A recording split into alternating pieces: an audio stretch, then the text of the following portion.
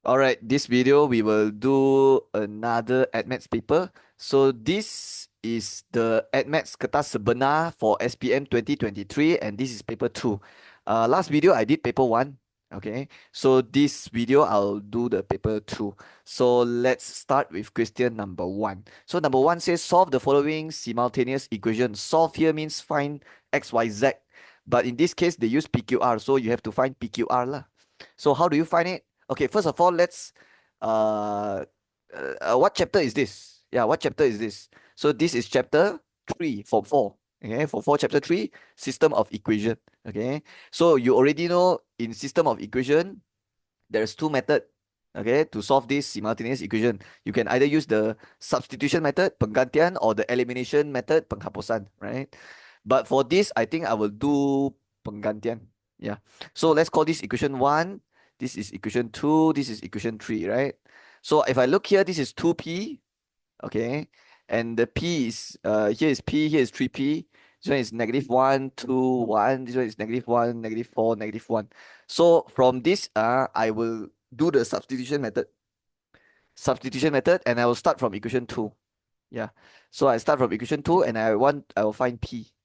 Means I jadikan P single.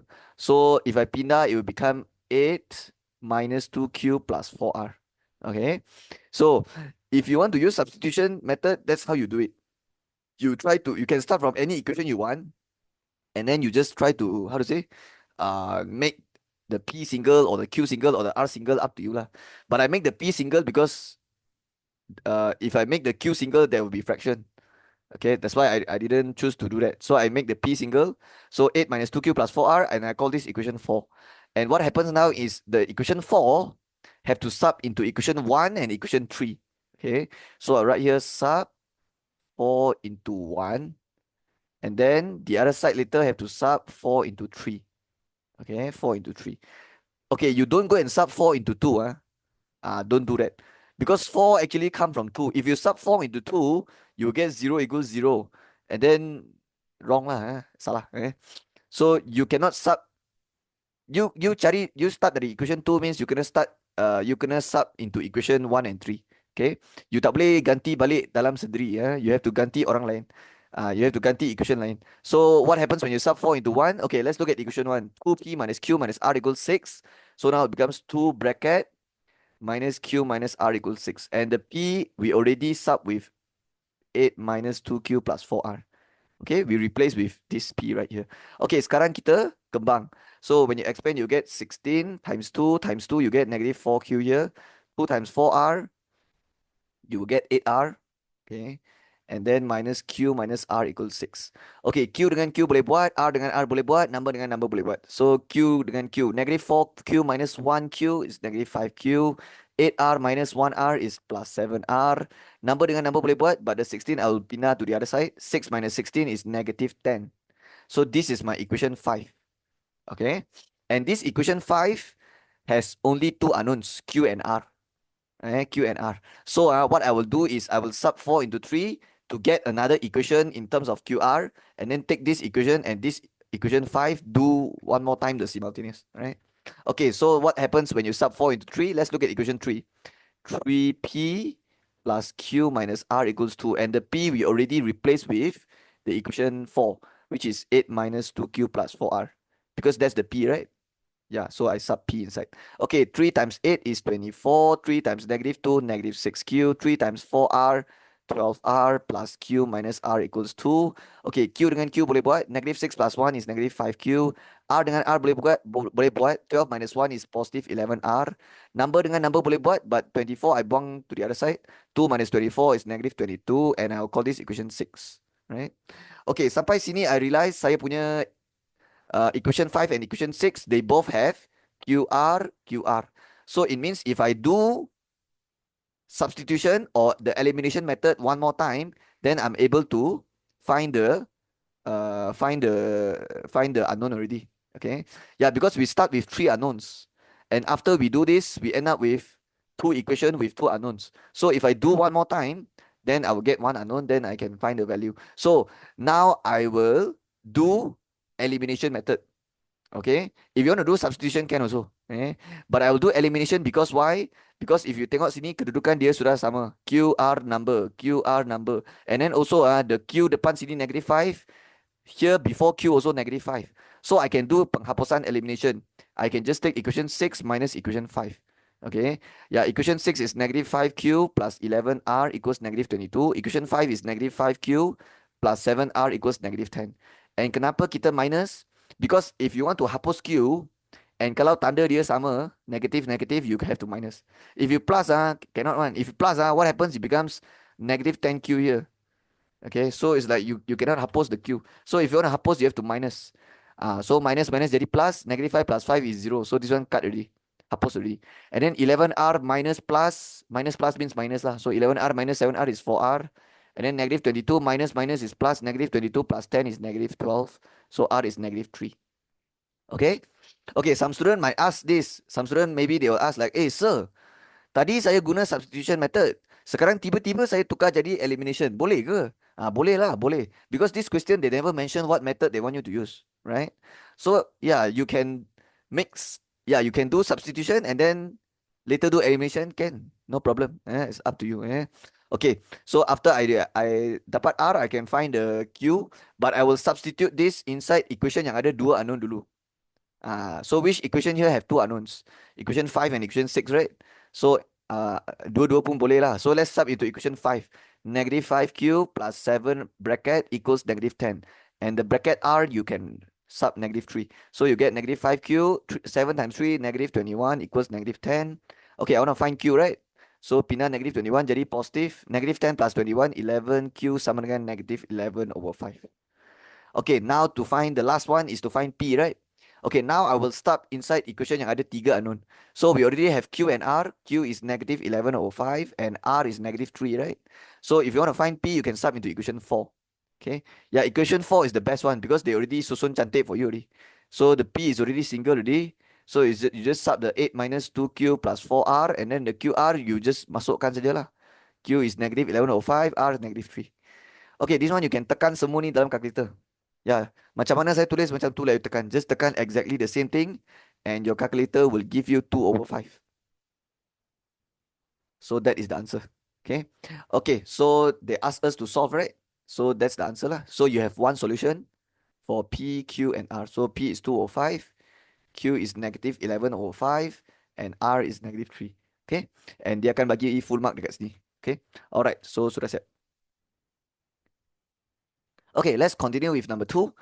Diagram 1 shows quadrilateral BCDE and right angle triangle ABC. So quadrilateral BCDE is this one, okay?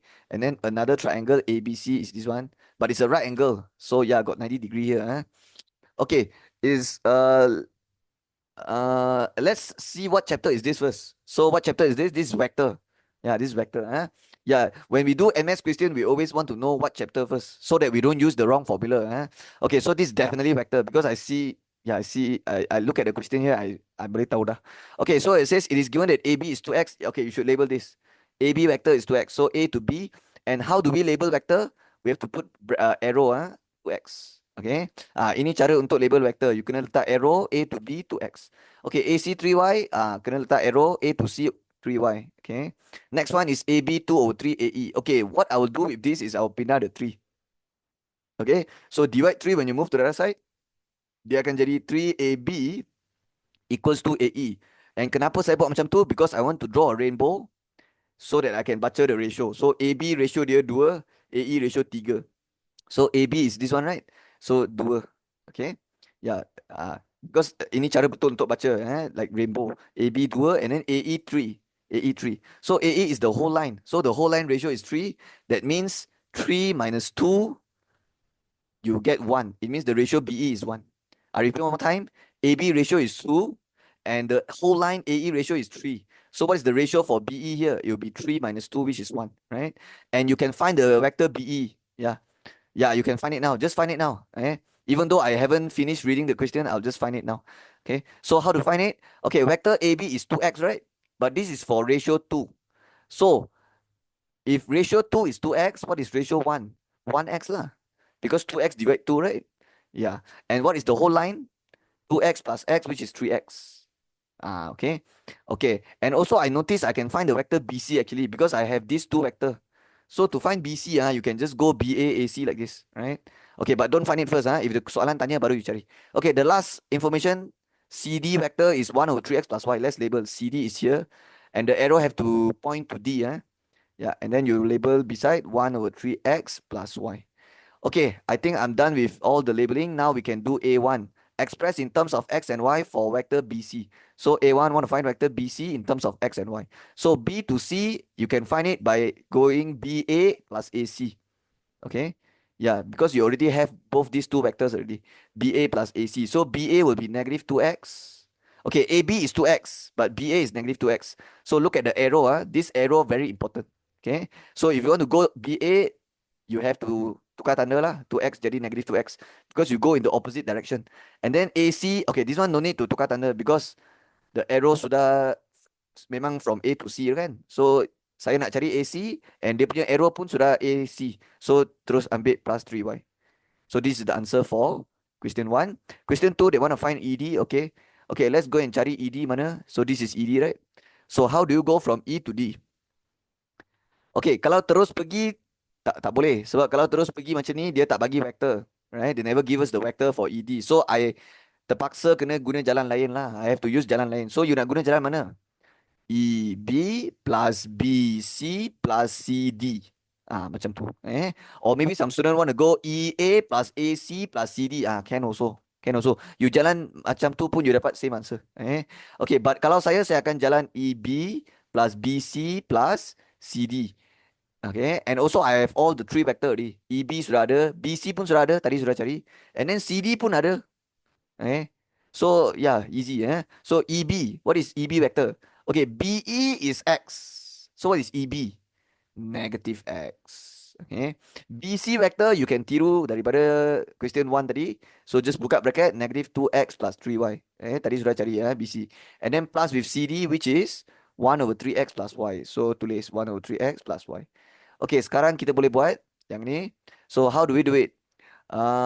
Okay, since this one is plus, I can just open the bracket. So it becomes negative x minus 2x plus 3y plus 1 over 3x plus y.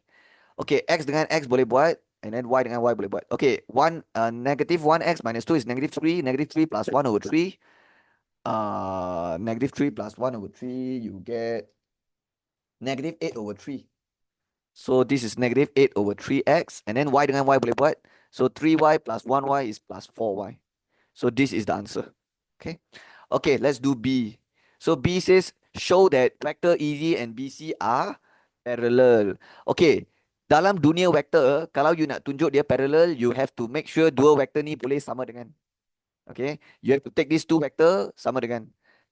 ED equals BC. Okay. Tapi you kena letak lambda. Yeah. Okay. So if you want to show that two vectors are parallel, you need to show that these two vector boleh equal, and you have to letak lambda, and you have to find the lambda lah. You have to find the ratio basically. Yeah. Okay. So later what I will do is I will ganti masuk vector ED sini, and then ganti masuk vector BC sini, and then the lambda later have to kembang, and then after that after I kembang, I will compare. I will banding. And after I banding, I will get lambda from both sides. And if the lambda jawapan sini dengan lambda jawapan sini sama, it means they are parallel. Tapi kalau tak sama, then it's not parallel. So remember, when you see the word parallel, okay, when you see the word parallel in vector question, you always take the two vector equal and then letak lambda. Okay, tapi tak semesti lambda lah. You can put whatever symbol you want. Okay, or you want to letak K pun boleh. Okay, just make sure you don't letak simbol yang sudah ada dekat soalan lah. Okay, so I usually put lambda. So vector ED sudah ada tadi. Negative 8 over 3x plus 4y. And then equals to lambda BC, right? Okay, vector BC pun sudah cari tadi. Negative 2x plus 3y. And then now I expand the lambda. So dia jadi negative 2 lambda x plus 3 lambda y. And then on the other side, negative 8 over 3x plus 4y. Okay, now I will not pindah. I will not pindah. I will compare. I will compare x with x, y with y, and take out the coefficient. So dia akan jadi negative 8 over 3. Okay, the coefficient of x is negative 8 over 3, but on the other side, the x, what's before x? Negative 2 lambda. So I just compare macam tu. And then same for the other side, 4y. So the value before y is 4. And then what's before y here? 3 lambda. So 4 equals 3 lambda. And then I try to cari lambda sini and cari lambda sini. Okay. If the lambda both sides sama, then baru kita boleh show that they are parallel. Okay, how to find lambda here? Negative 8 over 3 divided negative 2, positive 4 over 3. Okay, and then what about here? 4 over 3 also. So you can see lambda sini, sini sama kan? It means, yes, they are parallel. Okay. Okay, so the lambda is 4 over 3. It means ED vector is equal to 4 over 3 BC. Okay, because the lambda I sub with the 4 over 3 inside like this lah. Okay, so now you already find the ratio, and these two vector memang boleh sama dengan, so that so it means they are parallel lah. So I'll just write since ED equals to 4 over 3 BC, okay, comma, vector ED and BC are vector ED and BC are parallel. Okay, so this is how you prove they are parallel. You find the ratio. Okay, you find the ratio and then sudah tunjuk lah. Okay, last question. Oh, sudah tak ada. Oh, that's all. Okay, so sudah siap. Okay, let's continue with number 3. Okay, number 3, let's read the question. A closed cylinder tank has a height of h meters and the radius of r meters. Okay, I think I will draw it. I will lukis. Yeah. Walaupun soalan tak suruh lukis, but I will lukis. Because if I lukis, then it's like baru easy for me to imagine. Okay, so cylinder tank has a height of h. So label the height tinggi dia h meters. Okay. Okay, walaupun ini lukisan tak ada markah, tapi it's important. But I still recommend you to lukis because it will guide you to do the soalan later. Okay, sekarang dia kata radius r meter, so the jari radius sini r meters, and then the tank can be fully filled with 125 over 4 pi meter cube of water. So this will be the volume lah. Yeah, volume. That's why it's in meter cube. So the volume kalau full volume of the full cylinder is 125 over 4 pi in meter cube. Okay, so everything is in meter. Yeah, I noticed that already. Everything is in meters. And then dia kata use pi is 3.142. Okay, boleh. And then soalan A, find that the total surface area of the tank in terms of pi and r. So they want to find total surface area, right? Okay, the total surface area formula for cylinder is 2 pi r square plus 2 pi r h. This is how you find total surface area. Okay, I'll just use big A to represent total surface area. Okay, so this is the formula. But the soalan says in terms of pi and r only. So if you write like this, kita ada masalah kan? Kenapa? Sebab dia in terms of pi and r and h. Maksudnya h ni kacau. Saya tak mau h, right? So what we have to do with the h? It means we have to find a equation which is h in terms of r. I repeat one more time. You kena cari satu equation yang h in terms of r dulu. Then only you try to find the total surface area, and then and then later the h you can sub with the h equation. Faham kan? Okay, so macam mana kita nak cari h in terms of P and macam mana nak cari H? You use this information, the volume. Okay, so the volume of cylinder formula is pi r square H. But the R and H both don't know, right? So I'll just write, because the R tak tahu, H pun tak tahu, right? So just write RH saja, and then equals to 125 over 4 pi. And don't forget, you are trying to find H. Okay? Yeah. So pi dengan pi boleh potong, and you want H, so H has to be single. So R square hantar sana jadi 125 over 4 R square like this. Okay? So, kenapa you cari H? Sebab later you kena cari a total surface area, and the formula is 2 pi r square plus 2 pi r h. And kenapa you cari H tadi? So that the H you can sub inside like this. Yeah, because the soalan want the answer to be in terms of pi and r. So dia tak mau H mah. So you cari H lah. You cari H so you can sub the H. Then you can see now your answer tak is like ada pi dengan r saja. But don't stop here, you have to simplify. So 2 pi r square tak boleh, ini tak boleh buat. You cannot do anything to this. But this one you can, yeah, you can do a bit. So boleh potong kan? So the r and the r square can potong. Okay, so you just left with 1 r here. And then the 2 and 4 also can potong. 2 divided 2 is 1, 4 divided 2 is 2 here. So you left with 125 pi over r. Okay, this is the answer. Okay, I should write meter square here because this is total surface area, right? So that's the answer. I forgot a 2 here. Okay, ada satu 2 dekat bawah kan? 2R. Okay, so okay, sudah siap. Now let's continue with B. So B, they says the tank is made of material that costs RM 720 ringgit per meter square. So it means for 1 meter square, you have to spend RM 720 ringgit. And then they say calculate the minimum cost of the material required to make the tank.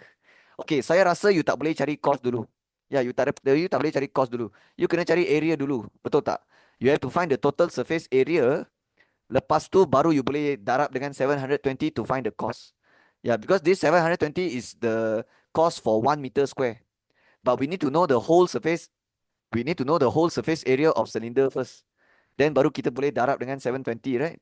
But masalahnya how to find the total surface area. Okay, I have the formula. I have the equation for total surface area, which is 2 pi r square plus 125 pi over 2r. So this is, we have the formula, but we need the exact value, right? So how do we do it? Okay, the keyword is this, minimum. So if you want to find minimum cost, it means you have to find the minimum area.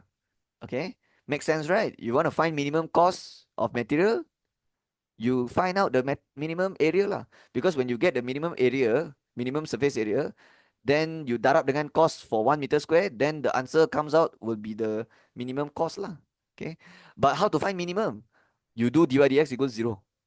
Yeah, whenever you see the word minimum or maximum or turning point, you will always do dy dx equals 0. But this case, we call it dA dr because the equation is A in terms of R. But before you differentiate, you have to make sure tak ada R duduk bawah. So this R, this one you have to write a bit different. So you have to write pi and then the R have to naik atas jadi R power -1. And then now you can start to do dA dr so that later you can take the whole answer here equals 0. Okay. Yeah, because minimum. Minimum means you take the differentiate. You want to find area minimum, so you differentiate area equals 0 lah. Okay, it differentiate 2 pi r square is 4 pi r. Yeah, because 2 times 2 is 4 and then power -1. Same here, take the power times with 125 over 2. So you get negative 125 over 2. Power have to -1 becomes -2 like this. And now I have to take the whole thing equals 0. So it becomes 4 pi r minus 125 over 2. Okay, the pi still draw atas. But the r power -2, you can tulis bawah. And why I tulis bawah is because the power negative. So you can letak bawah, and when you letak bawah, dia jadi power positive macam ni. And this whole thing should be equal 0. Okay, yeah, it should equal 0 because minimum. Okay, I'm trying to find minimum. Okay, now you can find R. Okay, so how to find R? Pindah 4 pi R. Okay, the negative when you pindah sana jadi positive 125 pi over 2 R square. Okay, and then boleh darab. Okay, ini boleh darab. So 4 times 2 is 8 pi. R times R square is R kuasa 3 equals to 125 pi. Okay, pi and pi boleh potong. Yeah, because pi when you pindah sana becomes divide. So when pi divide pi, potong lah. So you left with R power 3 and then 125. Okay, times 8. Move here, become over 8. So now you can find your R. It will be cube root 125 over 8, which is 5 over 2 power 3. Yeah. Because 5 power 3 is 125, 2 power 3 is 8. And kenapa saya buat macam tu? Because I know the power same both side means the base you can compare lah. So R equals 5 over 2. Okay. Yeah. That's why I try to make it like they both have same power. Okay. So we can compare. So R is 5 over 2. Okay. Another way to do it, you can also tekan cube root. Because power 3 when you move there jadi cube root, right? You can tekan your calculator punca kuasa 3 125 over 8. You get this also. Okay. Okay, but this is not the answer. I told you already what they want. They want to find minimum cost. And to find minimum cost, you need to know the minimum area first. And this is not the area, this is the radius. Okay, so how to find area? You have to sub inside the A equation lah. This equation, right? Because you're trying to find A now. So it will be 2 pi r square plus with 125 I over 2r. And for the r, you have to masuk 5 over 2 here and 5 over 2 here. Okay. Okay, now I will tekan the whole thing. And the pi, I will tekan 3.142. Okay. So let's press together. 2 times 3.142 times 2.5 square. 5 over 2 means 2.5. And then plus 125 times 3.142 divide 5. Because you can cut, right? Okay. Okay, my calculator give me 117.825. Okay. So what is this? This is the total surface area and it's the minimum area. Okay. And make sure we write the meter square. So this is the minimum surface area. So now can I find the minimum cost? Yes, very easy.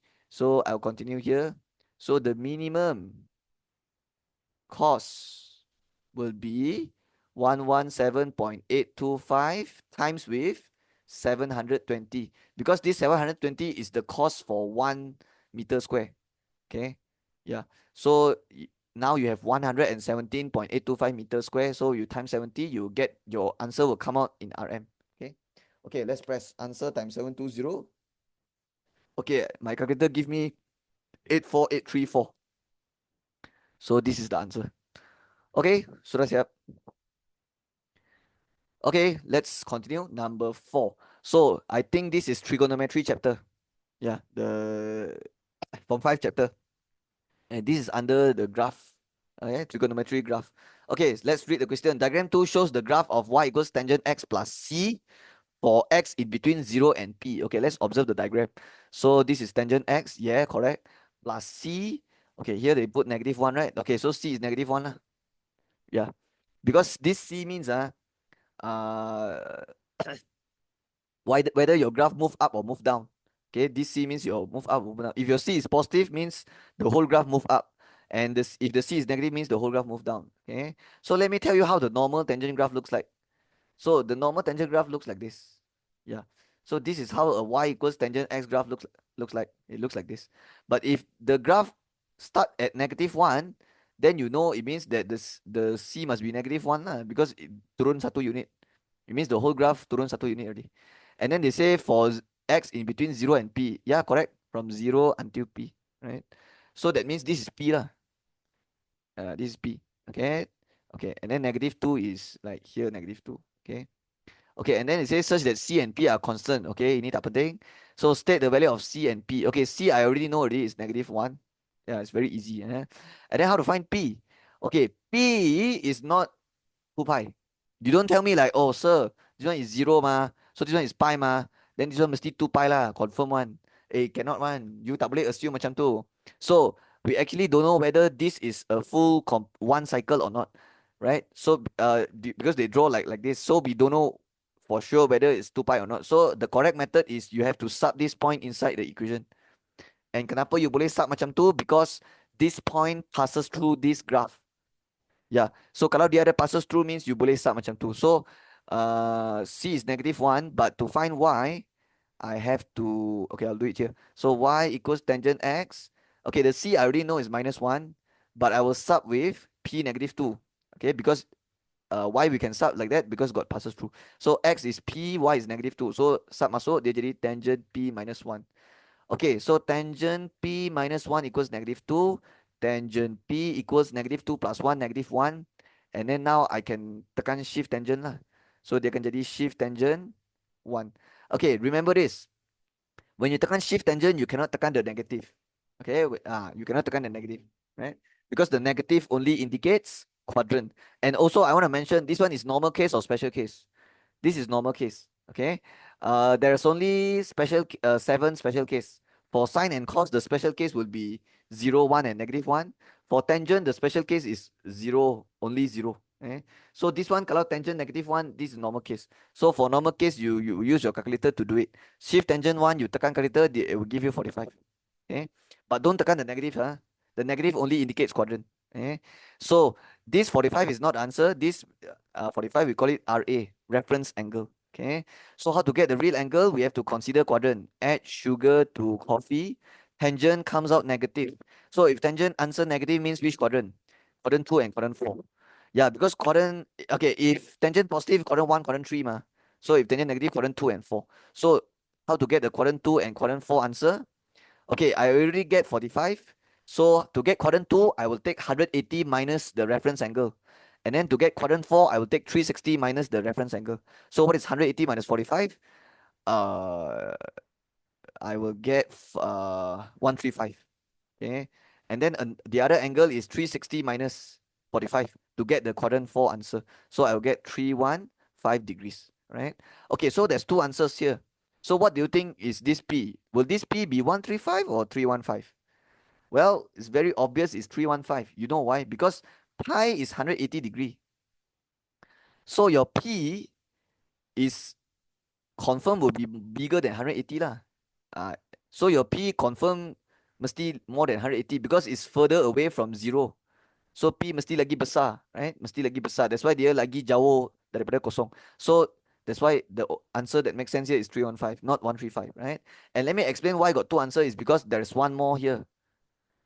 When y is -2, yeah, when y is -2, there's two contact point. There's two contact point. One here, one here. Okay. Okay. So it means this one is 135 lah, but the p is 315. Okay. Okay. But I don't think you can stop your answer here lah because everything is in radian. I noticed that, right? So I think your p also you should write in radian. Okay. So I should change to radian, and how we do that? 315 times pi over 180. Okay. I will not tekan the pi. I will just tekan 315 divide 180. Okay. My calculator give me 7/4. So this one is 7/4 pi. Ataupun 7 pi over 4. Yeah? Okay, and this answer I'll write it here. So C is -1, P is 7 pi over 4. Okay. Okay, so that's the answer. Okay. Dia suruh cari C and P. So C sudah dapat, P sudah dapat. Okay, it means this P is also 7 pi over 4. Okay. Yeah, so that is the range. Okay. Okay. Sekarang kita boleh buat soalan B. Okay, soalan B, let's scroll down and see what the question want. Okay, this is B. For the following questions, give your answer in the simplest fraction form in terms of pi radian. So they already said when the answer in radian. And then they say solve the equation 2 cos x equals -1 for x in between pi and 3 pi. So question number 1, 2 cos x equals -1, right? Okay, before I start to do this question, look at the answer. They want the answer to be in this range. The x answer to be in between pi and 3 pi. Okay, let's change to degree. Pi is 180. And what is 3 pi? 540 degrees. Okay, if you want to change to degree, you times 180 over pi. And if you tekan calculator, pi potong 3 times 180 is 540. So your answer should be in between 180 and 540. If your answer is not between 180 and 540, you have to reject the answer. Okay, you have to reject the answer. Okay, this is my suggestion. I suggest you to find all the answer from 0 until 2 pi first. I mean not 2 pi, 4 pi. Yeah, you find out all the answer from 0 until 4 pi. Okay, and 4 pi is actually two full circle, two circle. It's actually 720 degree. Okay, so you find out all the answer from 0 until 720 first. Okay, and then you reject all the answer that is not in between 180 and 540. Okay. Okay, I'll show you now. I'll show you now. So first thing first is cos x equals -1/2, which is -0.5. And this one is normal case. Yeah. So for normal case, you use calculator. But for kalau special case, you kena you tak boleh guna calculator. That one you have to hafal, right? And for cos, dia punya special case is cos 0, cos 1, cos equals -1. Okay, but this one you use calculator. So the method is x sama dengan cos inverse 0.5. Negative jangan tekan. Negative only indicates quadrant. So let's write down which quadrant. So cos negative. So add sugar to coffee. If cos positive, quadrant 1 and quadrant 4, cos negative must be quadrant 2 and quadrant 3. So like this lah. So now we can tekan shift cos 0.5. Okay, my calculator give me 60. But this angle is not the x answer, it's the reference angle. To get the x, you have to convert to quadrant 2, quadrant 3. Okay, how to get quadrant 2? 180 minus the reference angle. So 180 minus 60, 120. How to get the third quadrant? 180 plus with the reference angle, which is 240. But I told you just now, you should find out all the answers from in between 0 and 4 pi. Okay, but later not all answer can take one. You can only take from pi until 3 pi. But I recommend you take 0 until 4 pi first. Okay, it's much more safer to do it like that. Because if you write from 0 until 4 pi, then baru you potong, then confirm you takkan tertinggal any answer, right? Yeah. So what I will do now is how to get the other two answers. Okay, this is the answer if it's within one circle. If you want your answer to be in between 0 and 360, this is the two answer. But now I want it to be until 720. Okay, so I have to take both this answer plus 360 lah. So 120 plus 360, 480. And then 240 plus 360, let me tekan. Okay, I get 600. Okay, 600, right? Okay, now we can see which angle I cannot take already. So they want in between pi and 3 pi, which is 180 and 540. So this one cannot take. This one also cannot take. So this is the only two answers lah, 240 and 480. Okay. So these are the answers that's in between pi and 3 pi. Okay. Okay, so now what we will do? we just convert to radian lah, because the soalan one's in terms of pi radian. So how to convert 240 and 480 to pi radian? So you have to times with what? You have to multiply with pi over 180. This is how you convert to radian. Same with the other angle, 480 times pi over 180. Okay, now I press calculator, I dapat jawapan. So 240 divide 180, 4 over 3 pi. Okay, 4 over 3 pi radian. And the other one is 8 over 3 pi radian. Okay, you can use your calculator to help you. So this is your final answer. Okay, okay, so the answer is in between pi and 3 pi lah. Okay, okay, so sudah siap. Let's continue with question number 2. Okay, number 2, I'll do it up here. So they say sketch the graph of y equals 2 cos x for 0 until 2 pi. By drawing a suitable straight line on your sketch, find the range of values of x, which cos x smaller than negative 1 over 2 for 0 until 2 pi. Okay, for this question, I will...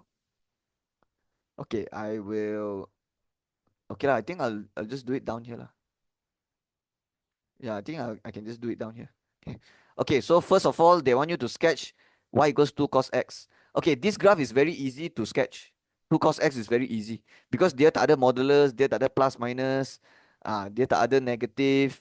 So it's just 2 cos x is very easy. Okay, kalau y equals cos x macam mana? Kalau y equals cos x macam ni. Sini 0, sini 1, sini negative 1, sini 2 pi. This one is kalau y equals cos x. Tapi kalau y equals 2 cos x, it means that the maximum value and the minimum value have to change to 2, negative 2. And then sudah siap already. This is the answer. Okay. Okay, but now you have to draw the real one.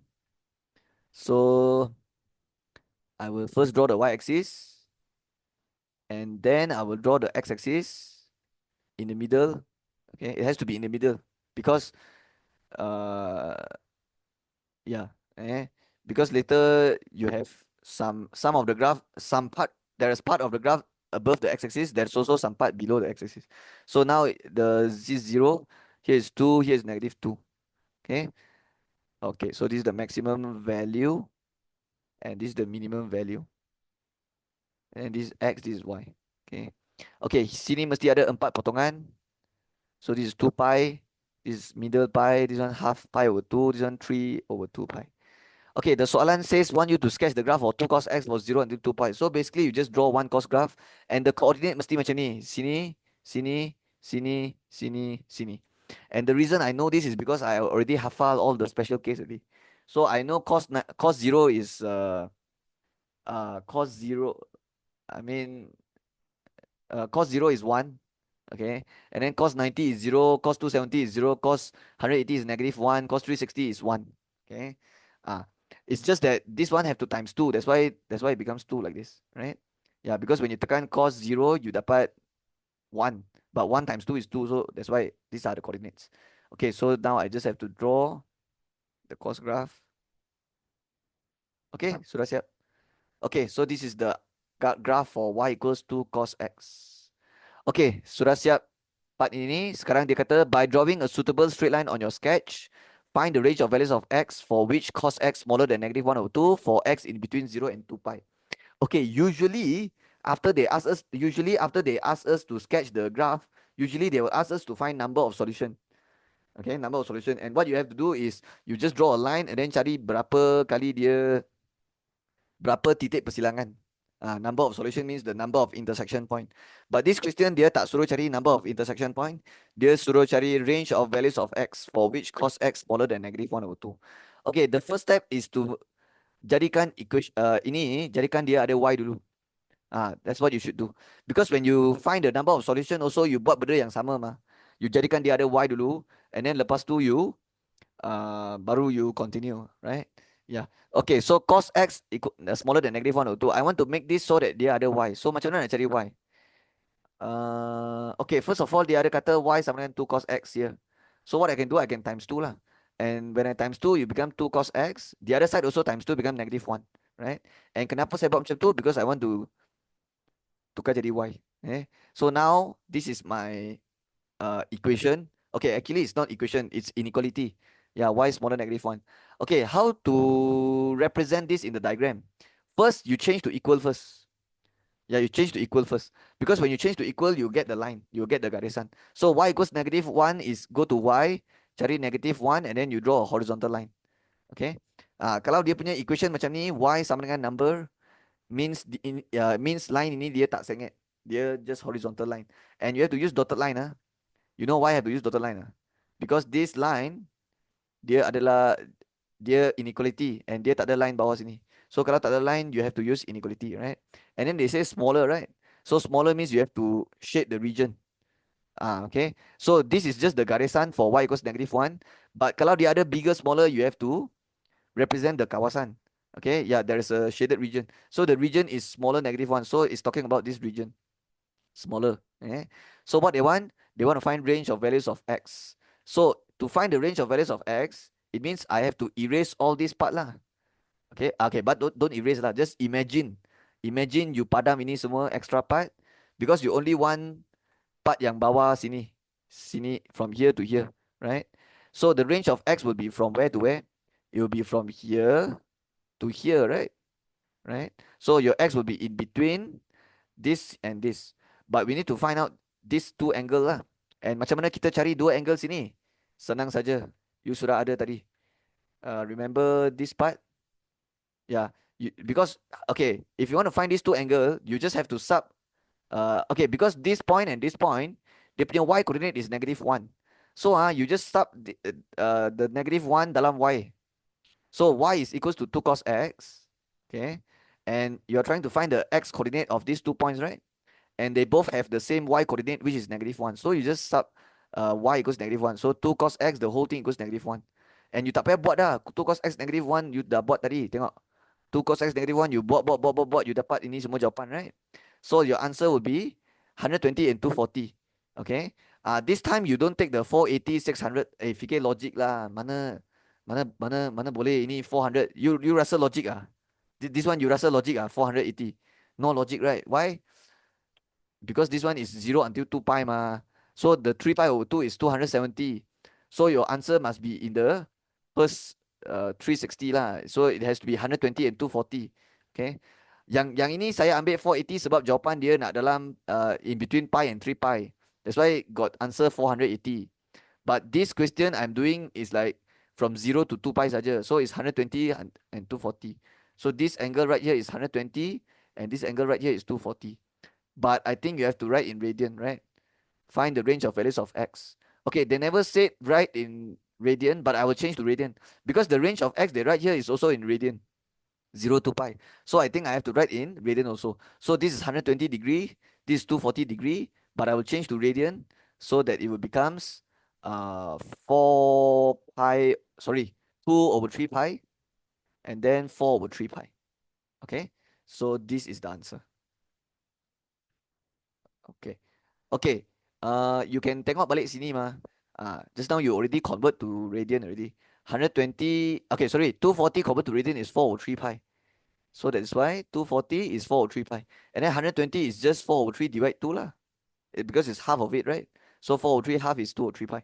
So this is the range of x. Okay. So when your y is smaller than -1 over 2,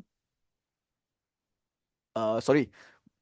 When your y is smaller than -1, okay, it means that your only this part left, your range of x will be in between 120 and 240. Okay, that's what it means. Okay, sudah siap. Okay, let's continue. Number 5. It is given that 2x plus 3 is one of the factors of fx equals to x bracket 5 minus 2x plus m such that m is constant. A, find value of m. Okay, which chapter? Quadratic. Yeah, Form 4 chapter 2, the quadratic chapter. So, dia kata 2x plus 3 is one of the factors. Okay, what is factors? Okay, to understand what is factor, first you need to understand what is factorize. So what is factorize?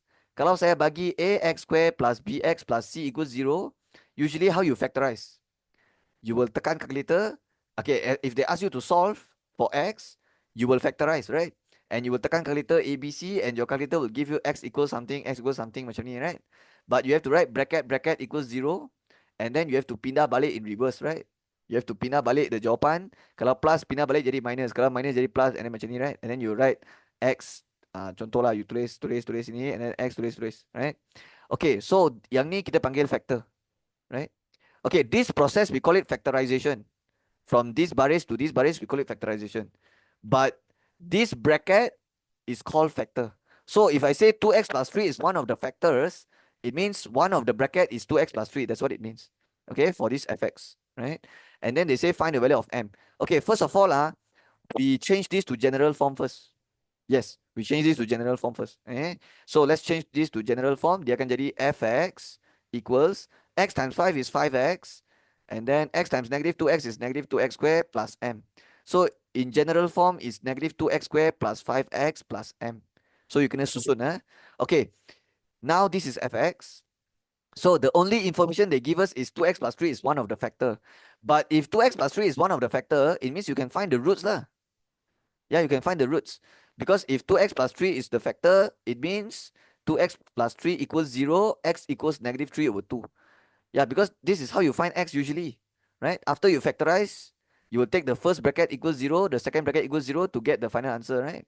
So if 2x plus 3 is one of the roots, you can do like that. And then you can find out one of the roots is negative 3 over 2 is one of the root lah. It's the x. So now how to find m? Okay, senang lah. Just ganti x dalam lah. Yeah, just ganti x dalam. Okay, but when you ganti x dalam, your y have to be 0. So it becomes when x equals negative 3 over 2, y equals 0. Because this is one of the roots ataupun the x-intercept. So kalau x-intercept means your y would be 0. So now it becomes negative 2 bracket square plus 5 bracket plus m, and then the whole thing equals 0. Fx and y is the same thing. So kalau saya kata y kosong means fx kosong. And then for the x, you ganti negative 3 over 2, negative 3 over 2 like this. Okay, and now you can find m lah. Okay, first I will tekan all this in my calculator. Okay, I will tekan all of it. Okay, so let me tekan 5 darab negative 3 over 2 minus 2. Okay, I get negative 12. Okay, and then plus here. So your m is equals to 12. Right? Okay, so that's how you do it. Okay, so that's it.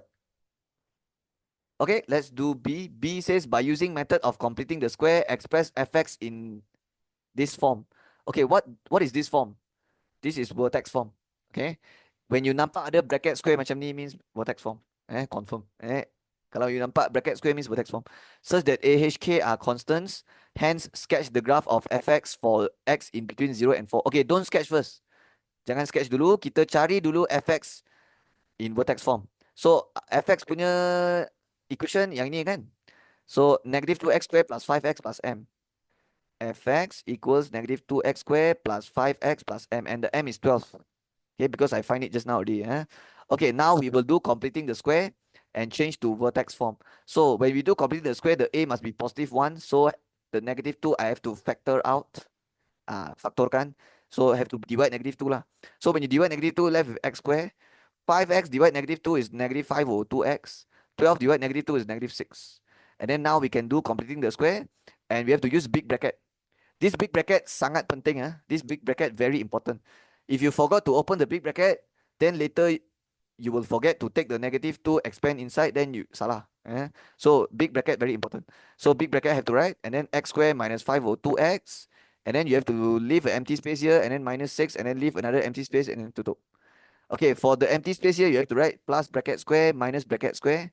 And inside here, you have to write b over 2, b over 2. So the b, you have to refer beside. Just tengok tepi sebelah. So sebelah sini, what is the b? Negative 5 over 2. So negative 5 over 2, and then I have to over 2, right? Okay, yeah, because the formula is b over 2. And if your b is negative 5 over 2, it means it becomes negative 5 over 2 bahagi 2. So it becomes negative 5 over 2 bahagi 2, right? But the bahagi 2, I'll write like this, times 1 over 2. Okay? Actually, it's the same thing lah. Times 1 over 2 means bahagi 2 lah. Benda yang sama. Okay, the other bracket also write the same thing. Negative 5 over 2 bahagi 2 means times 1 over 2 like this. Okay, now it becomes negative 2. Okay, the big bracket I have to write. This big bracket, very important. Okay, penting ini big bracket. Okay, now what I will do is I will cover this. Okay, jangan tengok yang ni. And just tengok x square dengan bracket square. So they both have square. So I will open the bracket. X tulis dalam, square tulis dekat luar. And then negative 5 over 2 times 1 over 2 is negative 5 over 4. So yang tu tulis dalam. And then square tulis luar.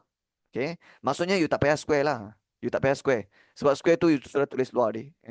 Okay. And then minus 6. So saya pun minus 6. Okay. Ini dia minus. Saya pun minus. Okay. Yang ni negative 5 over 2 times 1 over 2. But this time you have to square. Kali ni you kena square. So what is negative 5 over 4 square? 25 over 16 and then tutup bracket. Okay.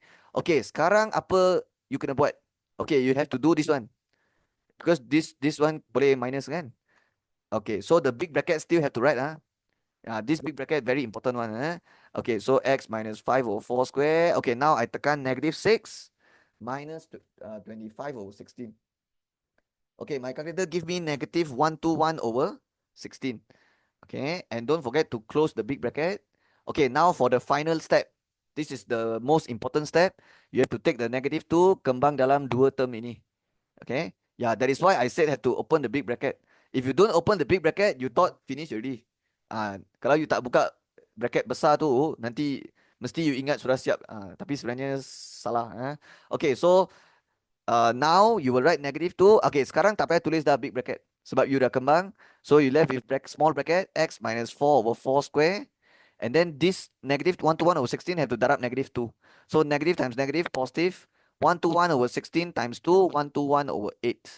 So I think I sudah berjaya tukar jadi vertex form. So this is the answer.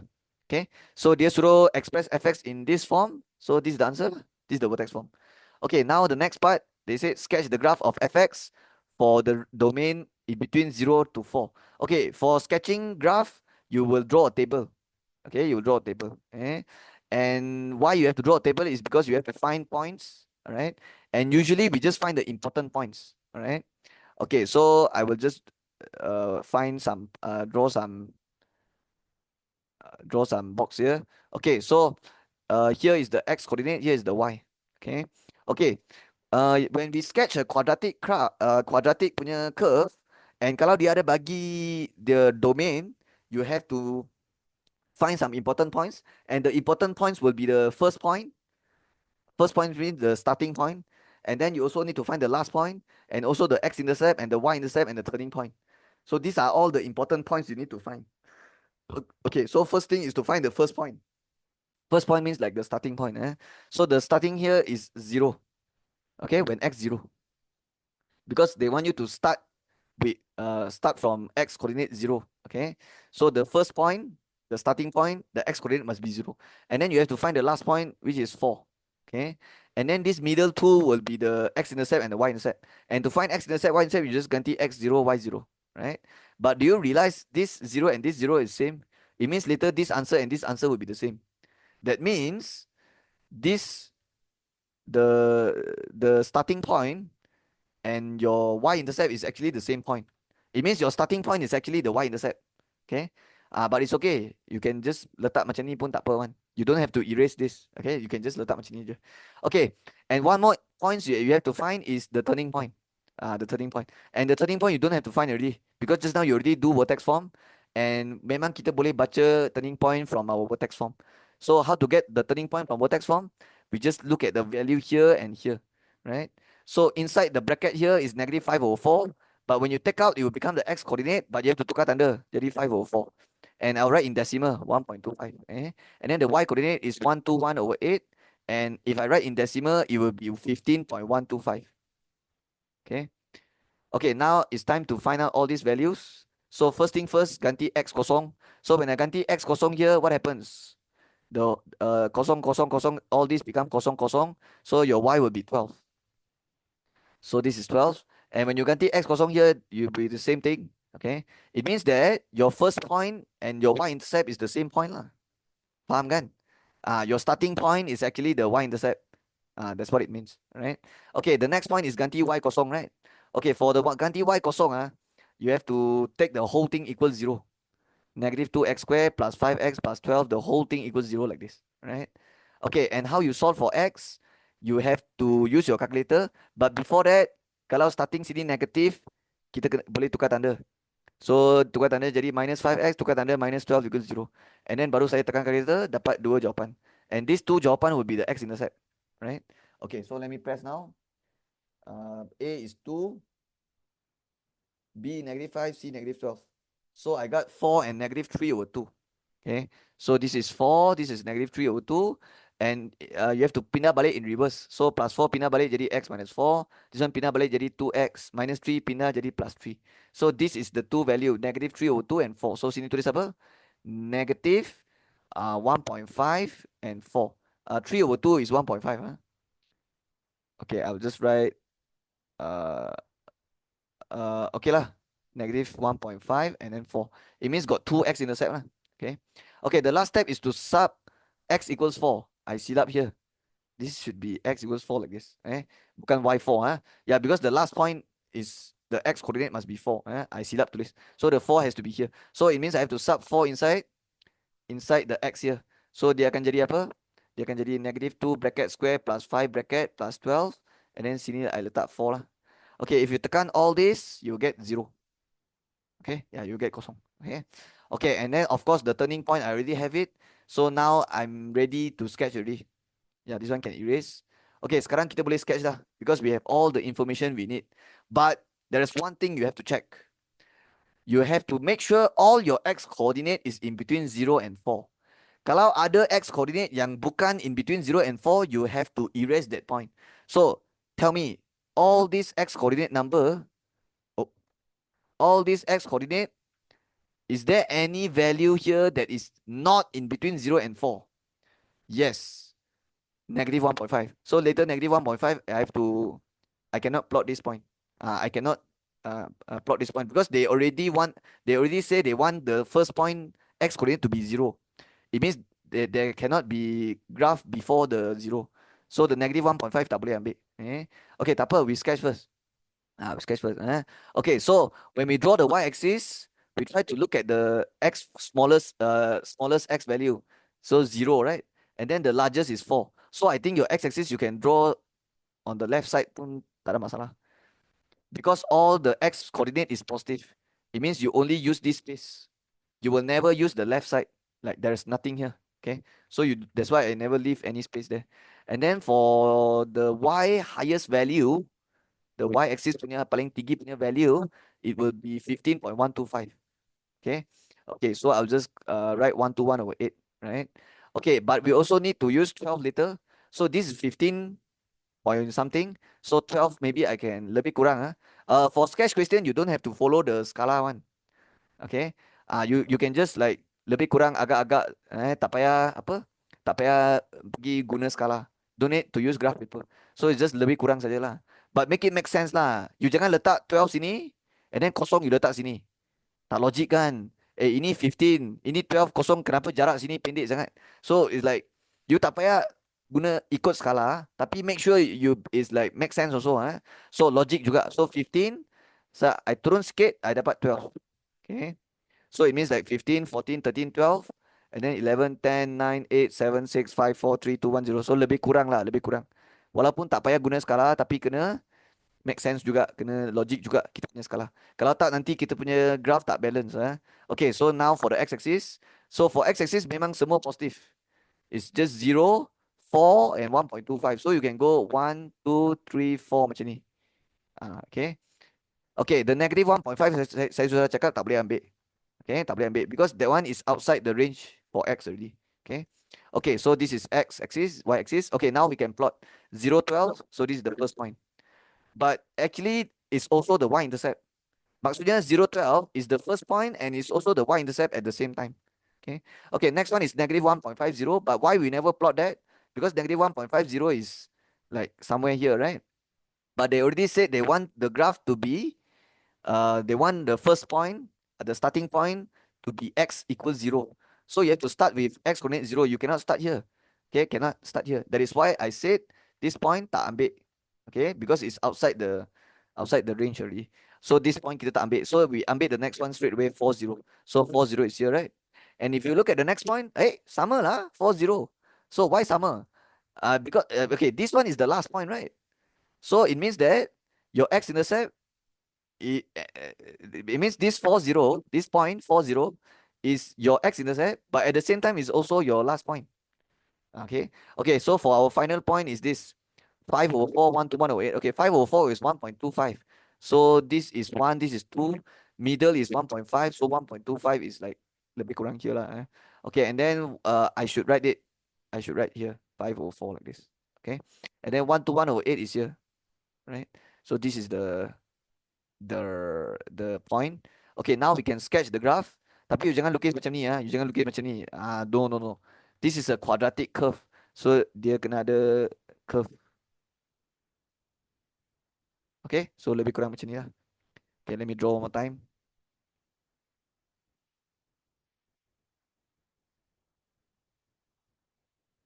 Okay, something like that. Okay, but actually there is the full quadratic curve is like this, right? And this is negative 1.5. This is how it looks like. Okay, this is like if you draw, if you extend the curve. Okay, if you besarkan the curve, this is how it looks like. But why we have to erase this part is because the soalan want us to draw from 0 to 4 only. So from 0 to 4 only. Okay, they want restrict the x coordinate 0 until 4. So that this is the answer lah. Okay. Okay. I recommend you write the turning point coordinate. So 5 over 4, 1, 2, 1 over 8, and then so like this, and then like this. So the axis of symmetry is x equals 5 over 4 lah. And also we should write the equation for the curve. Negative 2x squared plus 5x plus 12, right? Okay, so I think I'm done. So that's the answer. So this is how you sketch. Okay, sudah siap. Let's do C now. Okay, C, they says using the same axis in B. Okay, using the same axis. Sketch and label the graph for another equation. Gx equals to this, right?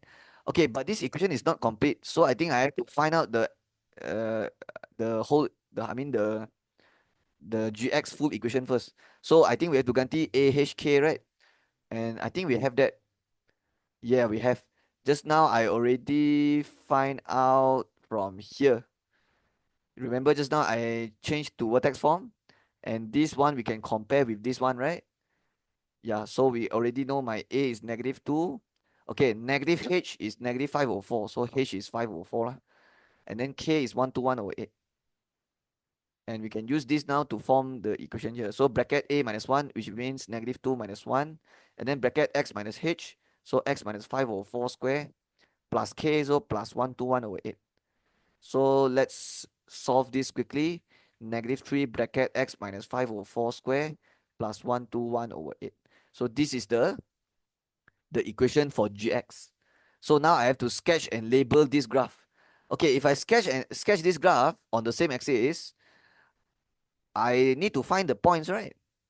I need to find all these points, right? All the x-intercept and y-intercept. So let's do that. So let's draw a new table. Okay, let's draw a new table. And this time I will repeat the same process lah, like what I did just now. So I will letak some box here because later I need to find some points. Okay, so this one I call it X. So I call it Y. Okay, this time the first point it will start with 0 also. Yeah, because later I have to draw in the same axis. So start with 0 also. And then the last point will be 4 also. Okay, it will be 4 also. Okay. And then the 4 shouldn't be here. The 4 should be here lah. Okay, sorry. And then we also need to find out, okay, what else we need to find? The x-intercept and the y-intercept, right? So when x equals 0, when y equals 0, right? Okay, but later this one and this point will be the same lah. But it's okay. You don't have, you can find 2 times also, tak apa. And one more point you have to find is the turning point. Okay, the turning point. Okay, if you look carefully, this equation is already in vertex form, right? So when you can butcher the turning point just by looking at this, just by looking here. So negative 5 over 4, when you take out, kena tukar tanda jadi 5 over 4, that's the x coordinate. And the y coordinate is 1 to 1 over 8. And I realized this turning point is the same with the turning point for fx. It means later they will both have the same turning point. Okay? Okay, but the x-intercept, y-intercept all different lah. Okay, so I think we need to find out all these values so that I can plot in my graph later. So let's sub x0 first. So when x0, 0 minus 5 over 4 is negative 5 over 4. And then square 25 over 16. And then darab negative 3. Okay, darab negative 3. And then answer plus 1 to 1 over 8. So I'm using my calculator. I get 1967 over 16. 167 over 16. So this is the y-intercept. Okay, in decimal is 10.4375. 10.4375. Okay. Okay, if you sub this one also, you'll get the same thing. 167 over 16. It means your first point, your starting point, and your y-intercept is the same point. Okay. So later we have to find this. Okay, let's find it now lah. So it is 15 point something. This is 12. So where is 10 point something? So 14, 13, 12, 11, 10. Okay, lebih kurang sini lah. 10. Okay, sini lah lebih kurang. Okay, so it's 167/16. But actually in decimal is 10 point something lah. And the point duduk dekat sini. Okay. Yeah. So this is the y-intercept of gx. At the same time, is also the starting point. Okay. So later I will join like this. But I need to find out the x-intercept. Kalau tak, saya tak tahu mana dia jatuh. Saya kena tahu mana dia jatuh sini kan. So don't draw first. Don't draw first. Find out the x-intercept now. So how to find it? You kena ganti y kosong. You have to ganti y kosong. So when you ganti y kosong means you will take the whole thing equals 0. Okay, so negative 3 bracket x minus 5/4 square plus 121/8. Okay, okay, equals 0. Okay, okay, how to find x? Okay, sebenarnya this one is better kalau you tak expand. If you want to expand can also. Kalau you combine, you ambil x square and then x times negative 5/4 times 2 and then negative 5/4 square. But I will not do like that. Kalau saya tak nak, saya takkan square. I will just pindah one by one to the other side and then cari x. Okay. Yeah, because I'm trying to find x, so it's better to jadikan x single, right? So first I'll pindah the 1 to 1, pindah jadi negative 121/8, and then the times negative 3 pindah jadi divide negative 3 like this. And then here you left with x minus 5/4 square. So I never expand this. Yeah, I will not expand it. Okay, now I press negative divide negative positive. 1 to 1 divide 8 divide 3 is 1 to 1/24. Okay, and then here is x minus 5/4. But the square, when you pindah jadi square root, right? So when you square root, got two answer, right? So square root plus minus, right? But I'm sure I will ignore the one of the answer. Tapi tak apa, kita buat dulu. X minus 5/4 equals, okay, let's tekan. Square root 1 to 1/24. So I dapat 2.25. So the other answer would be x minus 5/4 equals negative 2.25. So x equals something, x equals something. Okay, 2.25 plus 5/4. So I get 3.50. And then the other one is negative 2.25 minus 5/4 pindah jadi plus 5/4. Okay, sini I dapat negative 1. So I can see I have two x-intercept, negative 1 and 3.50. Okay, but if you notice here, the range in my axis is everything is in between 0, 4, right? So I think I have to how to say? I have to ignore this point, the negative 1. Okay. Yeah, because you want your range to be 0 to 4. So any point that is outside the range, we don't take. Yeah, we don't sketch that point, right? So that's the answer. Okay. Okay, for the last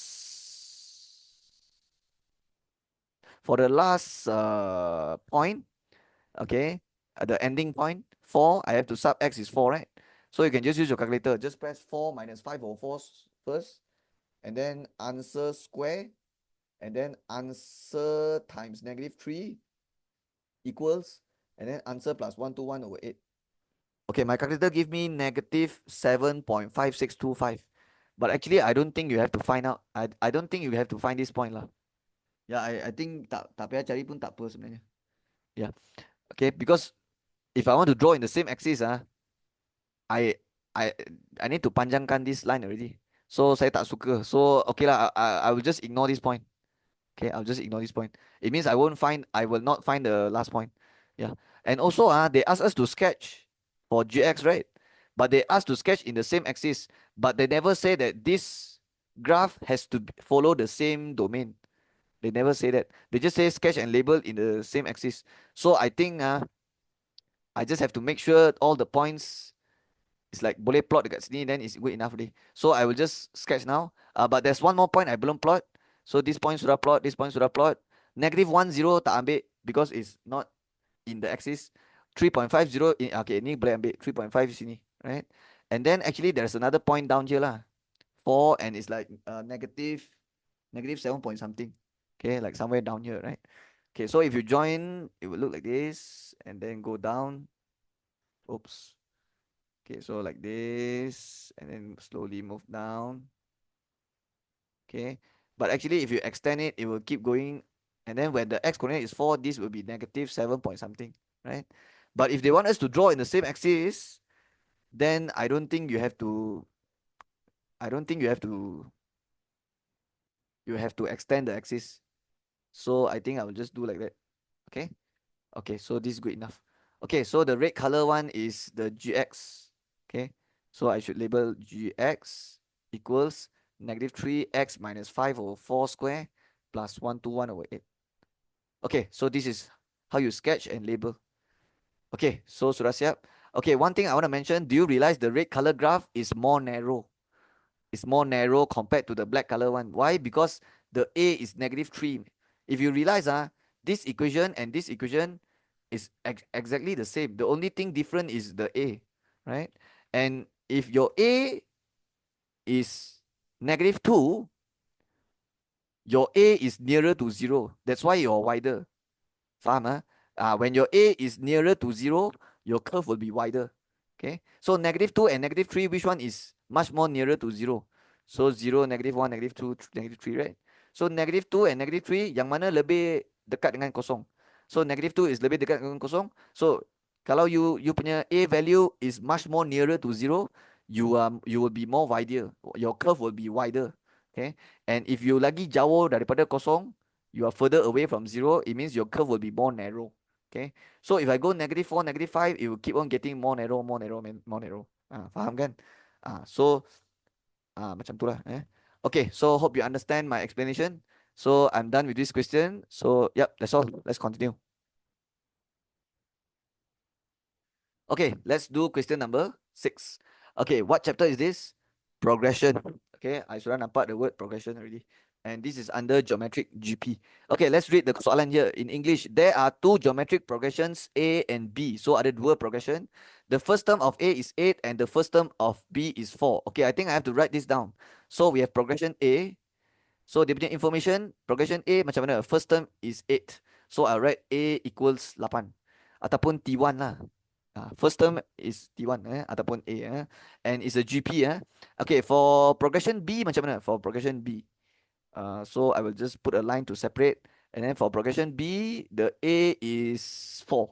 Okay, okay, and then it say both progression have the same sum to infinity. Okay, so the S infinity is equals to S infinity. Okay, okay, I'll just write S infinity of A lah. Of A equals to S infinity of B. Okay, and then the sum of the third term of A and B is 9 over 4. Ayo, macam mana? The sum of third term of A. So the T3 for for uh for the progression A, right? So the sum of third term of A and B is 9 over 4. So I'll just write here the T3 of A. Okay, wait.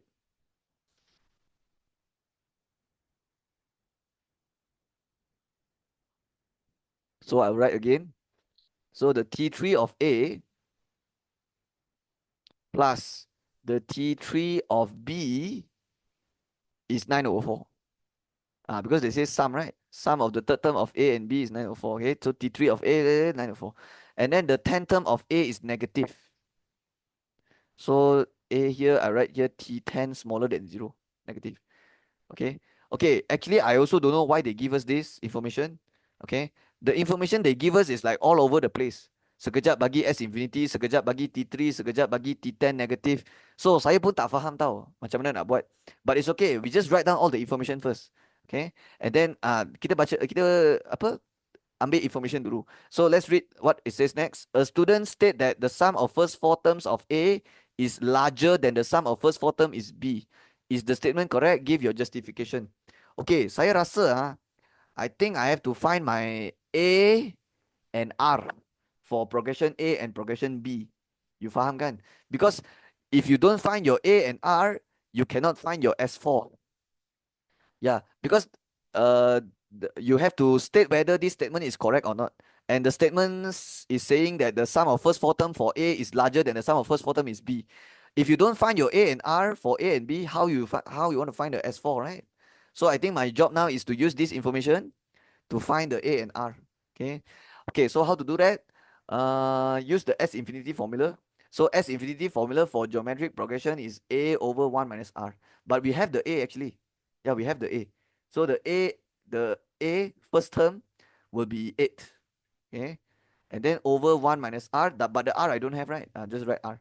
Okay, on the other side, you have to do S infinity for B. Okay, for B, what's the first term? What's the A? 4. And then over 1 minus R, but this R I don't have. But I want to ask you something. This R and this R, is it the same R? Are we talking about the same R? No. This R and this R is not the same. So this R is the R for progression A. This R is the R for progression B. And they are not the same. So they are not the same R. This R and this R is not the same value. Dia bukan nilai yang sama. So it's better if I write the AB like this, so kita tak confuse. Okay, sekarang kita boleh darab silang. Okay, darab silang. So it becomes 8 minus 8 times RB, okay, because you darab already, equals to 4 times 1 is 4, and then 4 times negative RA is negative 4RA. Okay, sekarang apa boleh buat? I think I can find RA. So the negative 4RA I'll pindah sini. So dia akan jadi 4RA. And then the negative 8RB pindah sini jadi 8RB. And then the 8 also pindah sini jadi minus 8. So 4 minus 8 is negative 4.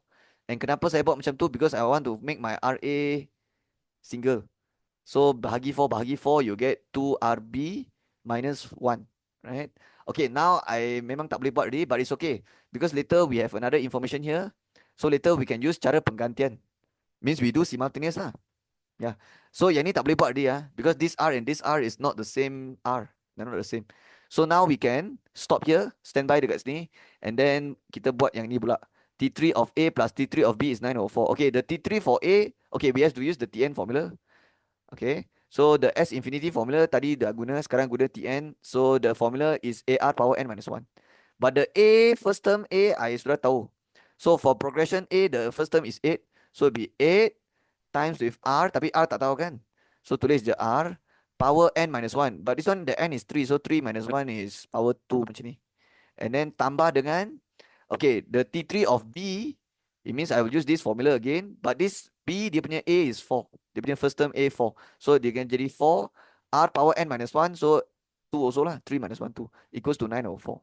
But you have to be careful. You don't go and take 8R square plus 4R square. You go and do 12R square like that. Tak boleh, tak boleh, tak boleh. You know why tak boleh? Because this 2R is not the same R. This R is R for progression A. This is R for progression B. So dia bukan R yang sama. So you tak boleh tambah sekali macam ni. Right? Yeah, because it's two different progression. They have different A and they have different R. Because they are different progression. So it's not the same. So you cannot buat sekali lah. Okay, sampai sini I think you can ganti, right? But before you ganti, I think I will times 4 first. Okay, should I ganti now or? Okay lah, let's ganti now lah. Let's ganti now lah. Okay. Actually, you want to times 4 first pun boleh. Because when you take everything times 4, then the 4 can mati, right? It means standard fraction, right? Cannot. Okay lah, let's do like that lah. Okay, everything times 4 to get to, how to say? Hilangkan fraction. Get rid of the fraction. So times 4, you get 8 times 4 is 32 RA square. And then tambah 4 times 4 is 16 RB square equals 9 over 4 times 4 is 9. And then now I sub this inside the RA here. Okay. So dia akan jadi 32 bracket. Okay, 32 bracket. Okay, the RA square, the RA is this one, right? 2RB minus 1 tapi kena square. Tambah dengan 16 RB square equals 9. Okay, now I will expand this. Kena buat yang power dulu. Okay, so how to expand 2RB minus 1? First, you will take 2RB square and you will get 4RB square. And then you will take 2RB times negative 1 times 2. And you will get negative 4RB. And then the last step is to take negative 1 square plus 1 like this. Right? I hope you understand what I'm doing here. What I'm doing is basically for A plus B square, you have to take A square plus 2AB plus B square. Okay? You kena ambil yang ni square and then yang ni darab A times B times 2 and then B square. So that's what I'm doing here just now. 2RB square and then 2RB times negative 1 times 2 and then negative 1 square. Okay, lepas tu tambah 16 RB square equals to 9. And then the 32 you can kembang, expand, becomes 32 times 4. I don't know. What is 32 times 4? Let me press. 128. So 128 RB square minus 4 times 32. 128 again. Okay, RB, and then plus 1 times 32 plus 32, and then plus 16 RB square equals 9. Okay, sekarang kita boleh cari RB dah. But ada square kan? So, it means this is a quadratic. So, kalau quadratic, you kena pindah everything on one side equals 0. And then use your calculator to key in the ABC lah. Okay, so first you have to write yang ada square dulu. So, RB square dengan RB square boleh buat 128 plus 16. Saya tak tahu. Let me tekan. 128 plus 16. 144. So, you write 144 RB square. Okay. And then, you write RB. So RB dia seorang saja. So tulis je negative 128 RB. And then the last thing is you write the number 32 tapi ada 9 sini. So 9 pindah sini lah. Because you want it to be equal 0. So 32 minus 9 is positive 23. Yeah. 32 minus 9 is 23. Okay, sekarang kita boleh factorize. Using calculator, factorize. So when we factorize this, we have to put in the ABC inside the calculator lah. So let me press. Polynomial degree 2. Okay, A is 144, B is negative 128, C is 23. Okay, I dapat two answer. So first answer is 23 over 36. But you have to kosong satu baris dulu. Yeah, kosong satu baris. And then 23 over 36. And then the other answer is 1 over 4. Okay. Okay, but usually we write X here, right? But for this question, don't write X. Because this one, the X replaced with RB. So you have to write RB. So this is the RB. In other words, is the common ratio for the progression B. The R for progression B. Okay. Just now I asked you to kosong satu baris because you have to write bracket equals 0. And you have to pindah balik in reverse. So the 36 when you pindah balik dia jadi darab. Okay. And then the plus 23 pindah jadi tolak. Macam ni. Same thing here. 4 pindah balik. So it becomes 4 times RB plus 1 pindah balik in reverse jadi minus 1. Right? Okay, it means your RB got two answer lah. But can we reject? Can we reject one of the answer? I don't think so. Oh, they got mentioned the 10th term of A is negative, right? So maybe one of these answer will make the RA negative, right? So we have to reject one of these answer lah. Okay, but we have to sub inside first. We have to sub inside and see which one we will reject. Okay, let's find the RA now. So the RA we can sub inside this. Okay? So when RB equals 23 over 36, RA equals to 2 times 23 over 36 minus 1. Okay, because you sub inside here. Okay, so now you press calculator. 2 times 23 over 36 minus 1. So 5 over 18.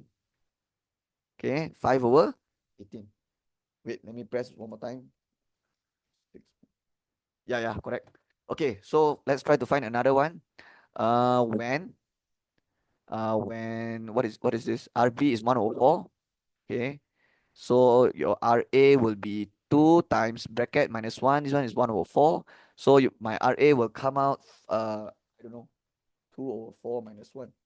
Okay, negative 1 over 2. Okay, negative 1 over 2. So which one I should reject?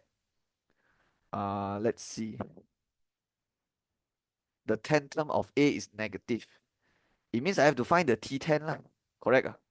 I have to find the T10 for progression A and see which one give me negative. And kalau yang bagi negative tu, yang tu ambil lah. Yang positif tak boleh ambil. Right? Okay. So I need more space.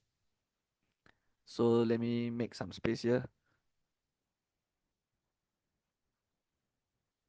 Okay, so I have to find T10. Okay, but okay, so I'll just write here lah. So for progression A, the first term in progression A is given is 8, right? Is 8, 8. And then the RA is 5 or 18.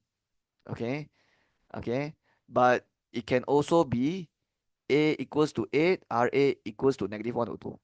So it can be like this or it can be like that, right? But either only one of these is correct. So we have to find T10, both sides here, to see which one, so that we know which one we can take for the ratio. Okay. Okay, so what I have to do now is find Tn using the Tn formula. The Tn formula is AR power n minus 1. So the A is 8, the R is 5 over 18, power n minus 1 is 10 minus 1, 9. Okay. And then for the other side, also do the same, 8 times 1 over 2, and then power 9 like this, right? Okay, now we tekan calculator. This one negative, sorry. Yeah. Okay, so 5 over 18, answer power 9 times 8. Okay, saya dapat 7.877 times 10 power negative 5. That's what my calculator give me. Okay. And what this means 0.00007877. Okay, so it's positive. It's positive. Okay. Okay, the other one, negative 1 over 2, answer power 9 times 8. Okay, this one I get negative 1 over 64. Okay, so I think I know now which one to reject. So they say the 10th term of A is negative. So your RA is 5 over 18 or negative 1 over 2? Negative 1 over 2, because we have to reject this. So this one rejected. Why rejected? Because they already say the T10 must be negative. So this one, the T10 come up positive, right? So when the RA is 5 over 18, the T10 is positive. So your RA cannot be 5 over 18. It has to be negative 1 over 2, because when the RA is negative 1 over 2, the T10 comes out is negative, right? So if the 5 over 18 answer cannot take, it means this whole cannot take already. It means the RB also, the 23 over 36, reject also. So I will write rejected here also. Okay. And here also I will write rejected. Okay. So that means this is your RA and this is your RB. Yeah. This is the answer here. So now I will use this to find the S4. Because don't forget, the question actually didn't stop here. They are asking you, is the statement correct? They are asking you whether the S4 for progression A is larger than the S4 for B. So I need to find the S4 now lah. Okay. And I need to make space. So okay, wait. So you wait for me. Wait. Okay, what happened? Okay. So tunggu jap. Okay. Okay, so what I will do now is I will find the S4.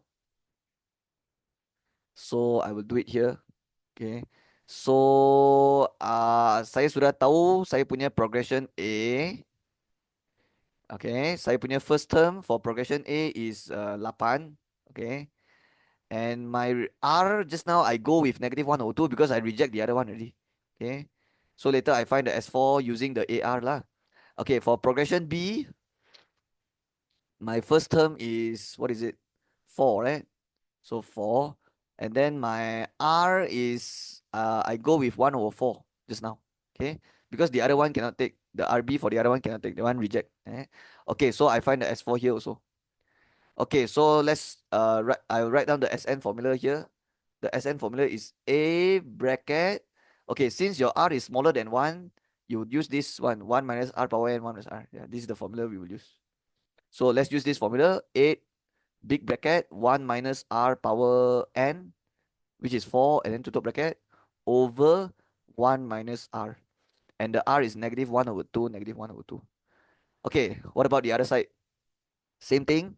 But this time the A is 4. So 4 big bracket, 1 minus R power n, but the n is 4, and then over 1 minus R. And this R is 1 over 4, 1 over 4. Okay, now we tekan this, and then we can see whether it's larger or not lah. Okay, so 1 minus negative 1 over 2. So negative 1 over 2, answer power 4. And then 1 minus answer, and then answer times 8, and then answer divide. 1 plus 1 over 2 is 3 over 2. So bracket 3 over 2. Okay, my calculator give me 5. Okay, my calculator give me 5. Okay. If you not confident with your calculator, then you tekan satu-satu lah. You tekan this first, and then you tekan 1 minus answer, and then you tekan 8 times answer, and then you tekan answer divide bracket 1 minus macam tu. Okay, you tekan slowly. Okay, let's tekan one more time. So I will tekan 1 over 4 power 4 first. And then afterwards, I will tekan equal. And then I will tekan 1 minus answer. And then I will tekan 4 times answer. And then I will tekan answer dy bracket 1 minus 1 over 4. If I tekan like that, then my calculator will know which one to do first, right? Okay, so 85 over 16. But let's change to decimal because I need to compare. I need to compare which one larger later. So 85 over 16 in decimal is 5.3125. And why I want you to write in decimal also because later you need to compare this value and see which one larger. So the student states that the sum of first four terms of A is larger than the sum of first four terms of B. Is the statement correct? Give your justification. So is it true? The A punya S4 is larger. Is this true? A punya S4 is larger. No, right? It's not true. Yeah, this 5 is like lesser. Yeah, the S4 for progression A is not larger, it's smaller. So I'll just write here, not correct. Not correct. Okay. Because they're asking here, is the statement correct? So the sum of first four term of A is larger. The answer is no lah. Not correct. So what's the reason? The reason is because 5 is less than 5.3125. Okay. And I should have showed the calculation here. Okay. So this is the answer. Okay. Finally, I'm done with this question. How many marks for this? Okay. It's not written here. Okay. But yeah, this is the working lah. Okay. So I spent so much time for this question. Okay. Hope you can follow and you can understand my explanation. So that's all. Let's continue. Okay. Let's do number 7. Okay. This is a circular measure question. Yeah, definitely. Just by looking at the diagram, I know already. Yeah, it's a circular measure. Form 5, chapter 1. Okay, diagram 3 shows a shape formed by a combination of 4 sectors and a square ABCD. Okay, got square ABCD, means these 4 sides mesti sama panjang. And where is the 4 sector? Mm, is it talking about this? What, this one? This one sector, and then 2 sector. But they say got 4 sector. Okay, I don't know. I don't know. I don't know where's the other 2 sector. But let's read the question here. Maybe they will mention here. So A, B, C, D are the center of sector. Oh, okay. Dia dah bagi dah 4 sector. So these are the 4 sectors. Okay, so they say A is the center of sector BAD. So A is the center of sector BAD. Wait, what? A is the center for sector. Do they mean like I have to tambah a line like this? And then it forms a sector like this? Not too sure, but whatever. And then B is the center of PBQ. Mana? PBQ and B are the center. How can B? Wait, let me draw the line. So do they mean like that? Okay, let's use red color. Let's use red color. So B is the center for PBQ. So do they mean like this is the center and this is the sector? Tapi tak logic lah kalau macam ni. B, A, B, C, D are the center of sector, this one, this one, this one, respectively. Okay, I think the soalan salah. Yeah, I think the soalan salah. Yeah, this shouldn't be like this. Yeah, because how can B be the center for PBQ? No, no way. Because if B is center for PBQ, then it means this is the radius, right? It means this line should be radius also. This line should be sama panjang dengan sini. Tapi kalau you tengok tak ada logic pun. So I think there's something wrong with the question. So you have to change the soalan. This is not PBQ. This is PBD. PB eh PBQ. Oh, PBQ. Oh, okay. Maybe it's talking about like this lah. PBQ, right? This one also PBQ, right? Kalau like this, at least their logic skate. Radius, radius, radius. Okay, okay. So I think what they mean by PBQ is not this side. It's not this side. The PQ is not here. Okay, that's not the sector.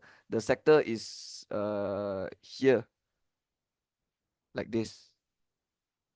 Yeah. So this is the sector they're talking about. Okay. So actually, there's nothing wrong with the question lah. Okay. Yeah, it's just that the other dual side. Okay, so yeah, this is the correct one. So B is the center of PPQ, and then next one, C is the center for BCD. Okay.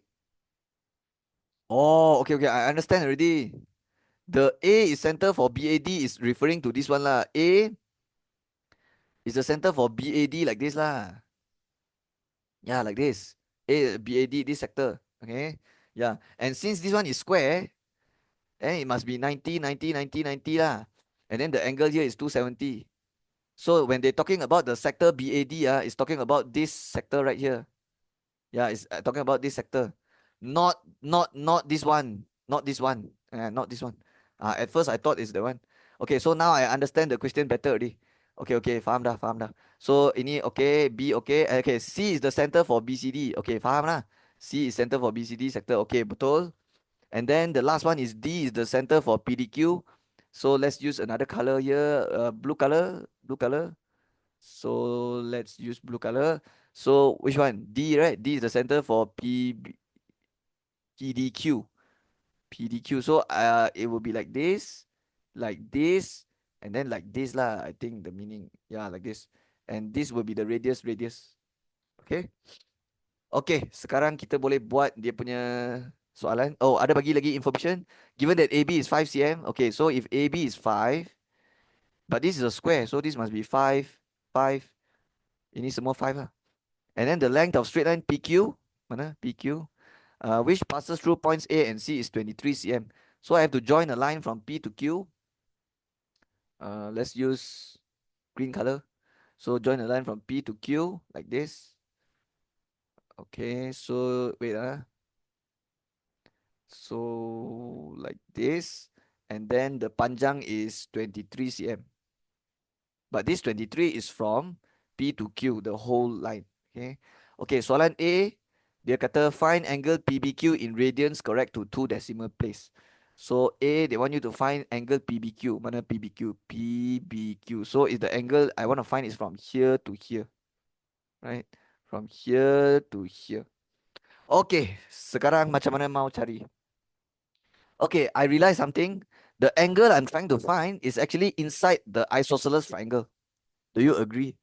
Yeah, the angle I'm trying to find is actually the angle inside the isosceles triangle. Why I say like that is because this red color line and this red color line is both radius.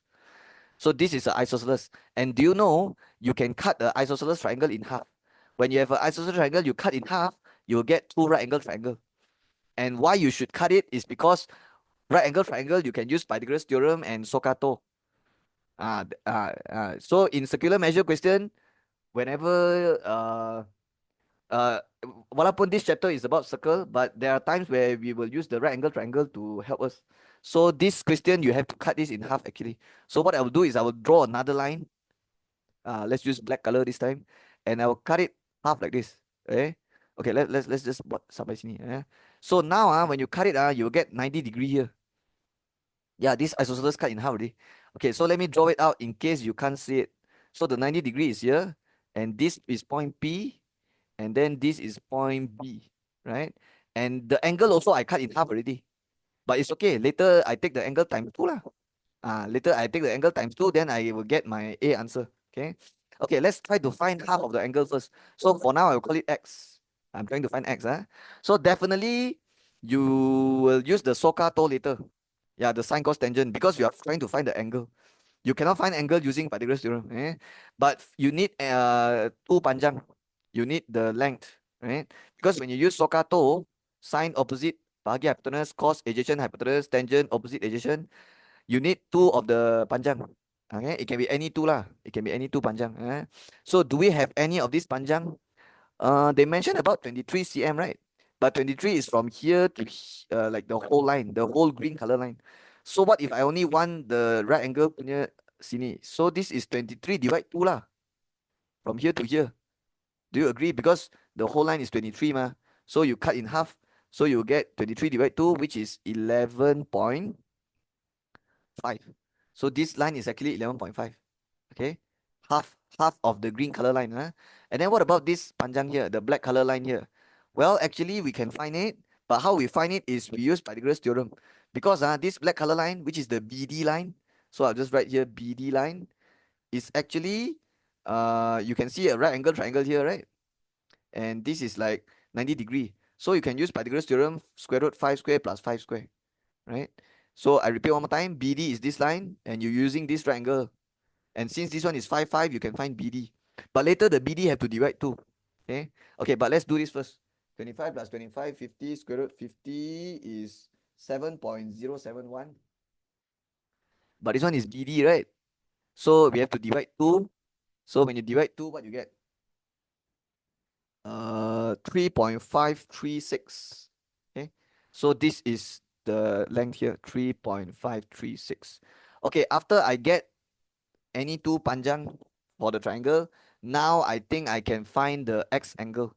So I will use sine, cos or tangent. So depan angle kita panggil opposite, depan 90 kita panggil hypotenuse, the remaining one we call it adjacent. So now we are trying to find angle. That means we need to have two panjang. So the two panjang we have is opposite and adjacent. So OR, TOR, tangent. So we will use tangent here. So I'll write tangent x. Okay. But x is not the answer. X is only half the angle. Equals to opposite bahagi adjacent. So 11.5 over 3.536. Right? So now you can find x. Just tekan shift tangent. 11.5 divide answer. Okay, I'll use the answer button so that it's more accurate. So saya punya calculator bagi 72.91. Okay, 72.91 degree. Okay. Okay. You can write in degree minute also. In degree minute is 72 degree 55 minute. But this question they want in two decimal place, right? Okay, so I just write in decimal lah. Okay, 72.91 degree. Two decimal place. But wait, they want in radian lah. Okay. Sorry. So I have to ambil angle ni. Okay, should I times 2 first? Yeah, I think I should times 2 first. Times 2 baru convert jadi radian. Oh, what happened? Oh, okay. So I will times 2 first, baru tukar jadi radian. Okay. But if you want to convert to radian first, baru times 2 boleh juga. Okay, but I times 2 first lah. So I will find my angle PBQ. Okay, wait. Uh, okay, I continue from here lah, guys. Because I don't have enough space. So this one I continue here. So x equals 72.91 times 2. Okay, but when you times 2, it's not x already. When you times 2, it becomes the angle PBQ already. So angle PBQ equals, okay, let's tekan this. I'll use the answer button because I want it to be more accurate. So 145.82.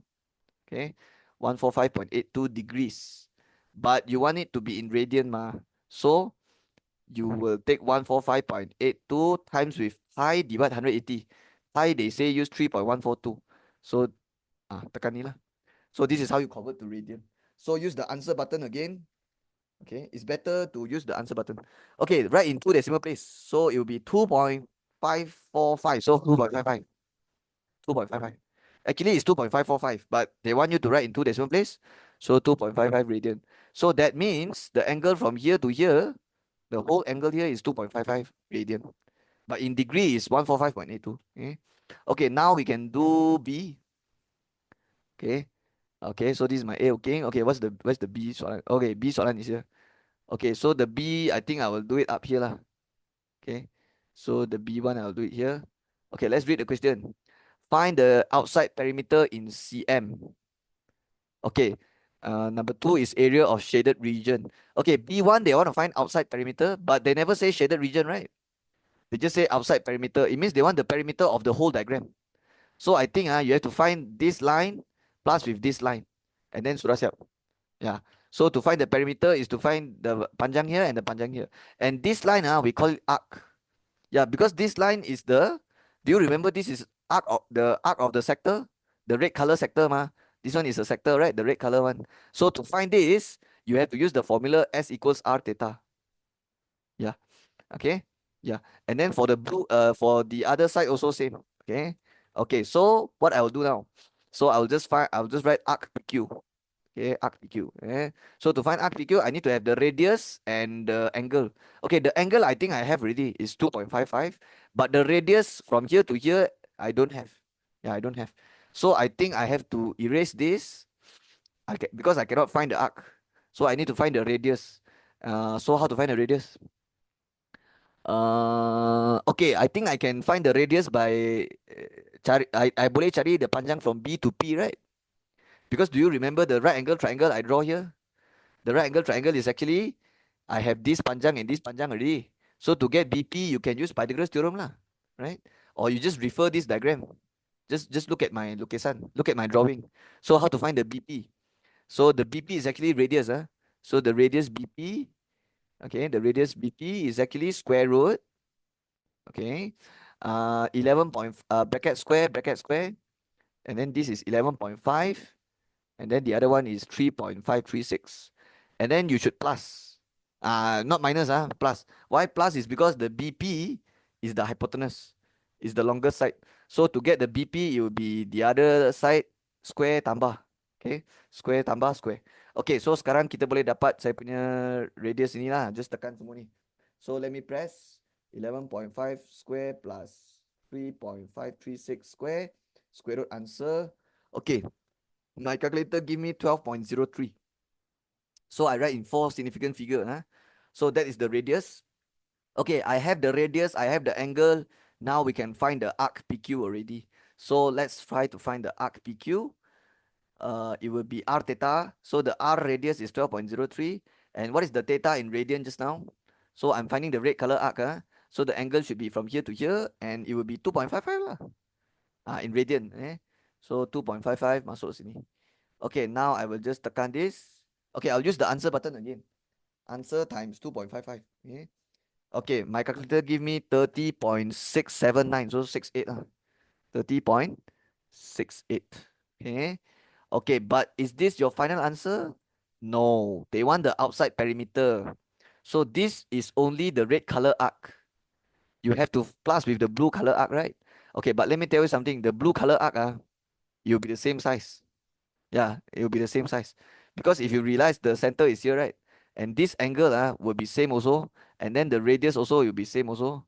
So that means if you malas want to do again, you can just take this one times 2 lah. So I'll just write here perimeter equals, just take the 30.68. Yeah, because this one is the red color arc, right? And then you have to plus with the blue color arc, but the blue color arc also same. So just times 2 lah. Ataupun you boleh cakap 30.68 plus 30.68.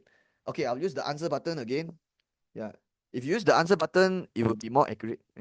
Okay, 61.359. So 61.36. So if I write in 4 significant figure, this is the answer. 61.36 cm. Okay, let's do the next question. Number 2, area of shaded region. Okay, this time they don't want for the whole diagram. They want the shaded region punya area saja. Only the shaded region. So let's look at the shaded region. Okay, I realize the shaded region is like this side. So here, right? So how do we find this? I think I have to take something minus something, right? So can we find the area of whole diagram? Yes, because the area of whole diagram is actually, let's see, this one. Okay, this is a segment, right? Yeah, so we can actually find the area of segment. So look at the red color sector. This is the red color sector. We can actually find the area of segment. But when we find the area of segment, this is the area. And then when you times 2, you will get the area of whole diagram. Okay, but I have to minus, right? I have to minus with the square, and then minus with this sector, and minus with this sector, then baru dapat shaded region. So yeah, I think that's the plan now. So I repeat one more time. My plan is to find area of segment times 2 to get the area of whole diagram, and then minus area of square, and then minus with this small sector. There's 2 small sector, right? So yeah, that's what I will do now. Okay, first let's find the area of segment first. Okay, so area of segment, I'll just write here area of segment, and I will even write PQ so that you know I'm talking about this segment. Okay. Okay, so when we find area of segment, we are finding the area of here. Okay. Yeah. Yeah, this one. Including here, okay, like this. But I have to times 2. Yeah, I have to times 2 later. Okay, so let's use the area of segment formula.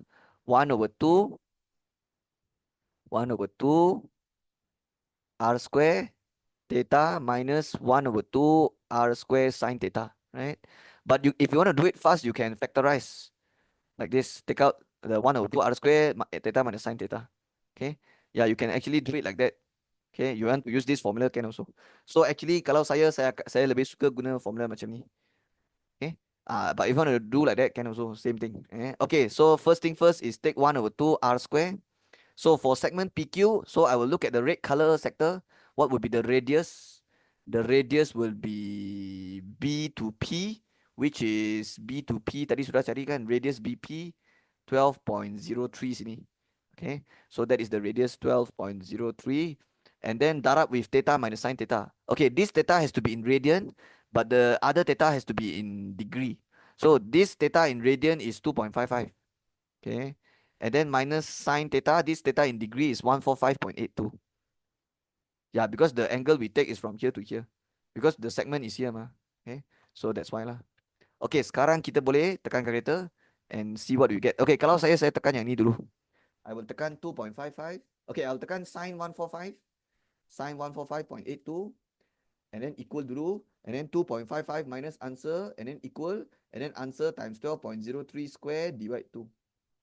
Okay, saya dapat 143.87. Okay.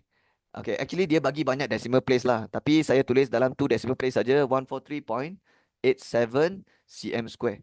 But I have to times 2. Okay. I have to times 2. So should I times 2 now? Okay, let's do it lah. So area of whole diagram. Area of whole diagram. I will take this one times 2. But I will use the answer button. Yeah, it's better to use the answer button. It's more accurate. So I get 287.73. Okay, so if I write in 2 decimal place, it's 287.73 cm square. Okay, now to find the area, I already find the area of whole diagram, but I have to minus with the square and the 2 sector. Okay, the 2 small sector. Okay, because they're asking for shaded region, right? Okay, so let's find area of square now.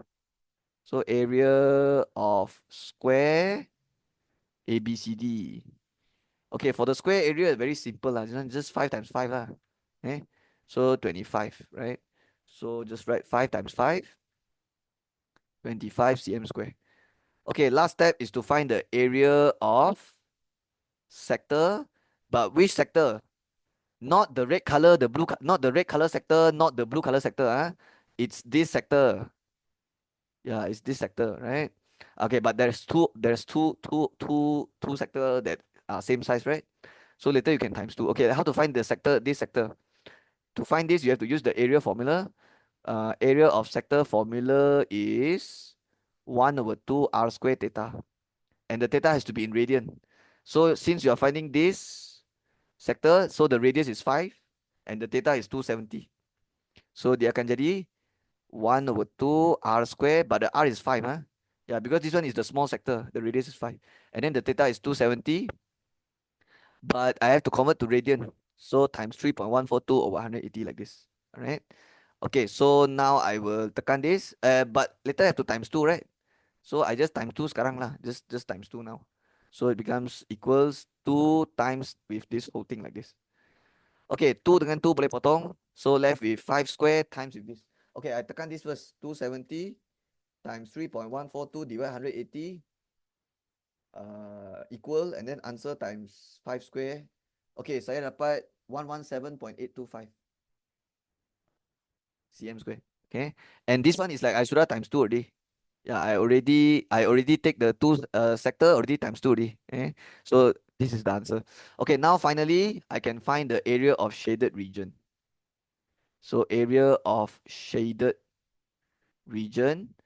Okay, so take the area of whole diagram, 287.73 minus with the square, 25, and minus with the 2 sector, yeah, the 2 small sector, 117.825. And if I tekan all this, I should be able to get the answer.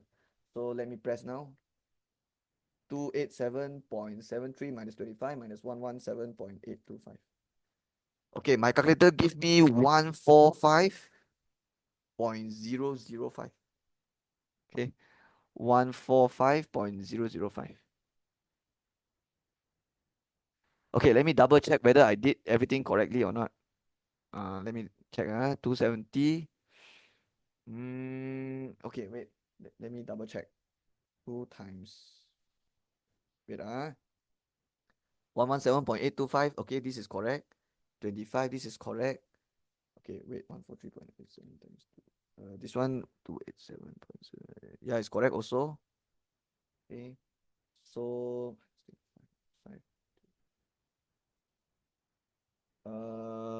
okay, I think I did everything correctly, right? 287.73 minus 25 minus 117.825. Oh, I silap tekan. Sorry. I silap tekan here. Yeah, silap tekan. Okay. Yang working sini betul dah. It's just that this last one I silap tekan. So 287.73 minus 25 minus 117.825 will give you 144.905. Ini baru betul. Ini jawapan betul. Okay. So that's the answer. Okay. If you want to write 144.91 can also. Can also. But kenapa saya tulis 905 is because my calculator dia dekat jawapan dekat calculator tu dia tak bagi banyak decimal place. They just bagi 144.905 and then dia stop dekat sini. So that's why I just tulis the whole answer lah. But if the calculator give me banyak-banyak decimal place, then I will only write 2 decimal place ataupun 4 significant figure. Tapi kalau dia bagi macam ni je, so I just write the whole answer. Okay. Okay, so sudah siap finally. So yep, that's all.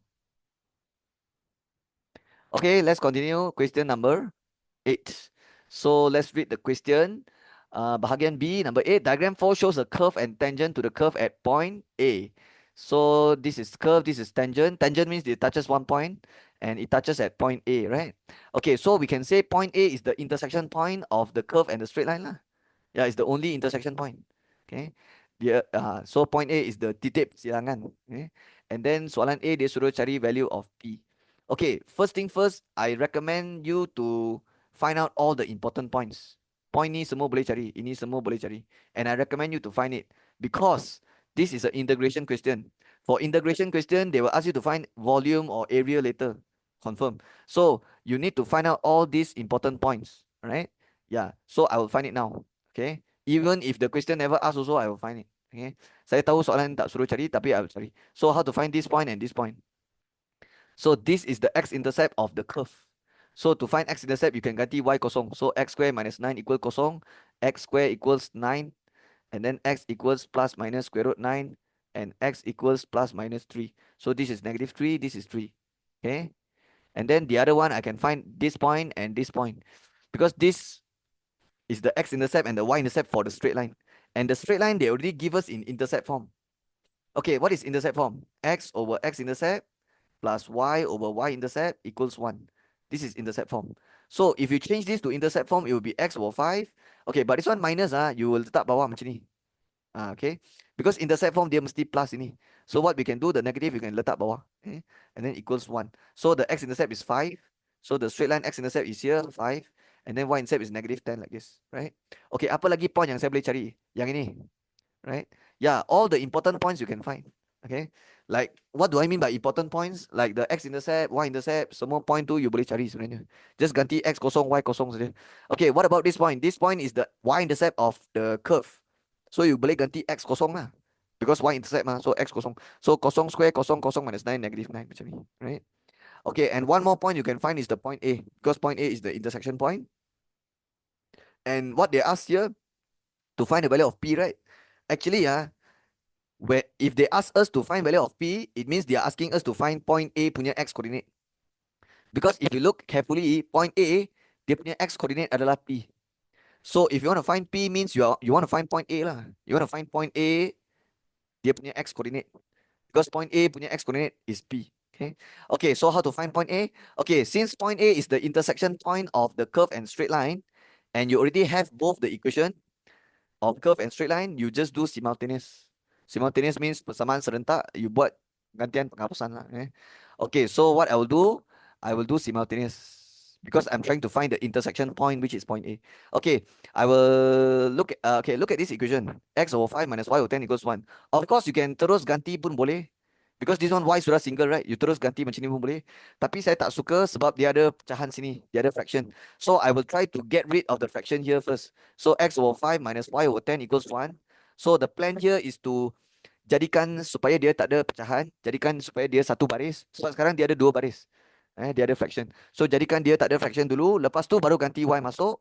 And then carilah. Okay, so how to hilangkan fraction? Very simple. You samakan dia punya denominator. Okay. Nombor bawah fraction ni, nombor bawah ni you samakan. So this one over 5, this one over 10, this one over 1. So how to samakan?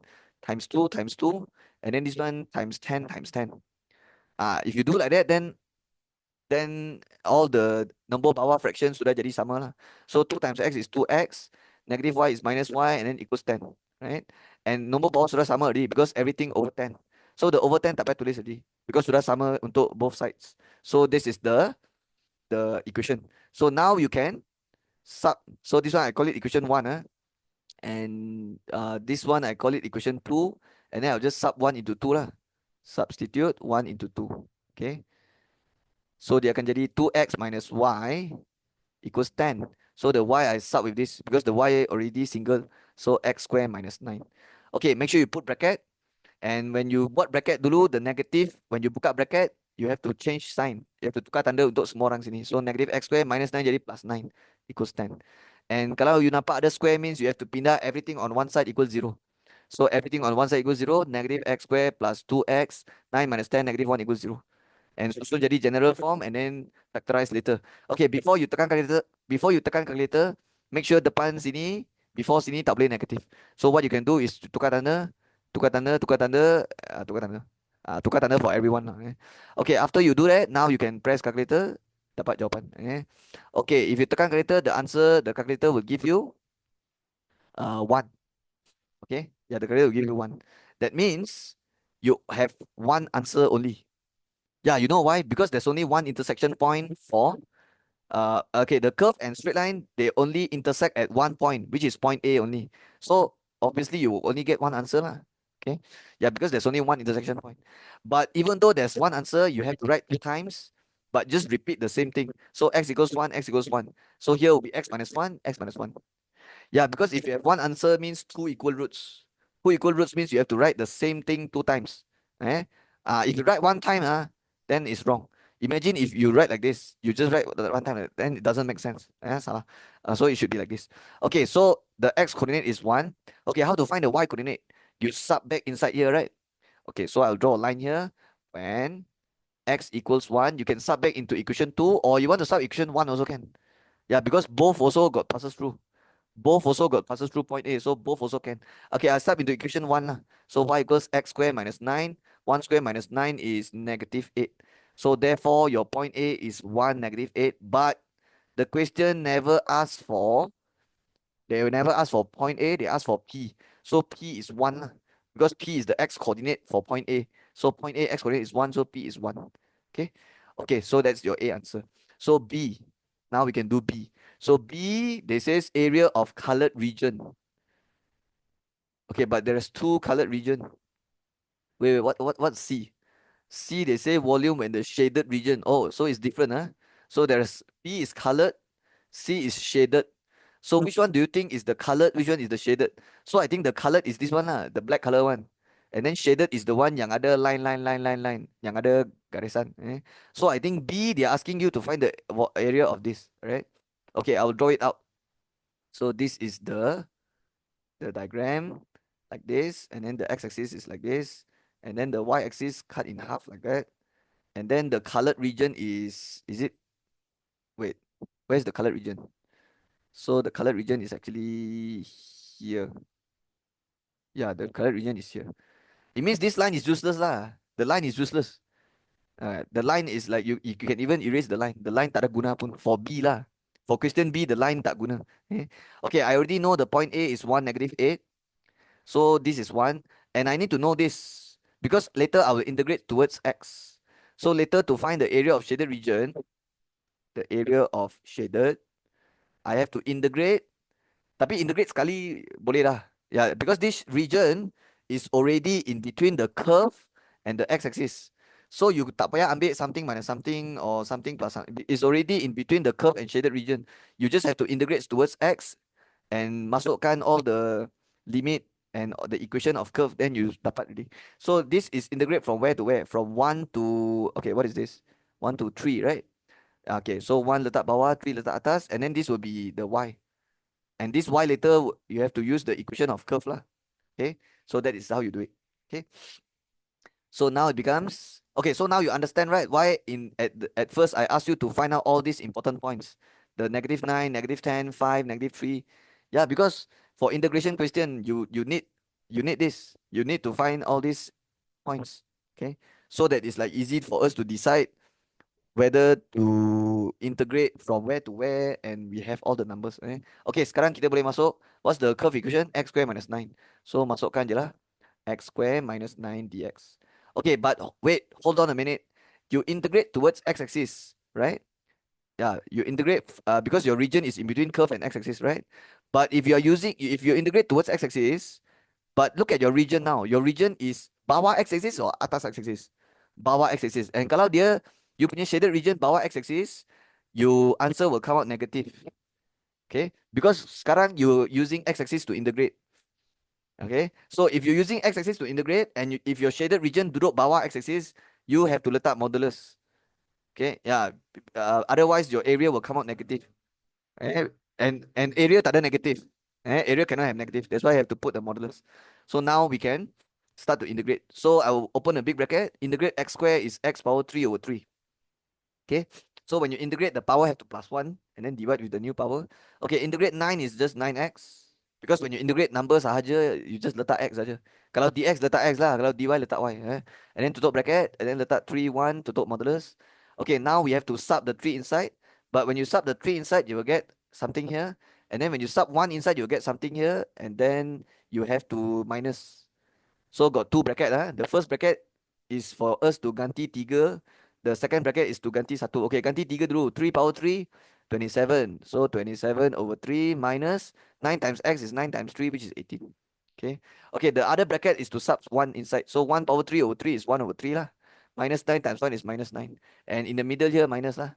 Okay, so sekarang dia akan jadi modulus. Okay, 27 over 3 minus 18. Tekan lah. My calculator give me negative 9. And then sini minus, so saya pun minus. And then 1 over 3 minus 9, I get 26 over 3. Negative 26 over 3. So open bracket like this. So now it becomes modulus. Okay, negative 9 minus minus jadi plus. So I will use my calculator. Okay, I dapat negative 1 over 3. But got modulus, right? So when you modulus, you will get 1 over 3. But I think I did something wrong lah. So mana saya buat salah? 9 minus 3 times 9. 3 times 9 is 27 here. When you sub 3 inside, 3 power 3, okay, yang ni betul. And then 3 times 9, this should be 27. Okay, okay, yang ni betul dah. Yeah, I made a careless mistake here. So let me betulkan. So ini salah lah. Ini pun salah. Okay, actually I'll just erase everything. Okay, so let me betulkan saya punya mistake. 27 over 3 minus 27. Let me press again. Negative 18 here. And then minus, okay, 1 over 3 minus 9 is negative 26 over 3. Like this. Okay, ini baru betul. And then negative 18 minus minus jadi plus. So you will get negative 28 over 3. And when you modulus negative, you get positive 28 over 3 unit square. Because area, so you have to write unit square. Okay, so this is the answer. Okay, imagine if you didn't put the modulus. Then you will get negative 28 over 3 and it doesn't make sense. How can the area be negative? Area tak ada negative. So kena letak modulus sebab you integrate towards x-axis and your region is bawah x-axis. So that's why kena letak modulus. Okay, now we do C. Okay, C kata apa? Volume generated in terms of pi when the shaded region is revolved through 180 about y-axis. Okay, I'll do it down here lah. There's so many space here. Okay, so I'll do it here. So they want to find volume, shaded region, revolve 180 about y-axis. Okay, revolve 180 only and y-axis. Okay, let's look at the region first because we have to check whether the region is like we can find it by integrate satu kali or have to integrate dua kali, right? Okay, so the shaded region is this region, right? Okay, to find this region, you have to integrate dua kali. Yeah, you have to integrate dua kali. Yeah, you cannot integrate sekali. And also they say revolve using y-axis, right? Yeah, so you have to integrate towards y. So the region is not in between the is not on the y-axis. The shaded region, dia tak sentuh y-axis pun. Okay? Yeah, dia tak, it's not like dia tak ada lekat dekat y-axis.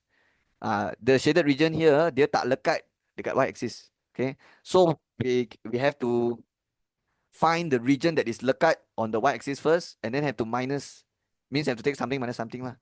So let me show you what I'll do. I'll use red color line to show you. So first, this red color line, okay, you have to integrate this red color line towards y-axis so that you get something like this. When you integrate this, you will get the volume for this, right? You get the volume for the whole thing, and then you will minus with what? You will minus with this curve. You integrate curve. It means you integrate straight line and then minus integrate curve, right? But for the straight line, you can also use the volume of cone formula. Yeah, because if you look carefully, it's actually a triangle, rotate one cycle. So it's like, so it's actually a cone lah. Okay, let me draw it out in case you cannot understand. Okay, I'll just draw it down here lah. Okay, so first is I will find out the volume of cone. So it should look something like this. Okay. I'll just draw the y-axis like this. Okay, so this is what I will do. I will find the straight line one. You see this? Like this, like this. Okay. And we have the value here, -10. And we also know the value here, which is 0. Okay. And then what we will do is we will rotate this 360 using the y-axis. And we rotate, we will get a shape like this, a cone, right? But I have to minus with what? I have to minus with the curve here. Okay. So the curve is like this, right? Like this. And we know the value here, -9. And we also know the value here is 0. Okay. And when you revolve 360, rotate 360, you get something like this, right? So you will take volume of cone minus this, right? And when you minus like that, you will get the area of colored region. Yeah, you will get this colored region, and there is another tiny part here, right? Yeah. So take this one minus with the curve, dapat balance yang ini dengan yang ini. Okay. So let me repeat one more time. When you take the volume of cone minus this volume of curve, you will get the volume of shaded region. Okay. Okay, so now it's time to use the formula. Okay, how to find volume of cone? Okay, volume of cone is 1/3 pi r square h. The radius of cone will be the distance here, the horizontal distance. So I need the x coordinate for this point. Okay, so the x coordinate for this point is 5. So the radius is 5. And then height will be the distance from here to here. So I need the y coordinate for here and here. So the y coordinate is 0, the y coordinate is 10. So the distance is 10 units. So this is how you find the volume of cone. You will end up with 5 square 25 times 10, 250 over 3 pi. Okay, so this is the volume of cone. And then have to have to minus, right? So this one have to put big bracket. Okay, minus with this. Okay, this one you have to use integrate. Yeah, you have to integrate to find the volume here. So you integrate. Okay, they say revolve y-axis. So it means you have to mesti dy here, and this one is pi x square. Okay. Yeah, because when you integrate, when you revolve y-axis, you have to integrate towards y. So it has to be dy, and this will be pi x square because that's the formula. And the value here mesti lah value ini dengan ni, which is -9, 0. Okay. Okay, now we can continue. Pi we can write outside. The pi we can write outside, and then integrate -9 to 0, and then dy. Okay, this one we have to masuk equation curve, but we have to jadikan x square single. So what is the equation curve? Y equals x square minus 9, right? So how to make the x square single? So if, okay, let me put a box like this. So y is equals to x square minus 9. It means x square minus 9 equals y. So x square equals y plus 9. So the x square is actually y plus 9. So this one x square, so this is y plus 9. Okay, now we can start to integrate. So dia akan jadi 250/3 pi minus, okay, the 250/3 pi, that one tak guna lah. That one just tulis saja. Okay. Yeah, this one is useless. Okay, for now it's useless. So we want to integrate this to get the volume of the curve. Okay, so bila saya buat ni saya dapat apa? Integrate y, so dapat y square over 2.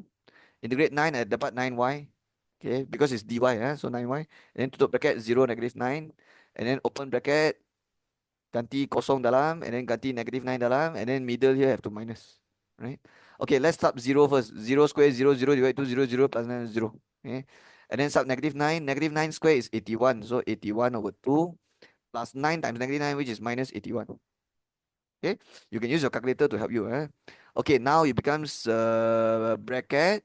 Okay, what is 0 minus 81/2 minus 81? Okay, you press this first. 81/2 minus 81. So I get -81/2, but I have to letak negative in front. So it becomes positive 81/2 pi. Okay, I forget the pi here. Yeah, I forgot the pi. Okay, like this, right? Okay, sampai sini, you have minus lah. You minus. So 250/3 minus 81/2. So I get the volume 257/6 pi. Okay, but this is not the correct answer. Let me tell you why. Because they say revolve 180 degree above y-axis. It means when you do find the, okay, when you do like that, you actually revolve 360. Okay, so the 257/6 pi is actually the volume of shaded region, but it's for revolve 360 punya. They only want you to revolve for 180. So you have to take this one divide 2. Okay, so what I should do is I should write okay, I'll just write here volume. Okay, volume and then I'll just put bracket 360. Okay, so you understand that this is the volume where if you revolve 360. But the final volume, if you rotate 180, is 257/6 pi divide 2 ataupun times 1/2. Okay, so your final answer is 257/12 pi units cube.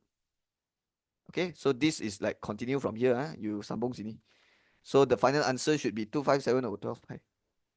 Okay, hope you understand. So this is question number 8. Okay, sudah siap. Okay, number 9. So this is probability distribution. So 9A, let's read the question. It is found that 75% of the students in SMK Permai go to school by bus. So this is the probability of going to school by bus. 75%. So 0.75. So remember, percentage always links to probability. Okay, yeah, percentage can always link to probability. So if I say 75% means 75 divided 100, 0.75. And you can always find the other side of the fraction. Just take 1 minus 0.75 and you get 0.25. Okay. And if this is probability of bus, what's the other one? The other one is probability of going to school not by bus lah. So not bus. Okay. Okay. Now this says if 8 students are chosen at random from the school, find the probability that at most 2 of them do not go to school by bus. So the 8 is n. Oh, and by the way, this one is from 5 chapter. Yeah, it's under the probability distribution. And for probability distribution, the other binomial distribution and the other normal distribution. This question is a binomial distribution question. So we don't need to use the Z value table for binomial distribution. Okay. So this one we have to use the probability formula to solve. Let me write down the formula. So the formula we learn is this NCX P power X Q power N minus X. Okay. But before using this formula, you need to determine your NPQ first. So the N is the 8 lah. P is the probability of success, Q is the probability of failure. Okay, there's 2 probability here, but which one will be the P, which one will be the Q? So the way I teach my student is I will always tell them to look at the last baris and see what they want to find. So they want to find probability that at most 2 do not go to school by bus. It means probability of success P is the probability of do not go to school by bus. It means 0.25. And then this one is 0.75. Okay. And then now we look at most 2. So N is 8, right? It means out of the 8 students, maybe 0 success, maybe 1 success, maybe 2, maybe 3, maybe 4, 5, 6, 7, 8. Okay, what's the meaning of 8 students, 0 success? It means out of 8 students, 0 student yang do not go to school by bus. Okay. Okay, what's the meaning of 8 or maybe 8 out of the 8 student, 1 success? It means 1 out of 8, 1 do not go to school by bus. Do not go to school by bus means success. Success means do not go to school by bus. So what if I check up 8 student, 2 success? It means out of 8, 2 success lah. And what is the meaning of success? Success means do not go to school by bus, right? And what is the meaning of 8, 8? It means 8 student, 8, 8 pun do not go to school by bus. That's what it means. But you don't have to calculate for semua orang, you only calculate for at most 2 sahaja. So at most 2 means you are calculating for P probability of X smaller or equals to. Yeah, because at most at most the symbol is kecil atau sama dengan smaller or equals. So what you have to do, you have to calculate 2, 1 and 0 like this. So you will calculate Px equals 2 plus Px equals 1 plus Px equals 0. Okay, let me tell you a common mistake. Student always forget the 0. Yeah, a lot of students forget the 0. That is the common mistake. So you have to be careful lah during exam. Okay, so Px equals 2. I will use this formula now. So NCX, so it will be 8C2.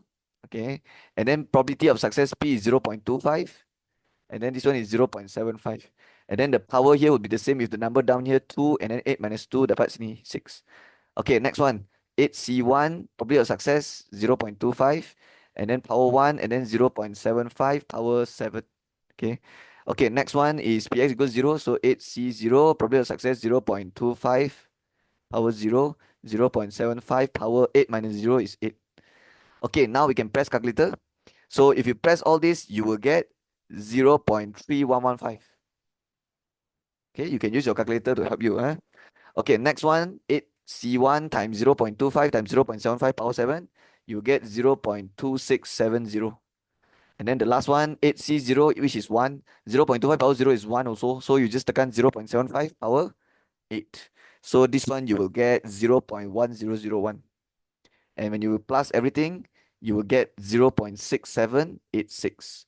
And what is this? This is the probability for at most 2 do not go to school by bus. And if you read the question, memang dia suruh cari probability. So that is the answer. Okay. Okay, you have to double check also because sometimes the soalan tak suruh cari probability tau. Dia suruh cari number of student or maybe percentage, right?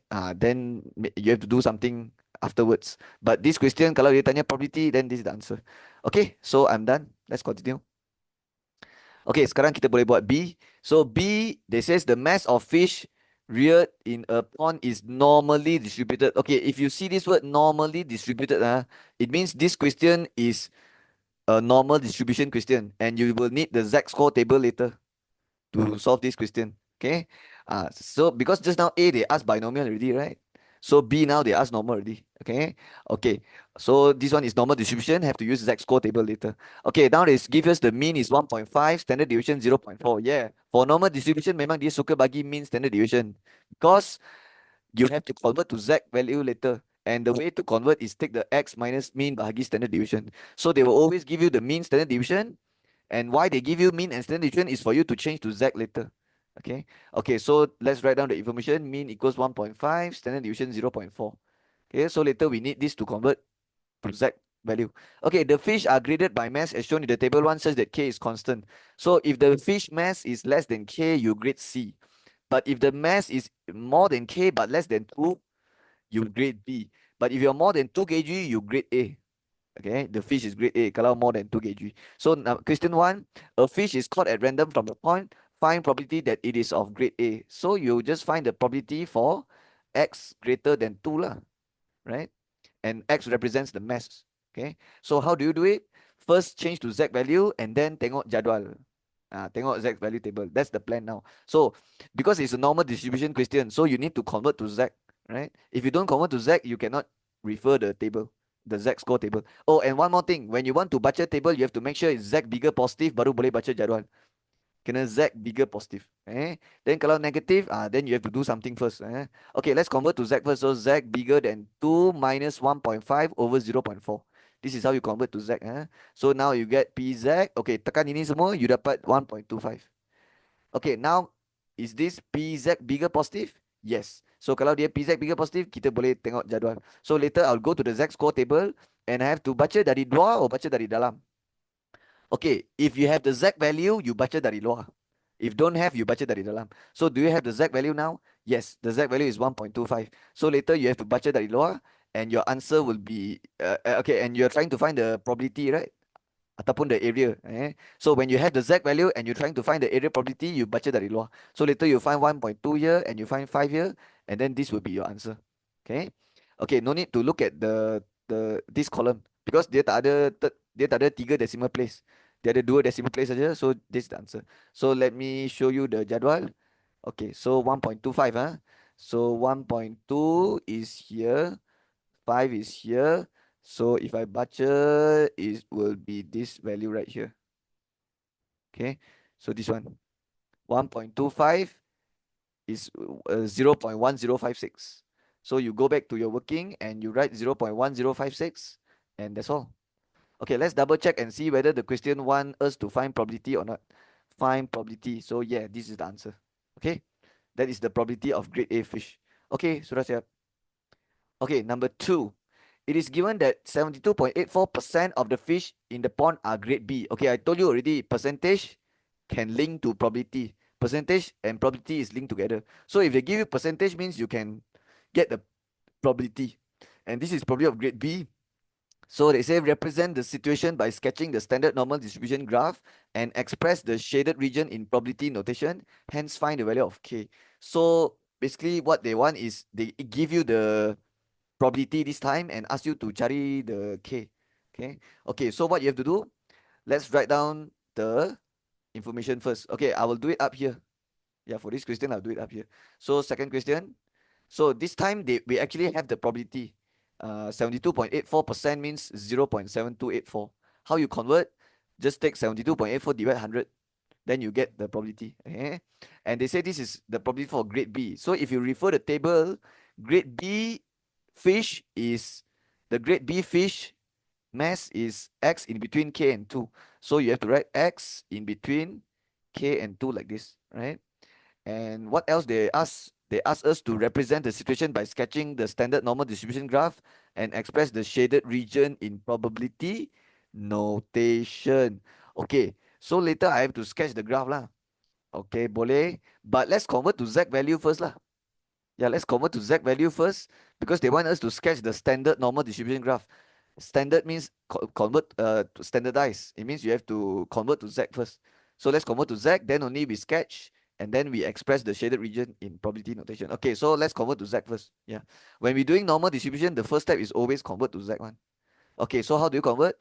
Take the K minus mean divided standard deviation. Okay, the mean is written up here, 1.5 and 0.4. So minus 1.5 divide 0.4 and then this one becomes Z. Okay, 2 minus 1.5 divide 0.4, I no need to do already. If you lazy, just tiru sini. So it's 1.25 equals to 0.7284. Okay, now we can represent this by sketching the sketch because the soalan got asked us to sketch, right? So what I will do now, I will sketch the bell shape. Okay, and then this will be the axis. Okay, this will be the axis. And then the vertical axis is here. Okay, and this will be the Z, and this one is the FZ. Okay, so the value is 1.25. Okay, we know that is 1.25. Okay, but we don't know where is this, right? Because we don't know the value of K, right? But I will tell you now, this whole thing will come out negative. You know why? Because this value is not possible to be here. It's not possible to be positive, right? Okay, we know this, walaupun kita, even though I don't know K, I know that this number, when you calculate this whole thing, it will not be greater than 1.25.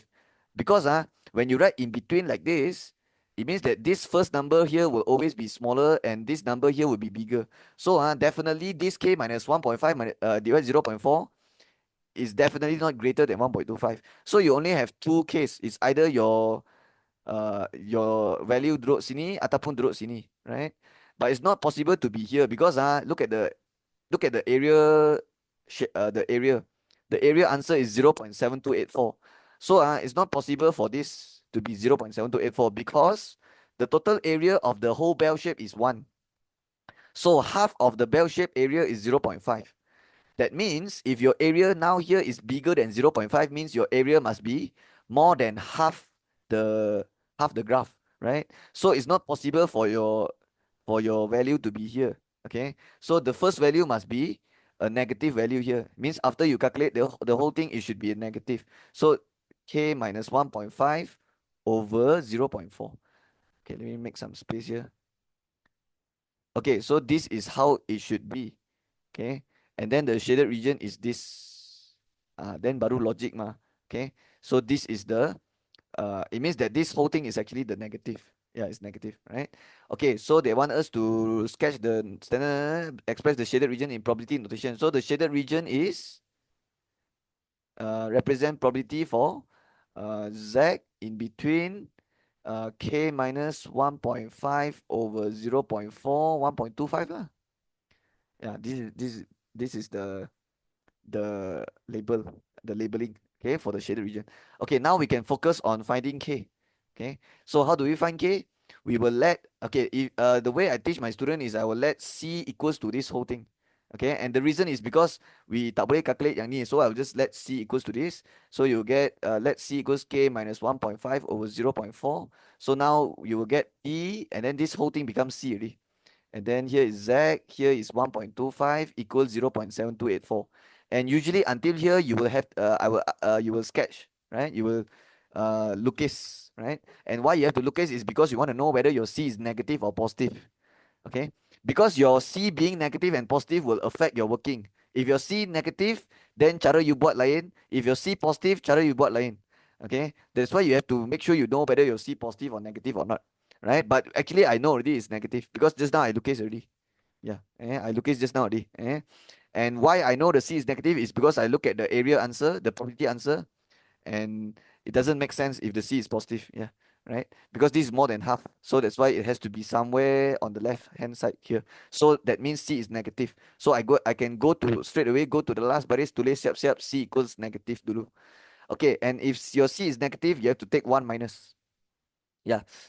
Because the way I teach is if the shaded region got cross over the vertical axis, okay, the other crossover macam ni, okay, the other cross macam ni, cross over to the other side of the axis, you have to take 1 minus. Okay, so it will be 1 minus. Okay, the total area is 1, so you have to 1 minus yang you tak mau. Yang you tak mau is ini dengan ni.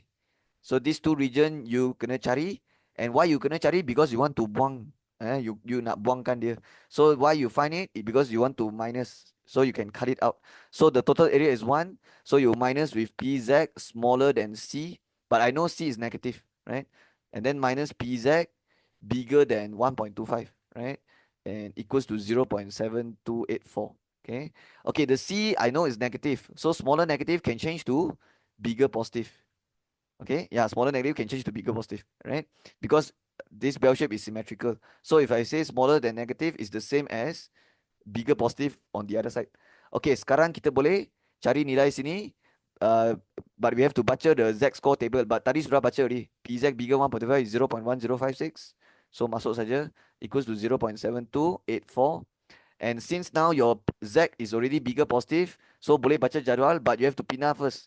So the PZ bigger C, I will pindah to the other side so that it becomes positive. So negative hantar jadi positive. So here left with what? 1 minus 0.1056 minus 0.7284. And if you press this, you get 0.166. Now you can baca jadual because now it's already PZ bigger positive. But later, after you get your answer, you have to put negative. Okay. Okay, this time when you baca jadual, you cannot baca dari luar. Yeah, you have to baca dari dalam because this time you don't have the Z value, but you have the probability answer. So you have to baca dari dalam. So you have to go inside later and find 0.166 ataupun lebih sikit. Okay, and later your answer will be here. Will be on the outside. So now I will go to the table and cari 0.166 or lebih sikit. So let's find it now. So this is the table, 0.166 or lebih sikit. So I saw 0.17, 0.166. I find it already. It's here. Okay, so so I don't have to tolak anything already lah, because it's already 0.166, right? Dia sudah tepat dah. We don't have to minus anything. So I will just baca outside. So this is your answer, 0.97. Okay, 0.97 is the answer. But I have to put negative, huh? And why I have to put negative? Because just now I explained already why you have to put negative, because yeah, because your C must be negative. Okay, because just now I do experiment already. I try positive and negative, and the negative one makes sense, but the positive one didn't make sense. So that's why I have to put negative. Okay, after you finish all this, the final step is to find K. And how you find K? You sub, because just now you already find C now, ma. C is 0.97, and don't forget your C is actually K minus 1.5 over 0.4. So I will continue here. K minus 1.5 over 0.4 equals negative 0.97. So now how to find K? Negative 0.97 times with 0.4 plus 1.5. And you get 1.112. And the soalan asks us to find K, right? So that is the answer. Okay, sudah siap. Okay, let's move on. This is question number 10. So what chapter is this? Okay, this is coordinate geometry. Yeah. So from 4 chapter, coordinate geometry. Okay, let's read. Solution by scale drawing and vector are not accepted. Okay, boleh. Diagram 5 shows 4 points A, B, C, D on a Cartesian plane. Okay, let's check. Point A, point B, point C, point D. Okay, point A, point B bagi, point C bagi tak bagi X coordinate, and then point D langsung tak bagi. Okay, soalan A. It is given that points B, C, and D are collinear. So if I join a line BCD, they are collinear. Collinear means segaris. Segaris. It will form a straight line. And then they say such that BC ratio CD 1 ratio 3. We should label this. BC is 1, CD is ratio 3. And make sure you bulatkan, you circle. When you label ratio, you circle. Number 1 says find coordinates of point D in terms of H. So point D sekarang tak tahu, X coordinate tak tahu, Y coordinate pun tak tahu. So I just call it XY. But they want to find in terms of H. Okay, so yeah, we can use the darab silang punya cara to find point D. Okay, so you can see that this is a garis, is a straight line, and you have the ratio for this portion. Okay, yeah, for this part of the line you have the ratio, and for the other portion also you have the ratio. So what you can do is you can darab silang. Okay, but when you darab silang, you have to take the point yang duduk dekat hujung. The point at the end of the line. So the end of the line, point dekat hujung is point B and point D, and you have to darab with the ratio yang jauh. Means you have to cross multiply like darab silang. So point B have to times 3, and then point D have to times 1, like this. Okay, darab silang. Then what about point C? Point C is the answer lah. Point C is the answer. Okay. Point C is the answer for you to compare later. Okay. Okay, so now I will start to write my answer. So I told you already, point C is the answer. So point C, which is the answer, is equals to bracket, and here you darab silang. Okay, and later point C, don't forget you have the point C. Okay, so later after you do all this, and then you compare with the point C H2 lah. Okay, here I have to darab silang. So just now I say point B times 3, right? So it will be 2 times 3, 6 times 3. But the 2 times 3 I have to write here because this is the X coordinate. 6 times 3, that would be the Y coordinate. That one I have to write here. After the comma. Okay, now for point D. Point D have to times 1. So X times 1, Y times 1. But the X times 1 tulis sini, the Y times 1 tulis here. Okay, nothing in between means plus, right? Okay, what about bawah sini? Bawah sini, you have to take ratio tambah. So 1 plus 3, 1 plus 3. Okay, so now you end up with 2 times 3, which is 6, plus X over 4. Here you get 18 plus Y over 4, right? And don't forget you have the answer, which is point C. So now you can compare. And don't forget, the soalan says your answer for point D can be in terms of H, right? So let's try to find XY now. 6 plus X over 4 equals H. And later I will find X. And then what else? 18 plus Y over 4 equals 2. Okay, so you compare X coordinate with X coordinate, Y coordinate with Y coordinate. Okay. Okay, sekarang kita boleh cari XY. So the X answer here is 4H minus 6. And then the Y answer here is 2 times 4, 8. 8 minus 18, negative 10. So your answer comes out already. Point D is, the X coordinate is 4H minus 6. Y coordinate is negative 10. And I will write in the diagram also. 4H minus 6, negative 10. Okay. Okay, so this is the answer lah. So the soalan says dia boleh in terms of H. So yeah, this is in terms of H. Okay, sudah siap. Let's do question 2. Okay, question 2, I think I will do it here. Okay, question 2 says calculate the value of H if the area of ACD is 27 units square. So the area of triangle ACD, mana ACD? So let's see, A is here, C is here, D is here. So it's talking about this triangle. So this triangle area is 27 units square. So to find the area, we have to use the formula 1 over 2 modulus, and we have to put all the vertices coordinate. So we are finding area of triangle ACD. So we need point A, point C, point D, right? So point A letak negative 1, 0. Point C letak H2. Point D letak 4H minus 6, negative 10. But sir, I don't have the H. It's okay. Because later you have the area answer 27. So later I can find H. It means I can pindah lah to find H. So even though I don't have the H, it's okay. I still can do it because I have the area answer. Okay, before you tutup modulus, you have to repeat the first point, negative 1, 0. And then the whole thing equals 27 like this, right? Okay, now I will start to darab 1 over 2 modulus. Okay, how do you darab this? You have to start dari atas and then darab silang like this, right? So it will be negative 1 times 2, which is negative 2, and then plus h times negative 10, which is negative 10h. So I have to buka bracket, and then plus next one is 4h minus 6 times 0, which is 0. 0 tak payah tulis 0, and then minus. Why suddenly minus? Because you change direction. 0 times h, 0 also, 0 tak payah tulis, and then minus 2 times 4h minus 6, it will be 8h minus 12. But if you write that like this, confirm wrong one. You have to open bracket. Because if you don't open bracket, you thought it's minus 12, but actually it's plus 12. Yeah, because later the minus minus it will become plus. So remember to open bracket. And then the last one is minus negative 10 minus times negative 1 is positive 10. So write 10 like this. And then equals 27. Okay, sekarang the 1 over 2, I think I will move it to the other side. So you left with modulus. Okay, okay, let's open the bracket first. Yeah, so it will become negative 2. Okay, plus minus become minus 10h. Okay, this one minus 8h. And then when you expand the negative inside the bracket, you become plus 12 like this. And then minus 10 to top modulus equals 27 times 2 is 54. Because the 2 I moved to the other side already. Okay, so now h dengan h boleh buat, number dengan number boleh buat. Negative 10h minus 8h is negative 18h. Negative 2 plus 12 is positive 10 minus 10 is 0. So you just left with this equals to 54. Okay. Okay, I hope none of you go and tell me like, oh, sir, modulus negative 18h equals to 18h equals 54 like this. Hey, this is wrong. If you do like that, it's wrong. You cannot modulus negative 18h, right? Okay, you cannot do like that. This is wrong. So remember, if you have unknown inside the modulus, you cannot just modulus. Okay, you cannot. I mean, it means like if you have unknown inside the modulus, it means you cannot do it. So the correct method is to pindah modulus to the other side. Okay. So I repeat, if inside the modulus you have unknown, it means that whatever inside here cannot come out from the modulus. Cannot.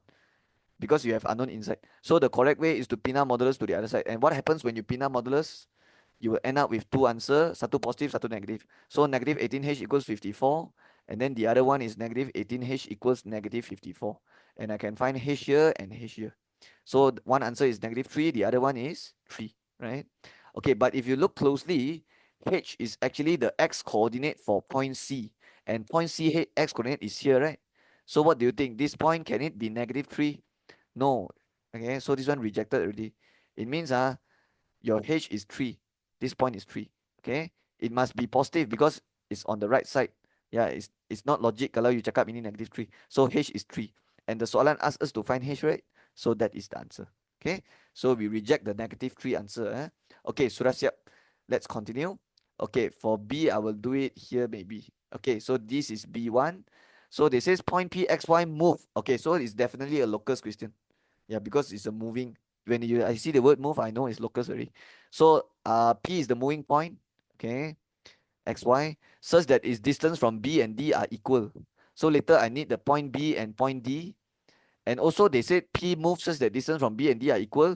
Using distance formula, find equation of locus P. Okay, the locus P will be a perpendicular bisector. Yeah, it will be perpendicular bisector of BD. Okay. Kenapa saya cakap macam tu? Because the distance from B and D always equal. So let's go to the diagram. Where is point B and point D?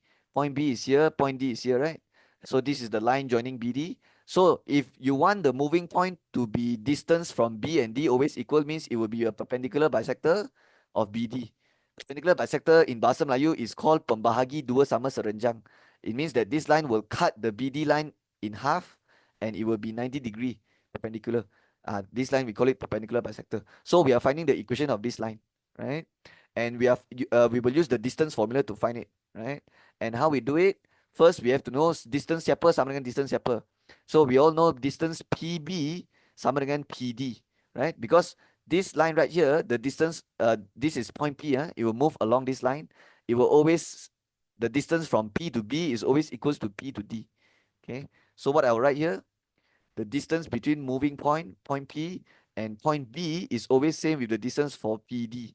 And then later I'll use the distance formula here. Okay, both sides, right? Okay, but before that, let's write down our point B, point D first, because we need it. B is 2, 6, D is, okay, so B is 2, 6.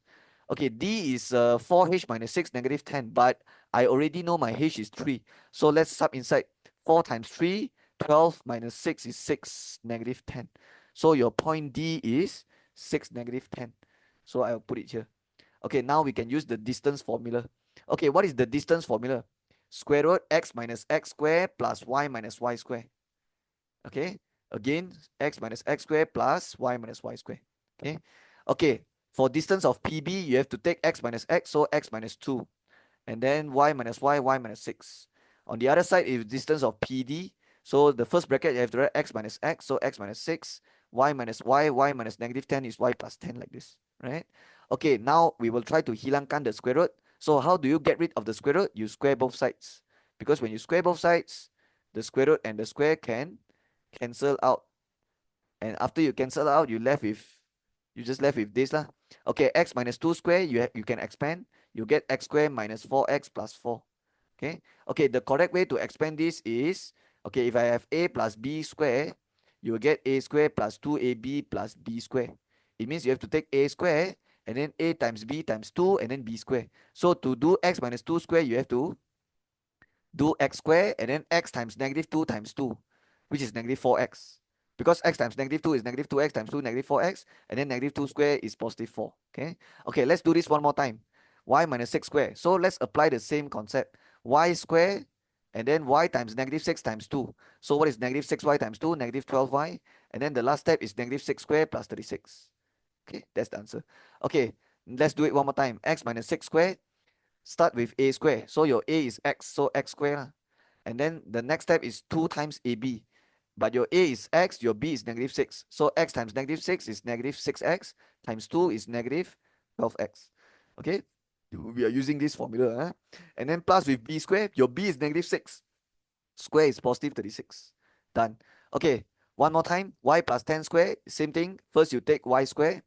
And then next you take y times 10 times 2, which is 10y times 2, 20y. And then 10 square, 100. Okay, okay, now you can arrange your equation, move everything to one side equals 0, and then siap already, and then that would be the answer already. Okay, first we will write the x square. We will write x square, and then we will write y square, and then we write x, and then we write y, and then we write the number, and then equals 0. Okay, so the order is you have to write the x square first. So let's go and look for x square. So x square minus x square can potong 0. Y square minus y square can also potong 0. So next thing I have to write is x. So x, here got x, and mana kawan dia? Sini. So x dengan x boleh buat, but I have to pindah this one, minus 12 pindah sana lah. So negative 4 plus 12 is positive 8x. Okay, next thing I have to write is the y. So negative 12y plus 20y, but 20 move pindah sana, jadi minus 20. Negative 12 minus 20, negative 32y. Okay, the last thing you have to write is the number. 4 plus 36 is 40, but I have to minus 36 minus 100, and you get negative 96, right? So that's all. This is the answer. So this is the equation for locus P. Okay, or you can also say the equation for perpendicular bisector of BD. Because I told you already, this locus P is actually the perpendicular bisector, right? Okay, but actually you can still simplify this. Yeah, all these numbers boleh kecilkan. All these numbers can divide 8. So yeah, you should kecilkan. So divide 8 dapat X, divide 8 dapat 4, divide 8. What is 96 divide 8? So I got 12. Okay, so this is the answer, right? Equals 0. Okay, okay, done. That's the equation for the perpendicular bisector ataupun the equation of locus P lah. Okay, sudah siap? Okay, let's do question number 2. I'll do it up here. Okay, so let's read the question. Locus P intersects y-axis at point E. It means point E, dia punya x coordinate kosong. Because point E is the y-intercept. Because if they say locus P intersect y-axis at point E, it means that point E is the pintasan y lah. Point E is the y-intercept. That's why the x-coordinate is 0. And we can find the y-coordinate actually. We just have to sub the x0 inside the locus P equation, right? And then they say determine whether straight line BA and CE are parallel or not. Okay, if I want to know two lines parallel or not, I find the gradient. If the M1 equals M2, if the gradient of BA and CE is same, then parallel lah. If the gradient not same, then not parallel. But we need to find point E first. Because if we don't find point E later, we cannot find the gradient of CE. So let's find find point E first. So how you find it is you find, because they already say point E is the pintasan Y, the y-intercept for locus P, right? Because they say locus P intersect y-axis at point E. So I will just sub x equals 0 inside this equation. So when x equals 0, and then sub inside the locus P answer here, 0 minus 4y minus 12 equals 0. 4y pindah sini negative 12, y equals negative 3. So the point E is 0, negative 3. Okay, but we also need point B, point A, and point C, right? Okay, so I will write down the point here. So point E I have already. Now I need point C. Okay, point C. And also later I need to find gradient of BA also. So I need point B and I need point A also. Okay, let's scroll up and see whether I have the point ABC. Okay, point C ada tak? Point C H2. Tapi H 3 kan? So 3 2 lah. And then what about point B and point A? So point B is 2 6, point A is negative 1 0. 2 6 negative 1 0. Okay, now we have everything. We can find the gradient of EC and find gradient of BA. Okay. Okay, so let's find gradient of EC ataupun CE lah. Okay, gradient of CE equals to, okay, the gradient formula is y minus y over x minus x. Okay, and you have both points, so you can find the gradient. Okay, if you have two coordinate, you can find the gradient of the line already. So y minus y, negative 3 minus 2 over x minus x, 0 minus 3. You will end up with negative 5 over negative 3, which is 5 over 3. So if I get the gradient, if my gradient here also 5 over 3, then it's parallel. But if it's other number, then it's not parallel. So let's try to find the gradient of BA now. So use the same formula, y minus y over x minus x. So 0 minus 6 over negative 1 minus 2. So you end up with negative 6 over negative 3, which gives you positive 2. So you can see that the gradient of BA answer is not same with the gradient of 5 over 3 answer. So we can say that since gradient of BA is not equals to gradient of CE, so comma, they are not parallel. So BA and CE are not parallel. Line BA and CE are not parallel. And the reason is because the gradient is not equal. Yeah, it's not same. They don't have the same gradient. Okay, so that's the answer. Okay, alright, so sekarang saya boleh sambung. Okay, question number 11. So 11 is a linear law question. Yeah, linear law. So for linear law, later have to use graph paper lah. Okay, let's read the question.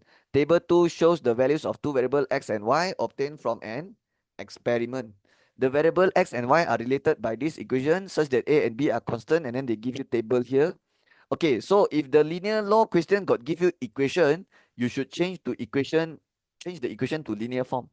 It means you have to change to y equals mx plus c. Okay, because if you don't do that later, you cannot do part C. Okay, yeah, because part C they will ask you to, ask you to find AB, right? So you have to change to linear form, right? Actually in part C also they got asked you to write in linear form, right? Okay, but actually I like to change it first. Okay, I like to do it like as soon as I get the question, as soon as I see the equation, I straight away change now. So I will change it now. Okay, but actually if you don't want to change now, you want to change later, can also. You want to change when you do C, can also. Okay, but it's just that I lebih suka change it at first. Okay, I like to change it first. So how to change it? First, I will write by equals x power a. Okay, because usually we want our y to be on the left hand side. Okay, okay, and to change to y equals mx plus c, you have to make sure your equation punya y axis have to match with the graph punya y axis. And if you want to know what is the graph y-axis, you can tengok B. You tengok dia kata plot siapa against siapa. So they want log y against log x, right? It means this one, the y-axis is log y, and the x-axis is log x, base 10. Okay. So now you know if you want your y-axis to match with the y-axis in the graph, it means you want this to be log y lah. You want this to be log y. And how you do that is to pindah B first. Yeah, because you don't want the B. So pindah B to the other side, jadi bahagi x power a over b, and then now you tambah log. Okay. But when you tambah log, you will use base 10. Okay. And when you tambah log, you have to tambah for both side. You tak boleh tambah satu side saja. Kalau nak tambah, dua-dua side kena tambah. So sini y, sini x power a over b. Right. Okay, now log y base 10, you can see dia sudah match dengan graph punya y-axis. Tapi this is not arranged nicely yet. Ya, kita tak susun lagi ni. Because now it's like everything jumbled up together. I want it to be mx plus c. Okay, saya punya mx, c semua ni asing. Saya tak mau macam ni semua jumbled up together. So what we can do, we can use the division law. Okay, yeah, because we learn in log, kalau single log divide, dia boleh pecah jadi separate log minus. Okay, single log divide jadi separate log minus. So it becomes log 10. Okay, x power a minus log 10b. Okay, yeah, this is the division law formula.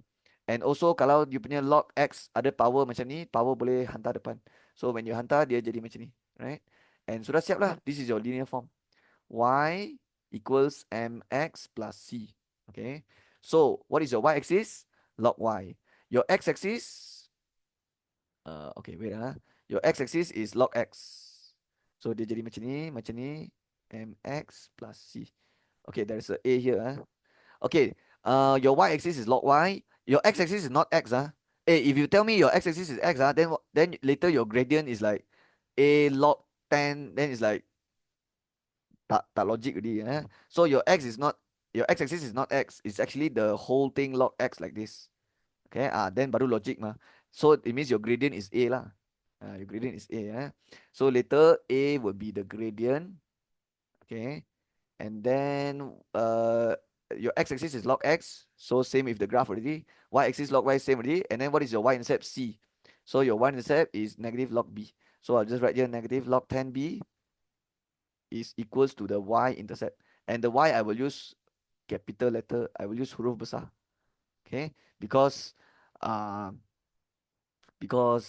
the y-axis is actually log y. So you have to write log y besar. Okay? And later you have to find the gradient and the y-intercept from the graph. Okay, so this one after you do graph baru you boleh sambung your working here. Right?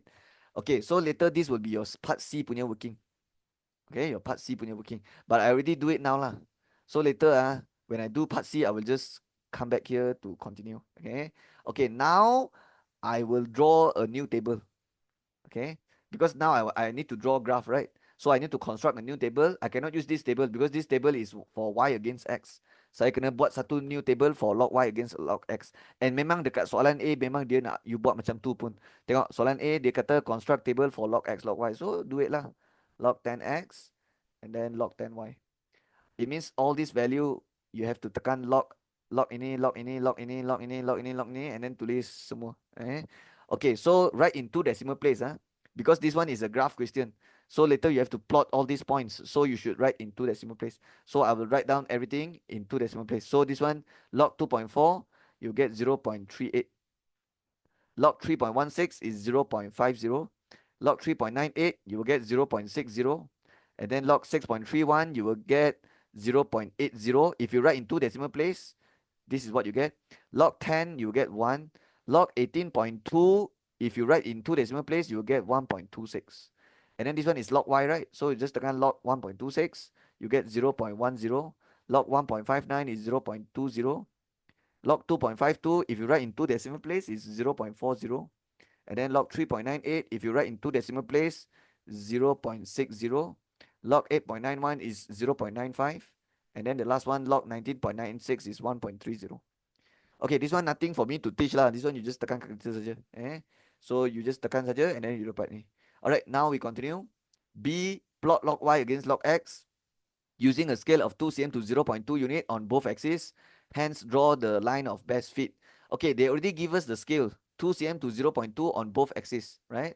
But before I go to the graph paper, I want to check my value first. So I want to check whether got negative value or not. So I can see everything is positive. It means later I can start from here and go down, and then here I put means all my points is at the first quadrant because everything positive, right? So later I can start labeling at so let's say this is my graph paper. I can start from paling kiri punya sini lah, and then I start to label bawah like this, right? Macam ni. Okay, so they say 2 cm to 0.2, right? 2 cm to 0.2 unit. So what is the highest value here? So the highest value for y will be so if you go 0.2, the highest value is 1.3. So you boleh naik sampai 1.4 lah. And then here is 0.2. And then ada lagi banyak sini lah. And then here is 0.2. Okay, but for the log x, highest value is 1.26. So you can pergi sampai 1.4 also. Macam tu. Okay, so now I'll go to the graph paper and draw this axis. So 1.4. Okay, so you start with 1.4 here. And then here will be 1.2. Okay. And then 1.0, 0.8, 0.6, 0.4, and then 0.2, 0, 0. Okay.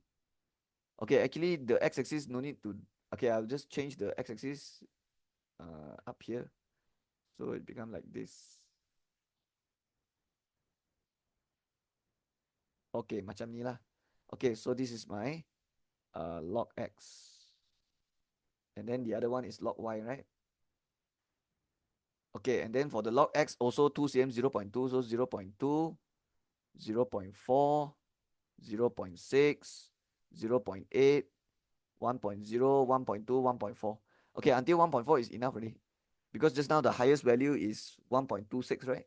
For the log x. So you buat sampai 1.4 is enough already. So this size is enough already. Okay. Okay, so now I will plot all the points and then draw the line of best fit lah. Okay, the first point is 0.38, 0.1. So where is that? Okay, 0.38. Okay, let me besarkan.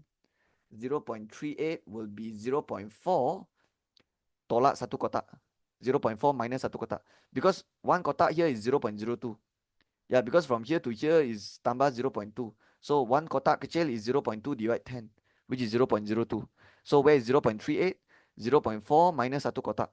And you have to naik sampai 0.1, which is 1, 2, 3, 4, 5 here.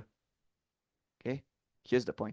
Okay, so I repeat one more time. 0.4 minus satu kotak is 0.38, and then 0.1 is just 0, and 0.2 punya middle. Okay, so this is, where is it lah? 1, 2, 3, 4. Yeah, betul. Okay. Okay, next point. The next point is 0.5, 0.2. Okay, this should be easy. 0.5, 0.2. 0.5 is 0.4, 0.6 middle here. So I think this is the middle. 1, 2, 3, 4, 5. Yeah. And then naik sampai 0.2, which is here. So this is the second point. 1, 2, 3, 4. Wait. 1, 2, 3, 4, 5. Yeah. This is the point. 1, 2, 3, 4, 5. Okay, betul lah. Okay, next. The third point is 0.6, 0.4. This should be easy also. 0.6, 0.4. So dekat sini lah. Okay, done. Next point. 0.8, 0.6. Okay, boleh. 0.8, 0.6. So dekat sini. Okay, done. Next one is 1, 0.95. Okay, where is 1, 0.95? Okay, 1 dekat sini. 0.95. Okay, you can naik sampai 1.0 first. This is 1.0. And 1.0 turun satu is 0.98. Yeah, because you minus 0.02. So turun lagi 0.96. Turun lagi half 0.95. Okay. Yeah, so turun 1.0 turun is 0.98. Turun lagi 96. Turun lagi 94. So you want 195. So jangan turun half lah. So it means like 1.0 turun 2.5. And then make sure the x coordinate is 1. Okay, sudah siap. Last point, 1.26, 1.3. 1.26, 1.3. 1.2 is here. tambah 3 kotak lah. Because if you tambah 1 is 1.22 and then tambah lagi 24, tambah lagi 26. And then 1.30. So naik sampai 1.3. 1.3 dekat mana? Dekat 1, 2, 3, 4, 5 here. Yeah, here. Yeah, because 1.2 and 1.4, the middle is 1.3. So 1, 2, 3, 4, 5. Yeah, this one is 1.3. Okay. So if you tarik, it will be here lah. 1, 2, 3, 4, 5. 1, 2, 3, 4, 5. Yeah, middle here. And the x coordinate must be 1.26. So 2, 2, 2, 4, 2, 6. Yeah, correct. Okay, I'm done. Now we can draw the line of best fit. So when you draw line of best fit, you have to make sure your line join most of the point.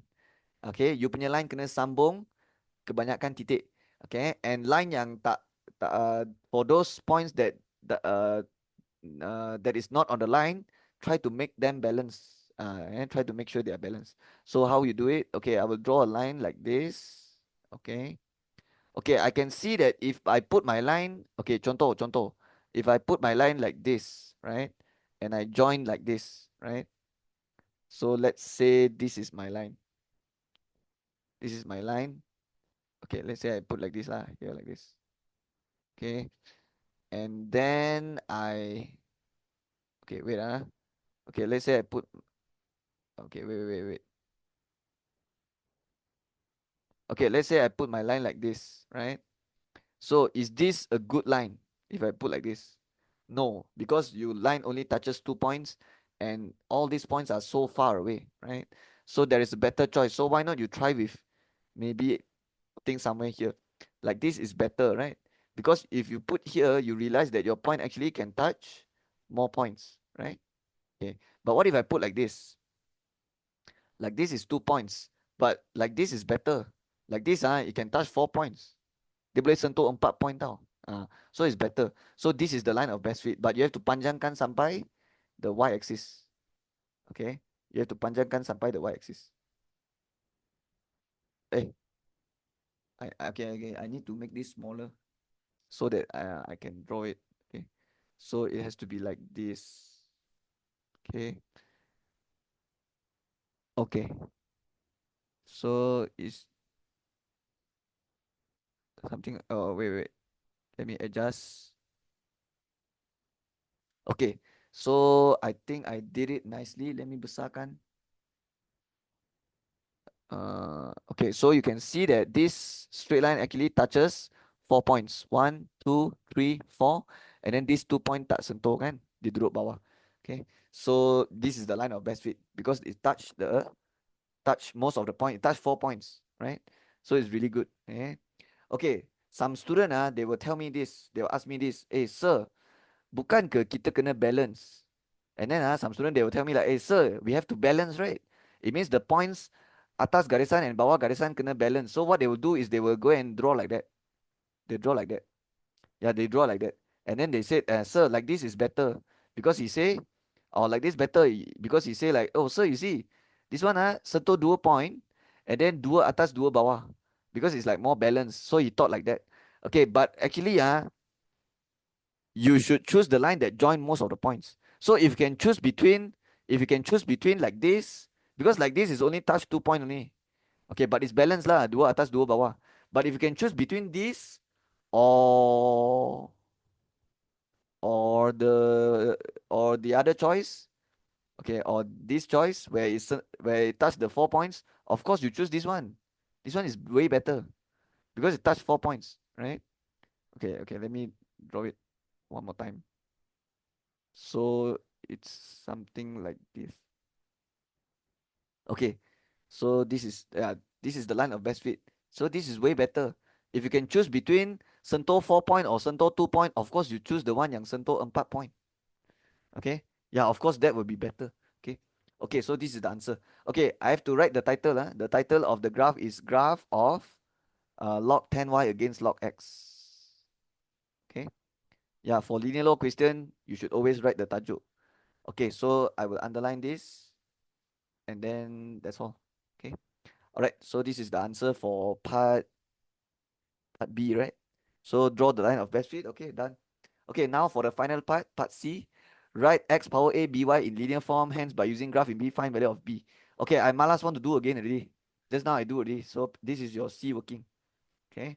So I already did it just now. So now I just have to find, I already know A is gradient and negative log B is y-intercept. So later I have to use the gradient formula here. And then for the negative log 10B, I have to equals to the y-intercept. So I write here negative log 10B equals the y-intercept, right? Okay, let's find out the y-intercept first. So, okay, according to my graph, my y-intercept is negative. Yeah, so this is negative 0.2. This is negative 0.4. This is negative 0.6. So let's try to butcher this. So where's my y-intercept? It's actually here, right? Yeah, you can see this is the y-axis. So this is my y-intercept. So it's actually negative 0.4 turun 2 kotak. So it will be 0, negative 0.44. Because 0.4 turun 1 kotak is 42. So turun lagi is 44 lah. Okay, so let's go to the working and write this negative 0.44. Okay, so that is the y-intercept. Okay, but I want to find B, so I have to pindah negative and then pindah log base. Okay, pindah negative dia akan jadi positive 0.44. And what happens when you pindah log base? Dia akan jadi 10 power 0.44. Because when you pindah the log base, then the log base becomes become number punya base, and then the 0.44 jadi power. So now you tekan 10 power 0.44, dapatlah jawapan 2.754. Okay, so that is my B answer, 2.754. Okay, now I have to find the gradient so that I can find A. Okay, if you want to find gradient, you need 2 points, 2 coordinates. Okay, and you will choose any 2 points on the line, right? Okay, the first point I can use this 0, negative 0.44. For the other point, I can choose any points on the line. Any point. You nak guna sini boleh, sini, mana-mana boleh. Just make sure it's on the line. But I will find the one at 1.0. Okay, which is 1.0, 0.95. Okay, because this point is 0.95. Okay, and let me tell you why I choose here. Why not I choose like this point 1.2, 1.2, right? Or why not I choose 0.6, right? But why I choose this is because I know the gradient formula is y minus y over x minus x. So if I choose from 0 until 1, later what is my difference in x value? My difference in x will be 1 minus 0, which is 1, right? And when you divide by 1, your answer will come out very nice one. So now you understand why I choose this. So you can apply this during your exam also. You can do like that also. Just remember to, when you choose any 2 points to find the gradient, you try to make the difference in x value, you try to make it like 2, 5, or 10. Okay? Because all these numbers are easy to divide. Okay, so your gradient answer will come out very nice later. Okay, if you if you if you follow my tips lah. Okay, so the way I do it is I do it like that. So now this is the 2 coordinates I use lah. Okay, so the first point I use x equals 0. The other point I use is when x equals 1. And the reason I do this is because I want the difference in x to be 1. Because when you divide by 1, your answer will come out nicely. Okay, 0.95 minus negative 0.44 divide 1. 0.95 minus negative 0.44 divide 1 minus 0. Okay, this is the gradient formula, y minus y over x minus x. So your A answer, you just use your calculator to press the answer lah. Okay, 0.95 minus jadi plus. Okay, and then you dapat 1.39. So my calculator give me A equals 1.39. So this is the answer. Okay, so you can see you don't have to round off. Yeah, because your answer memang my calculator bagi saya macam ni. Dia tak bagi banyak-banyak decimal place. And the reason dia tak bagi banyak-banyak decimal place is because I divide by 1. Yeah, when you divide 1, confirm your answer come out very nice one. So that's the answer. Okay, sudah siap. So yep, done already. Let's continue. Okay, now we will do bahagian C. Okay, bahagian C, they will give you 4 questions and they will ask you to choose 2 questions. And the 2 questions is worth 10 marks each. So the full mark is 20 marker. Okay, but in this video, I will do 3 questions. I will do all the questions except the kinematics. Okay, so I will do 3 questions. Okay, number 12. Solution by scale drawing are not accepted. So this one is solution of triangle lah. This one is Form 4 chapter. Solution of triangle. Dalam bahasa Melayu, penyelesaian segitiga. Okay, diagram 6 shows a model. Okay, boleh. The model consists of vertical wall ABCD and a horizontal floor CDEF. So this is a 3D diagram. ABCD is a vertical wall, so it's like standing up. But the horizontal, this CDEF is a horizontal floor. Okay, so this one is lay on the ground. This one is laying on the ground. Okay, and this ABCD is like vertical. Okay, so this must be like 90 lah. Okay. And then CDEF is a parallelogram. Okay, parallelogram means the opposite sides will be parallel. Okay, and not only they are parallel, they sama panjang also. Okay, parallel and same length, the opposite sides. Okay, okay. Now this says calculate A1, the length of CF. Okay, before I find the CF, I got see they got give us some angle here, right? And they give us some length here. So let's try to study the diagram first. 35 cm here, this must be 35 also. 4 cm here, this must be 4 also. And let's look at the angle here, 30, 80. So the whole angle here must be 110, right? Yeah, 30 plus 80, right? And also, you can find this angle. How to find? Okay, when you have two lines that are parallel, and if you get a C shape like this, okay, this angle and this angle tambah dapat 180. Okay, when you plus these two angle, you will get 180. Okay. Tapi dia kena parallel lah. It has to be parallel baru boleh. Okay. Okay, so this one memang parallel. So boleh lah saya buat macam ni. So if this angle is 110, this angle will be 180 minus 110, which is 70. Okay, so this angle and this angle tambah dapat 180. Alright. And also you can apply the same rule for this also, because this line and this line parallel also, right? So how to get this angle? Same thing, this angle and this angle tambah dapat 180. So 180 minus 110 is 70 like this. Okay. Okay. I know for here the whole angle also 110. But how to get but ada satu line kacau kan. So I don't want to label, I want to find like separately. So how do you find separately? Okay, you can use the Z, the alternate angle. So this one we call it alternate angle. When we have a Z shape like this and these two lines parallel, this angle and this angle same. So this x macam ni. So you can see got z here, right? Z, z, z. So it means this is 30, this is also 30 lah. So I will label here 30. And then the whole thing just now is 110, right? So 110 minus 30 dapat 80 sini, right? Ataupun you nak guna z pun boleh. Z, z, z, so 80, 80. Okay. Okay, so these are all the information I have. Oh, one more information I have, this one 35. Because of a parallelogram, the opposite side mesti sama panjang. Okay. Okay, now the soalan, we can read the question. Calculate the length of CF. Okay, mana CF? Sini. Okay, how do you find the CF panjang? Can I use this triangle? Yes, I can. Okay, yeah, I can. Because I'm trying to find CF, right? And I have the opposite angle. Okay, I have the opposite angle, and also I have one complete pair here. So when you have the opposite angle of what you want, when you have the opposite of what you want, and you have one complete pair, you can use sine rule. So CF over sine, okay, the angle opposite is 30, and then you equals to the complete pair, which is 35 over sine 80. And you can find your CF now. Just tekan 35 divide sine 80 times sine 30. Okay, if you tekan, you will get 17.77. So if you write in 4 significant figure, this is the answer. Okay, done. That's all. Now let's do, oh, what happened? Okay, wait. Uh, okay, so now let's do question number 2. Okay, question number 2 says area of triangle ACE. So I will do it up here. Okay, so area of triangle ACE. Okay, I'll do it down here lah. I'll do it down here. So A2, I'm doing A2 now.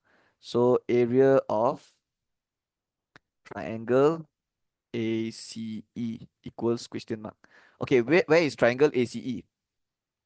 ACCE. Oh, so I have to draw myself lah.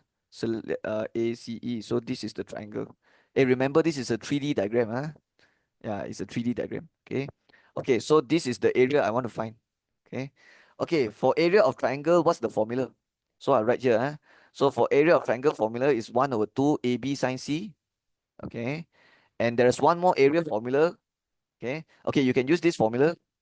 And there's another area formula. It's called the Heron's formula. The Heron's formula is square root S bracket S minus A bracket S minus B bracket S minus C. Okay. Okay, but we jarang guna formula ni lah. Okay, but I want to mention it also. Okay. And the S is A plus B plus C divide 2. Okay. So you nak guna formula atas pun boleh, formula bawah pun boleh. Okay. Depending on the situation lah. Tapi sebenarnya dua-dua pun you will get the same answer one lah. But if you want to use the formula atas, you need to have two lines, two side, and one angle. And the angle has to be the included angle. Included angle means the angle in between. Okay. It means you need to have two sides, AB, and the angle in between. Then baru boleh guna formula ni. But for the second formula, the Heron's formula, you don't need to have angle. You just need to have all three sides of the triangle. Okay. So you tell me, for this red color triangle, is it better to use the formula atas or the formula bawah? Okay. Do you have the angle here? No. Do you have the angle here? No. You don't. Do you have the angle here? No. Okay, you don't have. You cannot tell me like, oh, sir, I can find this angle here. This is 90 ma. So I take 90 plus with this angles, this small angle like that. Mana boleh? Cannot lah. This is the 3D diagram. You cannot do like that. Cannot. Tak boleh. Same thing here. You cannot tell me like, oh sir, I cari this angle, small angle here, and then I take 70 minus, and then I dapat sini, and then later I tambah dengan sini. Tak boleh, tak boleh. If 3D diagram, you cannot do like that. Yeah, for 3D diagram, you can't do like that. Because this is a 3D diagram. So, there's no way for us to find any angle. There's no way for us to find any angle inside the red color triangle. But we can find out the three sides. Okay. And if you have all three sides, we can use the Heron's formula to find the area later. Okay. So what I'll do now is try to find the three triangle sides. So the first side I will find is the AE side. Do you remember they said this is a horizontal ground, right? So if this horizontal ground and this is standing up, this must be 90 degree. Even though it doesn't look like 90, this is 90. Okay. The reason why it doesn't look like 90 is because it's a 3D. Dia nampak macam bukan sudut tegak kan? Dia nampak macam bukan 90 tapi sebenarnya dia 90. Sebab ini 3D. That's why dia nampak macam bukan 90. But it's 90. Because this is horizontal floor, this is standing up. So this is 90. So I know this is 4. And I know this is, tadi sudah cari kan 17.77. So boleh tak cari panjang AE? Boleh lah. And why I've cari panjang AE is because AE is one of the side of this triangle. The ACE triangle, because I'm trying to find area of ACE, the red color triangle. So that's why I'm trying to find the red color punya side, red color triangle punya side. So the first side I can find it by using Pythagoras theorem, square root, bracket square, bracket square. Okay, the first bracket is 17.77, the second bracket is 4. Okay, plus or minus. Okay, you are finding AE. AE is actually the hypotenuse of this right angle triangle. Hypotenuse means is the longest side. So you have to plus. Okay. Yeah, because you are finding the longer side. Okay, so depan 90 is always the longer side. So now you tekan lah. So if you tekan all this, you get 18.21 cm. Okay. Okay, so let's write here and label here also. Okay. So this is the first side of the red color triangle. Okay, the second side, let's try to find AC. Yeah. So AC you can find it easily also because this is 90, right? So you can use this right angle triangle and you are finding AC, which is this line. And you have 35 and 4, so you use Pythagoras theorem also. So it will be square root, bracket square, bracket square. This time is 35 and 4. Okay. And you will plus also because the AC is also the longer side. Sebab dia depan 90 degree. So depan 90 is always the longer side. So tekan ni you dapat AC panjang. So you will get 35.23. Okay. 35.23. Okay. So I will make sure I write here. And I will write in my working here also 35.23 cm. Okay, the last side I have to find is the EC. Okay, and then after that, then I can use the Heron's formula. So how to find EC panjang? Okay, let's see. Can I use Pythagoras theorem here? The answer is no. Okay, the answer is no. I cannot use Pythagoras theorem because this is not a right angle triangle. This is not a right angle triangle. There's no 90 degree here. Okay. But we can use cosine rule to find EC because from E to D just now I find already. I mean C to F. C to F I find it already is 17.77. That's why here also 17.77. Okay, because this side and this side sama. Okay, so I can use cosine rule to find it because I want to find EC and I have the remaining the other two sides and I also have the angle. So yeah, this is we can use cosine rule to find EC. Cannot use sine rule Sine rule tak jadi. Dia mesti cosine rule. Okay, so how to use cosine rule? EC square equals to 35 square plus 17.77 square minus 2 times 35 times 17.77 cos the angle opposite EC is 110. Okay.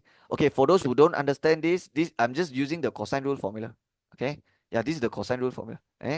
EC square sama dengan the other two line square tambah and then minus 2 darab the other two sides and then darab the cos angle macam tu. Okay, how to tekan this in the calculator? You just tekan everything, tekan semua sekaligus. Okay, you tak payah jangan tekan satu-satu like just tekan everything. Macam mana saya tulis macam tu lah tekan. So tekan semua and the calculator will give you 1966.21. But this is not the answer yet because this sini ada square kan. So the square have to pindah jadi square root macam ni and your EC answer is square root. Kena square root answer. So you dapat 44.34 cm. So this is the panjang for EC. Okay, sebenarnya square root ada dua jawapan. Satu positif, satu negatif, right? Tapi panjang mana ada negatif. So that's why I never write the negative answer. Because I know even if I write the negative, I will reject the answer anyway. So no point writing it. Okay, sudah dapat tiga side right angle triangle. 44.34 is the EC, right? So let's label here also. So now I have three sides. Now I can find the area by using the Heron's formula. Okay. What if I want to use the formula atas? Can also. Can also. But you need to find the angle first lah. Because if you want to use this formula, 1 or 2 AB sin C, you kena ada angle. Okay. And it's up to you. You can find this angle also can, this angle also can, mana-mana angle pun boleh. Because you have all three sides, right? So if you want to use formula atas, you can use cosine rule. Yeah, because you have all three sides, right? So let's say you want to find this angle lah. You can use cosine rule to find this angle. And how you write that, how you use the cosine rule, you will write 44.34 square equals to this one square plus this one square minus 2 times this times cos angle. And then you pindah, cari the angle. And after you manage to get the angle, you use the formula 1 over 2 times A times B times sin C lah. Okay, can also. But I will not do like that. I will use the Heron's formula. Okay. Tapi kalau you nak buat guna cara tu boleh juga. Okay. Means like you guna cosine rule to find any angle and then use the 1 over 2 AB sin C formula can also. You will get the same answer. Okay. Okay. But I will do the Heron's formula. So Heron's formula kena cari S dulu. So S will be the sum of ABC divide 2. ABC will be the all three sides. So 18.21 plus 35.23 plus 44.34 divide by 2. Okay. So this is how you calculate the S. So let me press my calculator. Okay, if you press everything here, you will get 48.89. Okay. Okay, now we can find the area. So the area formula is, so I'll just write area of triangle ACE equals to square root. Okay, the formula is S bracket S minus A bracket S minus B bracket S minus C. So 48.89 bracket S, which is 48.89 minus A. So A can be any side lah. Okay, let's start with 18.81, 18.21, sorry. And then tutup bracket, and then the second bracket is S minus B. So 48.89 minus the second side. So the second side is 35.23. And then open the third bracket. Okay, the third bracket will be S minus C. Okay, I need more space. Okay, so the third bracket will be S minus C, which is 48.89 minus C, which is 44.34. Okay, okay, so now I will press my calculator, but I will not press the square root first. I will only press yang dalam sini saja. So I will press everything from here to here. Okay, and all the bracket, all you have to tekan also lah. Okay, so after you tekan all this, you will get 93226. 93226.09. Okay. But this one haven't square root one. Ini belum square root lagi. So now you have to square root answer. Then you get 305.33 cm square. Okay. So use your calculator lah. So this is the answer. Okay. So soalan nombor 2 suruh cari area of ACE. Saya sudah siap. Ini jawapan dia. Okay. For the last question, soalan B. So soalan B says what? A pole has the length of 5 cm. Pole. It is placed obliquely at corner E. Okay, what is obliquely? In bahasa Melayu, secara condong. Condong means sengit, slanted. Okay, so slanted means like sengit lah. Condong. Condong means sengit. So the pole is sengit and is placed at corner E. And then they say a stick is used to join the top of the pole G to corner A such that angle EAG is 15. Find the minimum length of stick. So let's read again. Pole length 5 cm, placed at corner E, but it's condong, right? So let's go to corner E. Okay, let's use blue color. So this is the E, right? So I will place condong, right? So it cannot be straight like that. Yeah, it cannot be like that. Because if like that, then it's 90 degree already. But I want it to be condong, right? So condong means it's like I have to slant this way lah. But it can also slant the other way, right? So okay lah, but we don't know whether how macam mana dia slant. So let's just assume dia slant ke sini lah. Okay. And then they mention something about joining to A, right? Let's read one more time. So what it says here? The pole is 5 cm and is slanted at corner E and stick is used to join the top to G. So the length is 5, okay. And then join to A. The top of pole is G. Is that what they say here? So a stick is used to join the top of the pole G. Okay, so the top of the pole is G lah. And then the stick is used to join to corner A. So yeah, so this is the stick. This is the stick. And then this is the pole.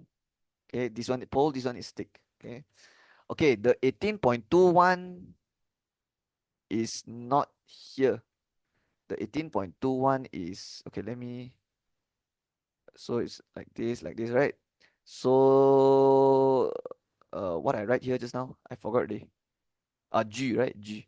And then the 18.21 is actually 18.21. Where is that? I think it's this red color line. Okay, let me write nicely. So this one is like this. This one 4, 17, and then the 18.21. Where's the 18.21? That's AE, right? So yeah, this one is AE like this. Okay. Okay, so yeah, this is how it looks like now. Okay, so if you look at the blue color one, this is the what it means lah. Yeah, so the pole condong, okay, and it's not 90 degree here. It's not 90 degree. It's not 90 degree. Because if it's condong, how can it be 90 here? So yeah, it's not 90. And then the stick here, and then the red color line 5, so it joins the triangle lah. Okay, so let's see what else it says here.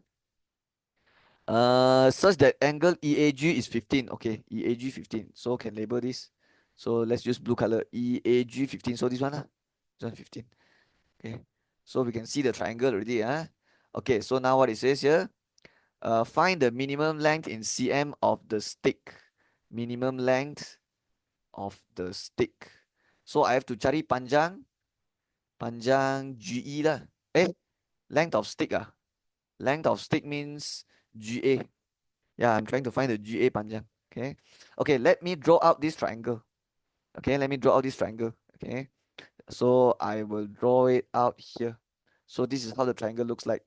So the triangle looks like this, and then like this, and then like this. Betul lah. Let's double check. Yeah, something like that. Okay, so I will draw it like this, like this. Okay, something like this, correct, right? And what is the AGE, sorry, AGE, right? And this angle is 15. And ada tak apa-apa panjang? Is there any length? 15. Okay, the length here is 5 lah.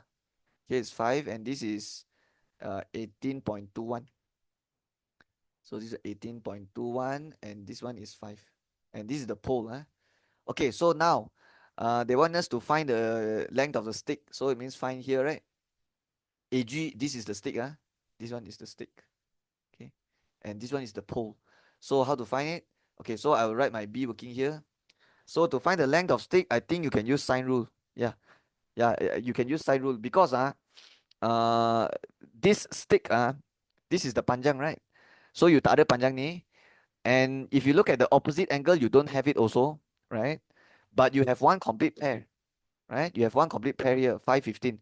That means you can use sine rule to find this angle first. Because you have the opposite of this angle, which is 18.21. So it means you have to use sine rule dua kali lah. First time sine rule is to find this angle, okay? And then after you find this angle, you can take 180 minus 15 minus this to get this angle. And after you get this angle, then you can use sine rule one more time to find the AG length, okay? It means don't use sine rule to find the length of stick first. You use sine rule to find this angle first, okay? Because you need the angle here. If you want to find the stick punya panjang, you need the angle here. And the only way to find this angle is to find the other angle here, and then take 180 minus. So let's use sine rule now. Okay, since I'm finding angle, I will write sine atas. So sine AGE, okay, AGE over with the opposite, which is 18.21 equals to sine 15 over 5. Okay. Okay, so now I can get my sine AGE equals, okay, tekan this, sine 15 bahagi 5 times 18.21. So you will get 70 degree 30 minutes ataupun 70.5. If you want to write in decimal, it's 70.5. No, no, no, no, silap. No, no, no, no. This one is 0. Wait, sine 15 divide 5 times 18.21. 0.9426. And then baru you tekan shift sign. So when you tekan shift sign answer, you dapat 70 degree. Yeah, 30 minute. Okay, ataupun 70.50. So I write in degree minute lah. But if you want to write in decimal, can also. Okay, let me tell you something. Sebenarnya, when you tekan shift sign, there is two answers. Dia ada dua jawapan tau sebenarnya. So, remember just now when I do A1, I use sine rule also, right? But why this one I never say, why I never mention about having two answer is because you use the sine rule to find panjang. You tak ada tekan shift sign dekat sini. Ada tak you tekan shift sign sini? Tak ada kan? So that's why you don't have to worry about the answer having two answers. But this one, you ada tekan shift sign, right? So when you tekan shift sign, you need to know there's actually two answers. Okay, because first quadrant all positive, this one add sugar to coffee, and your sign answer is positive means there's two answer. One answer in quadrant 1, the other answer in quadrant 2. Okay, and let me tell you, you have to consider the second quadrant answer. So the second quadrant how to get is 180 minus. So you take 180 minus. Okay, and you will get 109 degree 30 minute. Okay. Okay, let me explain. Let me explain. Let me explain a bit. So imagine if I tak buat step ini and I label here 70 degree 30 minute. It's wrong, you know. You know why, right?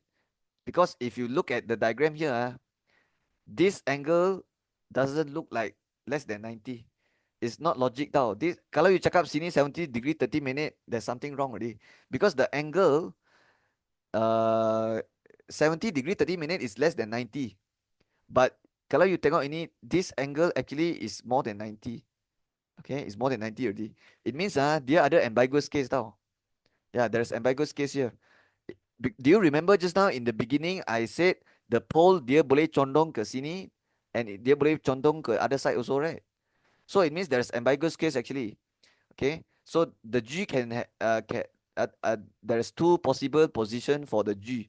It can be this or it can be this. So this one I call it G prime. This one I call it G double prime. So it can be here and here or here, right?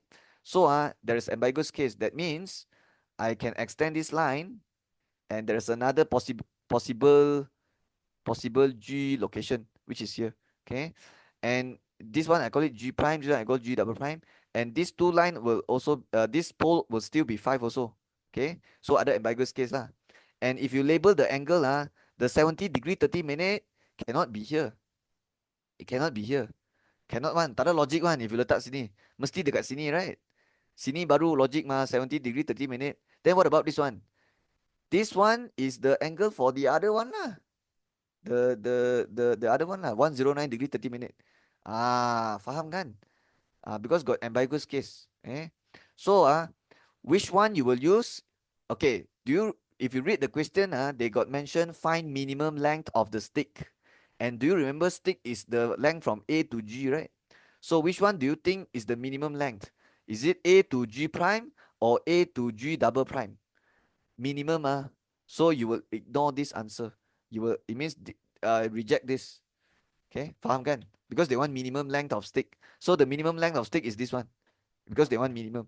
So that means your A, you will reject this answer. You will reject the 70 degree 30 minute because you want this, which is the 109 degree 30 minute. Okay. Okay, let me erase all this. Okay, so this one is 109 degree 30 minute, like this.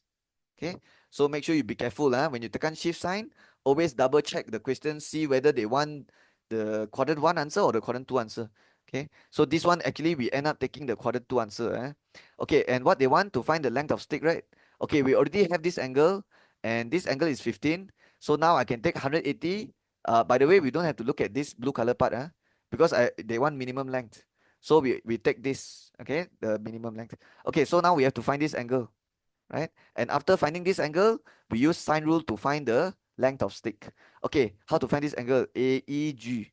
So angle AEG, which is this angle down here, is 180 minus 15 minus 109 degree 30 minute.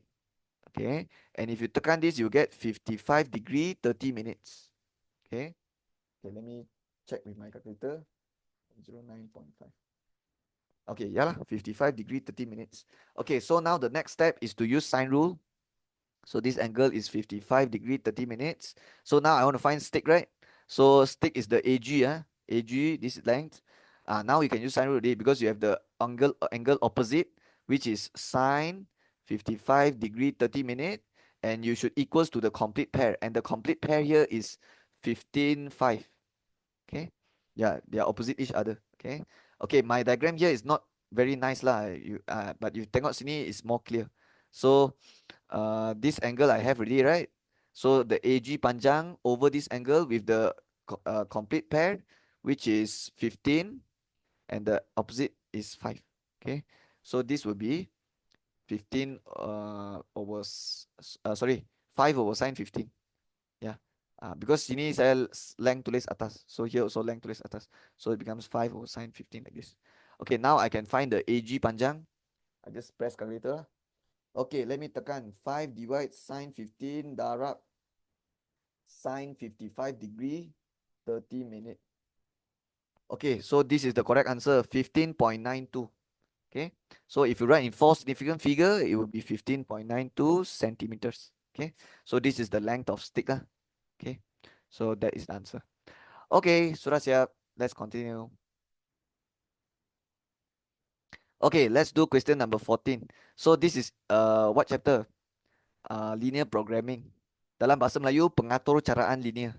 This one tingkatan 5 punya chapter. Okay, this one have to use graph paper one. Okay, let's read. Julie produces 2 types of doll, Mal and Todd. Table 3 shows information regarding the doll produced. So, doll ada 2 jenis, Mal, Todd.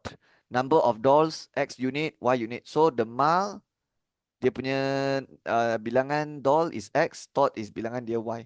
So this one is the unit. Okay. And then dia ada bagi cost per unit. So for 1 unit, doll mal is 16 ringgit 80 cent. But if you have X unit, you have to times lah. So 16.8X. And then the cost for Todd is 14. So, but this one is for 1 unit. So you have to times Y to get 14Y. So this is the total cost. Okay, now they say, so this one I have to write RM lah, so we know this cost. Okay, now they says the doll produced by Julie satisfy the following constraint 1, 2, 3, and then question A says constraint 1 and 2 are shown on the graph on page 35. Okay, I don't care. I don't care. I want to write down the inequality. Okay, I know the question never asked, but I don't care. I want to write it. So I'll just read the first inequality. The total number of Mal and Todd doll produced is less than P units. So the total number of Mal and Todd dolls we use xy to represent the bilangan, right? The number of doll. So it will be x plus y less than p, so less than p lah. Okay. Next one, the number of thought dolls produced is more than q units. Number of thought doll is y. So it will be y more than q, so bigger than q lah. Okay, tak payah letak line sini ya, tak payah. Sebab dia kata more than mah. So kalau more than less than tak payah letak line. It means later when we draw in the graph paper, it will be a dotted line. Okay, it will be a dotted line. Okay, the last one, the third one, the number of thought dolls produced is not more than 2 times the number of mal dolls. Okay, so the keyword is not more than, so smaller or equals. But they say number of thought dolls. So still kita cerita pasal number of doll. So number of thought doll is at y units. So y not more than, so smaller or equals 2 times the number of mal. So 2x lah, right?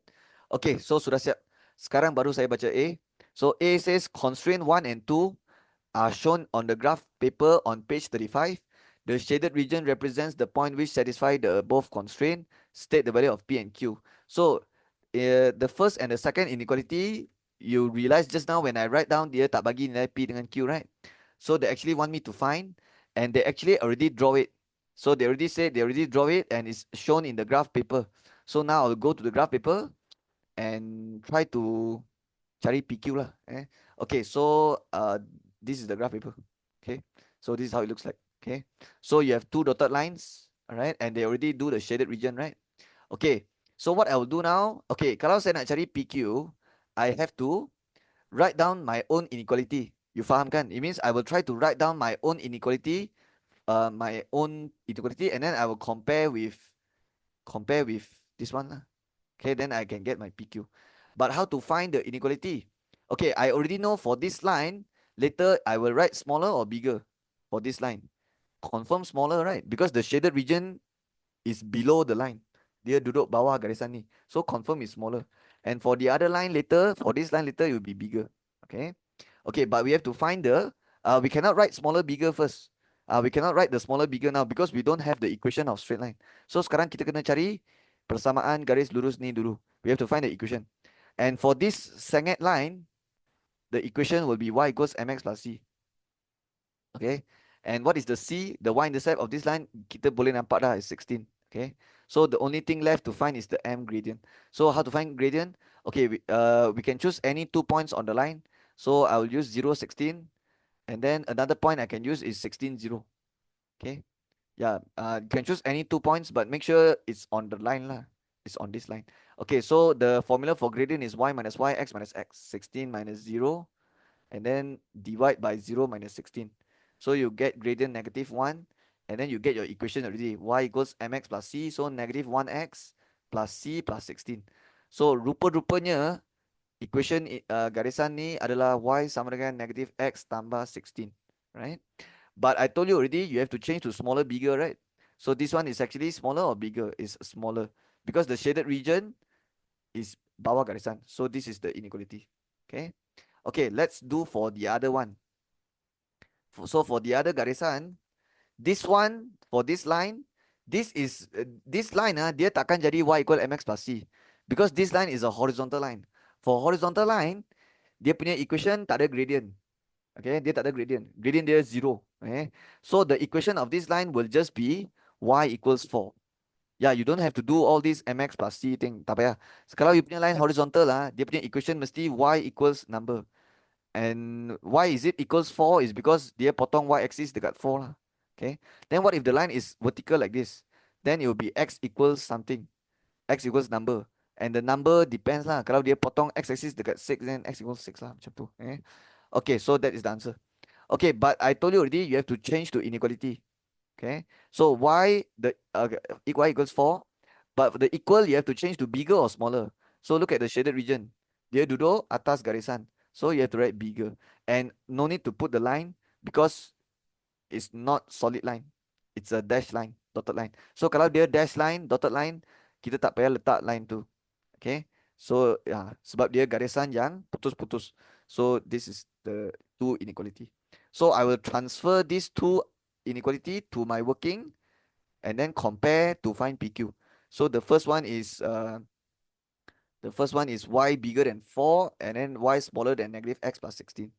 So I will write here y smaller than, so a, so a, y smaller than negative x plus 16, and then the other one is y bigger than 4. Okay, this one you compare with this one. Okay, yeah, for sure, for sure. Takkan lah you this one you compare with this one. Tak mungkin. Sebab ini y bigger than q. So this y bigger than q mesti match with this. So your q is equals to 4 lah when you compare, right? So this is the first answer. Okay, but this one you have to compare with this. But you have to pindah a bit first. Because this one is x plus y. So I think I can pindah this one jadi x plus y smaller than 16. And then x plus y smaller than p. So when you compare, your p will get 16. So this is your p answer, this is your q answer. Okay. So A suruh cari PQ kan? So sudah siap lah. Okay, now we do B. Write an inequality for constraint 3. Okay, sudah. Tadi saya sudah buat dah. So the B answer is y smaller or equals to x. Lepas tu dia kata other than x bigger 0, y bigger 0. Okay, ini tak penting. Hence on the page 35, construct and label region R which satisfy all the constraint. So I need to construct the third line myself and shade the region. Okay. Okay, when we construct the line, we have to tukar ini jadi equal dulu. Okay. So it will become y equals to x. Okay. And then you have to find 2 points. You have to find some points so that you can plot the point and then join the line lah. Right? Okay. So we have to find 2 points. Okay. Usually we ganti kosong lah. So when x is kosong 0, 0 times 2, your y will be 0. And then for the other point, you don't ganti y0 because if you ganti y0, you get back the same point. So you can start maybe, okay, I remember just now got 16 in the graph, right? So maybe the x you can ganti 8 lah. Because if the x ganti 8, then your y will be 8 times 2, 16. Okay, so can you plot 0, 0, 8, 16? Yeah, you can plot this easily, no problem. 0, 0 is here, and 8, 16 is just here, right? Okay, so when you join, you use solid line or dash line? Okay, this one you have to use solid line. Why you have to use solid line? Because dia punya inequality tadi ada garisan. Okay. So cuba tengok balik. I'll show you. So cuba tengok. Tengok. Dia ada line bawah sini kan. So kalau ada line bawah sini means you have to use solid line. Okay. It means you punya garisan tak boleh ada putus-putus. Tak boleh ada putus-putus. Okay. So the equation is y equals to x. So let's write that. And the next step is to lorate, is to shade the region. So do you remember they already shade for me? But the one they shade for me is for these two inequality. Now I have a new inequality. So I have to check the third inequality and see where is the overlap region. So y equals to x, what is the symbol? So kena tengok smaller bigger lah. Tengok sini pun boleh. So it's smaller, right? Tapi y positive baru boleh tengok. Kalau you punya y negative, you have to pindah to the other side and tengok from the other side. Tapi kalau you punya y positive, boleh terus tengok. So this one is smaller, right? So your shaded region kena ambil bawah garisan ni. Kena ambil bawah garisan ni. Okay, so kalau ambil bawah garisan means the shaded region will be here. So so it will overlap with this triangle lah. So the overlap region is R here. So this is your shaded region. Okay. Okay, this question they never ask us to shade. They just say construct and label the region R. So I just label only lah. So this triangle lah. This triangle is the region R. Okay. Okay, sudah siap. Sekarang boleh sambung. Okay, so anybody skip? Wait. This one B. Okay, okay. Done, done, done. Okay, so sekarang boleh buat C lah. Okay, C.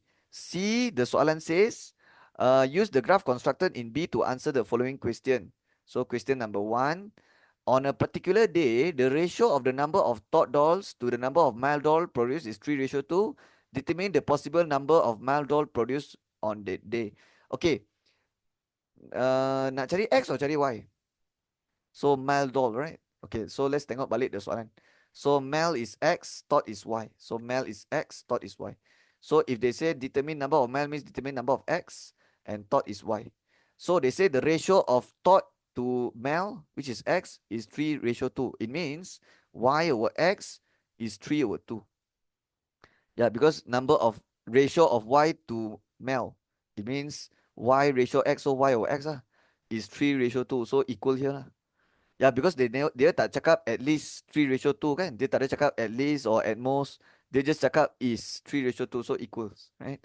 So they say determine possible numbers of male dolls produced on that day. So dia suruh cari X. Okay, they'll ask you to find X. So your final answer is cari X. Okay, first we have to I will pindah the X here first. Pindah X jadi darab, so it become like this. And kenapa saya buat macam tu? Because I need to find points, and then I have to plot the points and draw this line. And after I draw this line, I have to see where they touch the shaded region. I have to see this line dekat mana dia contact dengan shaded region. And the contact point, that will be my answer for X later. Okay, I have to look at the contact point for my X answer later. So let's try to find 2 points. Okay, I can ganti X kosong. So kosong darab 3 divide 2 kosong also lah. Okay, the other for the next point I have to find another point. So I can use maybe 10. Yeah, if I use X10, I think boleh kan, because 10 times 3 30 divide 2 15. So I can plot this easily, right? 0 0 10 15, boleh, tak ada masalah. So 0 0 is here, 10 15 is where? 10 15 is here. 9 14. 10 15 naik sini. Okay, so 1 2 3 4 5, yeah, here. Okay, so now let's join, and this one have to use solid line. Okay, yeah, have to use solid line, this one. Okay, so this is the garisan. So as you can see, when I tarik, you can see my line actually contact with the shaded region already. You perasan tak? You punya line dah, you sudah apa, passes through, you sudah melalui dia punya shaded region. So later your answer mesti kena tengok dekat contact point dekat, Okay, so this equation is y equals what's the equation? 3/2. Yeah, the 3/2x. Okay, the y equals 2x is this garisan. So I will write it sebelah supaya tak confuse. Okay, sekarang apa dia mau? After I done, now they say determine possible numbers of X produced on that day. Male doll is X. So what we have to do? We have to look at this line and see this line contact with the shaded region, and we have to choose titik yang satisfy the shaded region. So the shaded region is this one. Okay, this is the shaded region. Okay, so and now you have to look at the garisan, but look at which garisan? This one, this one. So you look at this garisan and the shaded region, and you choose point yang satisfy. Okay, okay. The soalan tak cakap maximum or minimum, right? But you need to know that you tak boleh ambil this point. You tak boleh ambil. Okay, this is the line, right? But you cannot ambil this point. You know why? Because this is a dotted line. And if it's a dotted line means you cannot, it means the point on this line does not satisfy. Ya, sebab dia bigger, dia bukan bigger sama dengan, dia bigger je. So means it cannot take the point on the line here. You have to take naik sikit, right? So this is the line. So you keep going up, up, up. All this point cannot ambil. You know why? Because all this point is like, if you butcher, you will get like, okay, if you butcher the corner here, it'll be like 2.2, 2.4, 2.6, right? Tapi number of doll, it has to be integer. Because the XY represents number of doll, bilangan. Dia adalah quantity. Quantity tak boleh ada pecahan, tak boleh ada titik, tak boleh ada point macam tu kan. Dia mesti integer, dia mesti nombor bulat. Like dia mesti like whole number. So you cannot take all these points because this is like 2.4. So all these points cannot take. So you just keep going. Just keep going. Sini semua tak boleh ambil. Sampai sini pun tak boleh. Sebab sini is like 4 tapi dia macam 6.2, right? Yeah, 4 6.2. So tak boleh ambil point yang dekat sini lah. So what you have to do is uh, you have to keep going until you jumpa uh,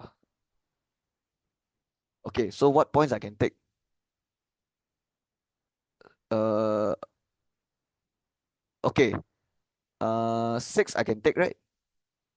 Because if I keep going, I can see that this line dia sebenarnya sentuh okay, where's the line? This line. 10 15. Okay, maybe it's because I didn't join nicely. That's why it has to pass us through 0 0, right? Okay, so let's look at this. Okay, let's change the color of this line because it's like sangat susah nak. Sangat susah nak tengok. Let's change the color to red color and make it like thicker like that. Okay, okay, that's too thick. Okay, like that. Okay, let's tengok one more time. So point ni tak boleh ambil ah, sebab this is a dotted line. Ini pun tak boleh, ini pun tak boleh sebab decimal. Okay, when x equals 3, cannot because the y coordinate is like 4 point something. So other decimal also. So keep going until you reach 4. Okay, until when you reach 4 actually boleh ambil tau ini point. Yeah, because when x is 4, the y coordinate is 6. So this is a valid point. Yeah, this is a point yang satisfy the shaded region. Because you don't have decimal, 4, 6. So I will record this point for now. Let's write beside 4, 6. Okay, another point. Is there any other point? Okay, this one 4.2, 4.4. Ini semua tak boleh ambil sebab point. Number of doll cannot have decimal. So tak boleh ambil. So until you reach 5. Okay, when you reach 5, the y coordinate is like 7 point something. So cannot also lah. So you keep going until you reach x coordinate 6. Okay, when you reach x coordinate 6, this is the point. Is it? 6. 6. Okay, try to sub 6 here. 6 times 3, 18 divided 2, 9. So yeah. Yeah, this point is valid. Yeah, this point dia satisfy also. Because it's inside the shaded region. So this point boleh ambil 6, 9. Okay. And if you keep going, the rest all cannot take already. Okay. This one also cannot take, because it's like other decimal.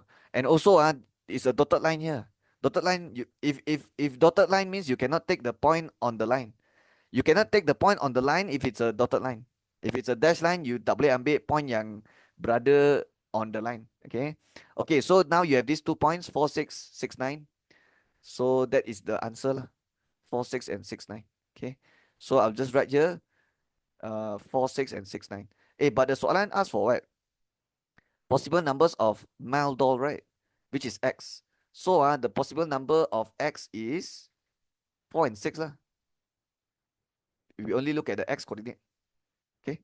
6 and 9, that is the number of third doll for the other doll. But the soalan only asking for possible numbers of mile doll. So there's only 2 possible numbers. 4 ataupun 6 saja. Okay. 5 is not possible. And I already explained why. Because when the x is 5, the y coordinate is like decimal. The other point. And it's not possible for number of doll to be decimal. So you have to choose points yang satisfy inside the shaded region, but at the same time it has to be whole number. Dia kena integer lah basically. Okay, so hope you understand. Sekarang saya nak buat question 2 pula. So question number 2. Okay, let me write here.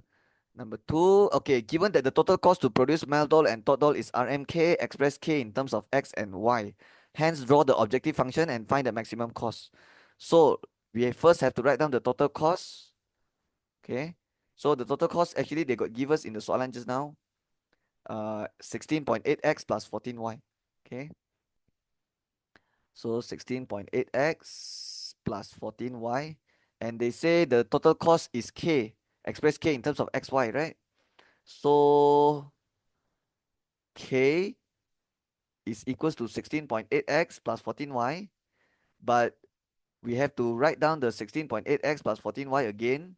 And we have to find out the LCM. Okay, we have to find the LCM, the lowest common multiple of 16.8 and 14. Okay, so for this value, I will find the LCM. Dalam bahasa Melayu, LCM is gandaan sepunya terkecil. Okay, lowest common multiple is gandaan sepunya terkecil. Okay, let me show you how I use the calculator to find the LCM. First, you take 16.8 times 1 and then answer divide 14. So you dapat decimal, right? So it means that's not the LCM. Try with 16.8 times 2 and then divide 14. Dapat decimal also, so tak boleh. 16.8 times 3 divide 14, decimal also. 16.8 times 4 divide 14, tak boleh also. But 16.8 times 5 divide 14, saya dapat nombor yang cantik. Saya dapat jawapan yang tak ada decimal. It means the LCM is 16.8 times 5. So it's 84. So this number is good because 84 dia boleh bahagi 16.8 and dia also boleh bahagi 14. So kenapa saya pilih nombor yang boleh bahagi dua-dua ni? Sebab senang nak cari point lah. later easy for me to plot. So now I can find when x 0, when y 0. So when x 0, your y will be 6. Because 84 divided 14 is 6. When y 0, 84 divided 16.8 is 5. Okay, so now we can draw this line, and this line is called the objective function. And after we draw the line, then we can find the maximum cost. We have to slide the line lah. We have to slide the line until the maximum point. Okay. Okay, let's draw this line first. 0, 6, 5, 0. So I will go to the graph. 0, 6, which is here. 5, 0, which is here. And we have to join using dotted line. Okay. Okay, so I will draw the line first like this.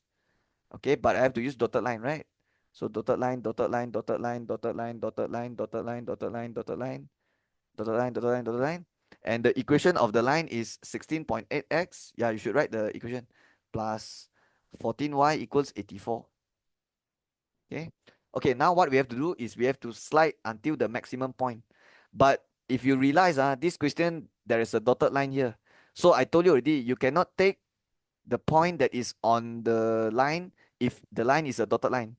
Saya ulang sekali lagi, you tak boleh ambil point yang berada dekat garisan yang putus-putus.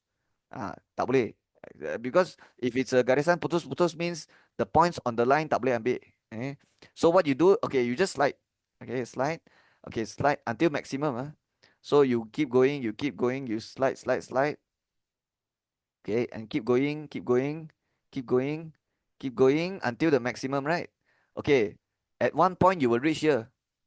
Okay, which is the first corner of the shaded region, but there are still plenty of shaded region here. So I think you will keep going here. Okay, and if you keep going, this is the maximum point, right? But you cannot take this, you cannot take 12, 4. Tak boleh, tak boleh.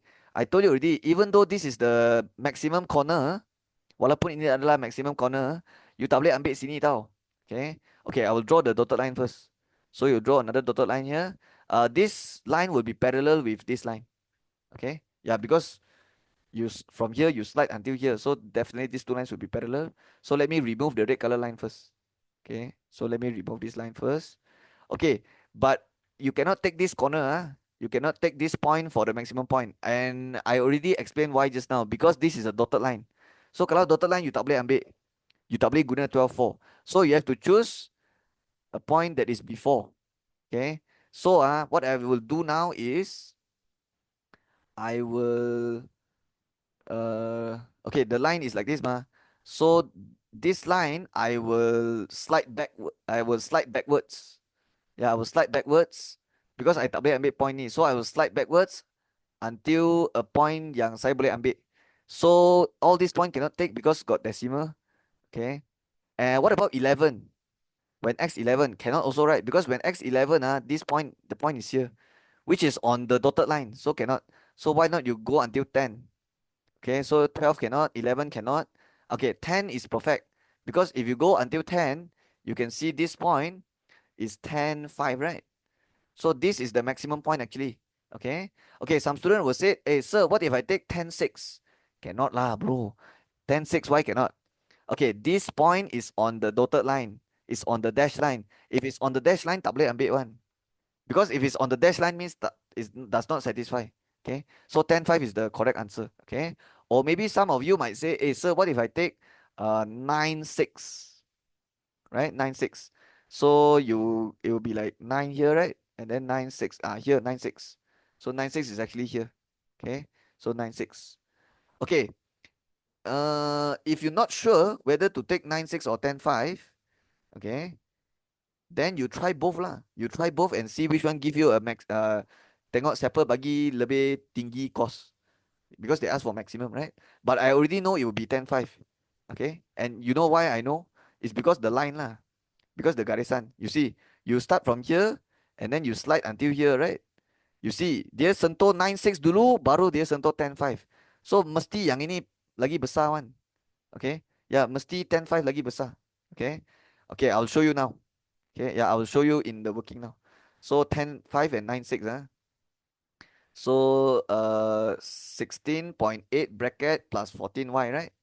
So 10, 5, and then another one is like 9, 6, right? 9, 6. Okay. Okay, so I will try both. Mesti I dapat yang ni lebih tinggi one. Okay. So they ask for maximum. Okay, so I tekan this one first. 16.8 times 10 plus 14 times 5. So I dapat 238. So this one is the RM maximum cost. Okay. So this one is the maximum cost. Okay, if you try with the other point, confirm you get less than 238. So let me press. Okay, I dapat 235.2. Yeah, so padam yang ni lah. So that's the answer. Okay, so remember, when you choose the maximum point, sometimes you can't take the point at the corner here because it's dotted line, or maybe it's because it's decimal. So quantity, the number of dot cannot be decimal. So you're forced to find other points that is near to the corner. So for this case, you will choose 10.5. Okay, because it's the nearest point to the corner and also it's the point that the other decimal. And it's the maximum point. Okay, so hope you understand. Okay, I'm done with this question. So now I will do the final last question, which is number 15. Okay, this is index number and it's the last question. So let's finish it. Okay, table 4 shows information about 4 ingredients used to make a type of cake. So this ingredient all used to make cake. So we have ingredient A, B, C, D. And this is the price 2021, so the P21. And then this is the price for 23, so P23. And this is the price index for the year 2023 with 2021 as the base year. So the I for 23 over 21. Okay. So these are all the information. Soalan A, find the value of X and Y. Okay, very easy. How to find X? You will use the price index formula. The formula is you take the price in 2023, divide price in 2021 times 100. Okay. And since X is the price for ingredient A, so we will only look at the price for ingredient A. Okay. Okay, so tekan ini dapat X punya jawapan. So 110. And I will label here also because later this will be useful. Confirm. Later for B, confirm you will use this. That's why I write it here also. Okay, next one is Y. How to find Y? Okay, I bought garisan sini. Okay, Y is this. So it's actually the price of ingredient C in the year 2021. So if it's the price of ingredient C, then you will use the price index for C lah. So it will be 22.5 divide Y times 100 equals 150, right? You have to take price 2023 divide price 2021. Okay. And then times 100 equals 150. Okay, how to pindah? First pindah 100 dulu. So 100 pindah jadi bahagi, 150 divide 100, 1.5. And then how to find Y? You tukar tempat. So the Y you can pindah atas jadi darab, and then the 1.5 can tukar jadi bahagi. So it becomes Y equals 22.5 divide 15. 22.5 divide 15. So you will get here 22.5 divide 15, and then your Y answer will be 15. If you tekan ni dapat 15. But make sure you write RM. Because Y is the price, right? Okay, sudah siap. Okay, now I want to do B here. So B says, let's read the question. The composite index for the cost of making the cake in the year 2023 with 2021 as the base year is 127.5. So the composite index information is, okay, this is how we write composite index. We put I and then we put a line atas. Okay, so when the other line atas means composite index. So the answer is 127.5 and write the year also. 23 over 21. Okay, now they say the ratio of ingredient A, B, C, D used is 3 to M4. This is the weightage, 3 to M4. So the weightage is 3 to M4. And they give us the composite index for 23, 21. And if you, okay, what's the formula for composite index? You take the sum of I times W divide with the sum of W. But if the composite index is for 23, 21, then the I also you have to take 23, 21. So kebetulan the table punya price index is also for 23, 21. So perfect lah. I can use the composite index formula to find M. Okay. So I will draw a garisan here. I'll draw a line here. Okay, maybe not so long. Maybe okay, like this is enough. And then equals to 127.5. Okay, now I will use the formula here. So atas kena tulis apa? Saya kena ambil I darab W and then jumlahkan. So I have to take I multiply with W and then add everything. So 110 times 3 plus 112.5 times 2 plus 150 times m, which is 150m, plus 120 times 4, and then divide with the total weightage, 3 plus 2 plus m plus 4. Okay, what is 3 plus 2 plus 4? 9, so 9 plus m.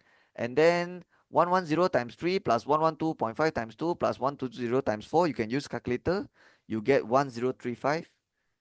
And then the 150m yang tu tak boleh tambah sekali lah sebab dia ada m. So that one I just tulis sebelah equals 127.5.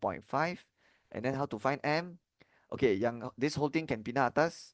So 1035 plus 150m. Okay, 127.5 times 9, you will get 1147.5. And then the 127.5 kena darab m also. So you get 127.5m.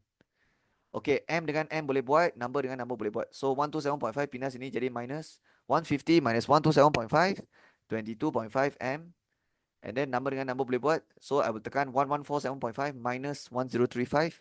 Dapatlah 112.5.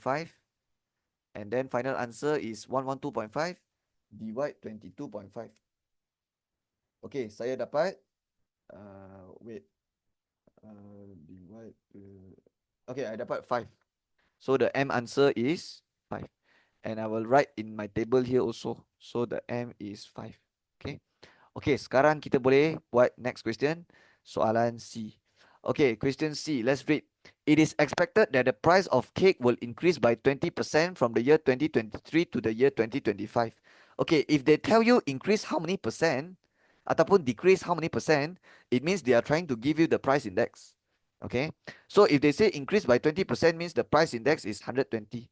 So if they say increase by how many percent means you take 100 plus with that percent. If they say decrease by how many percent means you take 100 minus with the percent. So increase by 20%, 100 plus 20. But write the year 2023 to year 2025. So this is 2025 based on 2023. Okay. Always write the newer year, tulis atas. The older year, you tulis bawah. Okay. Okay. Ada tak dia cakap ini price for ingredient A, B, C, D? Did they mention about this being the ingredient A, B, C or D? Tak ada kan?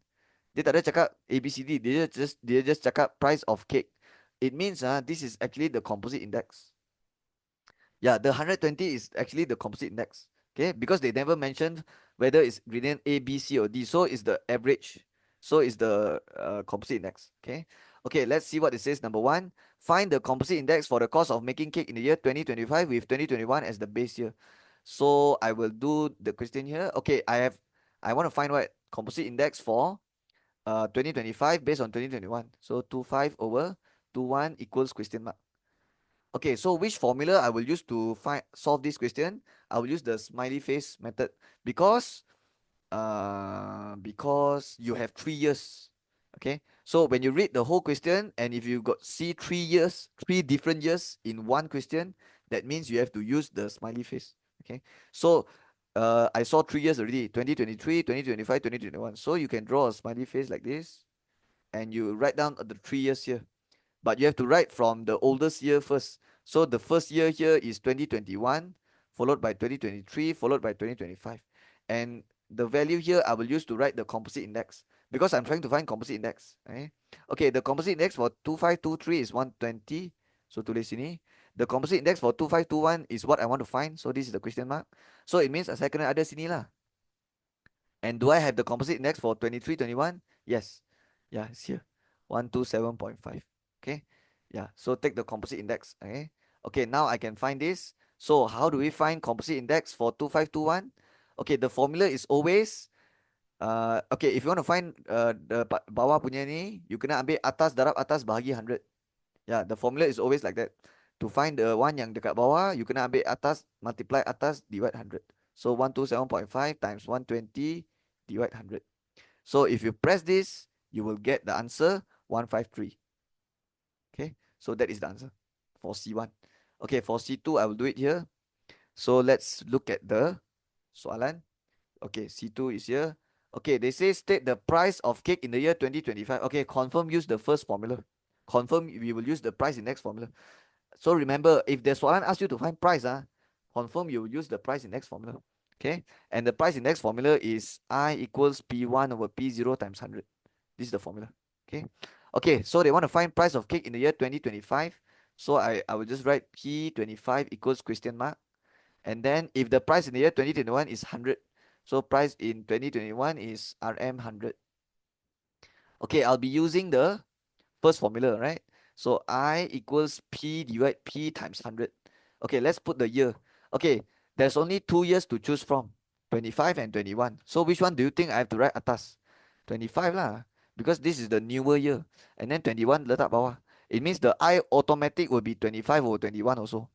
But did you see that they got mentioned ingredient A, B, C, D? Ada tak dia mention ingredient A, B, C or D dekat soalan? Tak ada kan? Dia just cakap price of cake saja. There's no ingredient A, B, C, D here. That means this one you have to masuk composite index. Because this is not for ingredient A, B, C, D, it's the overall. It's the overall price for the average price for all the ingredient. So you have to take the average price index, which means you take the composite index lah. So ada tak composite index to 2521? Ada mah, 153. So masuk saja. And then price 25, this is what I want to find. Price 21 is 100 times 100. So potong-potong dapatlah jawapan. So what is your answer? RM 153. Okay. Okay, so let me okay. So the question 2 answer I will write here. So they want to find price of cake in the year 2025. So I'll just write dot dot dot RM 153 lah. Okay, because the P25 is 153. So this is the answer. Okay. Okay, sudah siap C2. Oh, ada lagi C3 sini. Okay, C3 I will do it up here. C3. Okay, baca soalan dulu. Find the percentage increase of ingredient C. Kalau dia mau cari percentage increase, means dia mau cari price index lah. Dia mau cari I lah. Percentage increase means like the I, the price index. Okay. Yeah, because when you get the price index, you can minus 100 to get the percentage increase. Okay. Yeah, so for example, if I say the price index is 135, then the percentage increase is 35% lah. Because you minus 100 to get the percentage increase, right? Okay, so later have to find price index. Okay, but this time they got mentioned ingredient C from the year 2021 to the year 2025. So they're asking you to find price index I from 2021 to year 2025. So 25 or 21 equals to question mark. But this time it's not the composite index. This time it's not the composite index. Okay, for the last question, it's composite index because they never mentioned ingredient A, B, C, or D. But this question got mentioned ingredient C. So actually, I will write the C to remind myself that this is not composite index. It's only talking about C only, right? And then what it says here, so find percentage increase for ingredient C from year 2021 to 2025. If the price of other ingredients remain unchanged from the year 2023 to the year 2025. Okay, so the year is not same, and they say price of other ingredient remain unchanged from year 23-25. So I will separate using a line, and then I'll write ingredient A, ingredient B, ingredient C, ingredient D punya information, and they give you what the price of other ingredient remain unchanged from the year 23 to the year 25. So the I for 25-23 is 100 lah for ingredient A. Okay. And then for ingredient B also same. Okay. It will be 100 also. And then for D also same. 25 or 23 is 100 also. Because remain unchanged means the price index, the price never change means the price index is 100 lah. Okay. But they say for other ingredient. So it means for A, B, and D lah. But for C, I don't know. Yeah, for C, I don't know. Okay. So later for C, the 25 over 23 punya price index, actually, I don't know. Okay. But can I find it? Uh, okay, the 2521 is also question mark, right? So how? Let me think. Okay, let's look at our last question. Is there any information I can use to help me? Okay, I think I need to find this first. Yeah, I need to find this and then do smiley face to get this. Yeah, that's the plan. Okay, but masalahnya macam mana nak cari ni? 2523. 2523 So in the table memang tak ada 2523. Yeah, the table is 2321. So maybe okay, I sudah nampak this one. The I line for 2523 is 120, right? So yeah, we can use this information to help us find this value here. So the I line is 120, right? Yeah, 120. So I will draw a line here equals to 120 and then use the composite index formula. Okay, 100 times weightage plus 100 times weightage plus, okay, this one I call it X for now. Okay, so X times weightage plus 100 times weightage divide with total weightage. Okay, what's the weightage? 3254. So masukkan je lah. 3, 2, 5, 4. Total weightage 3 plus 2 plus 5 plus 4. So you end up with 14 here equals to 120. Okay, yang ini dengan yang ini dengan yang ini boleh tambah 500, 400, 900 and then plus 5x. Okay, how to find x? So 900 plus 5x. Okay, 120 times 14. 1680. Yeah. And then how to find x? Pindah 900. So minus 900, you get, I don't know, 1680 minus 900. 780.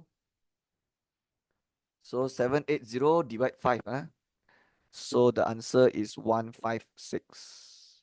Okay, this is not the answer. Yeah, it's not the answer yet. This is just x. So this x is 156. Okay, the soalan asked to find this, right? So now what I have to do, I already have the C. Okay, they're asking to find C punya price index. So I will continue down here. So we are finding for ingredient C only.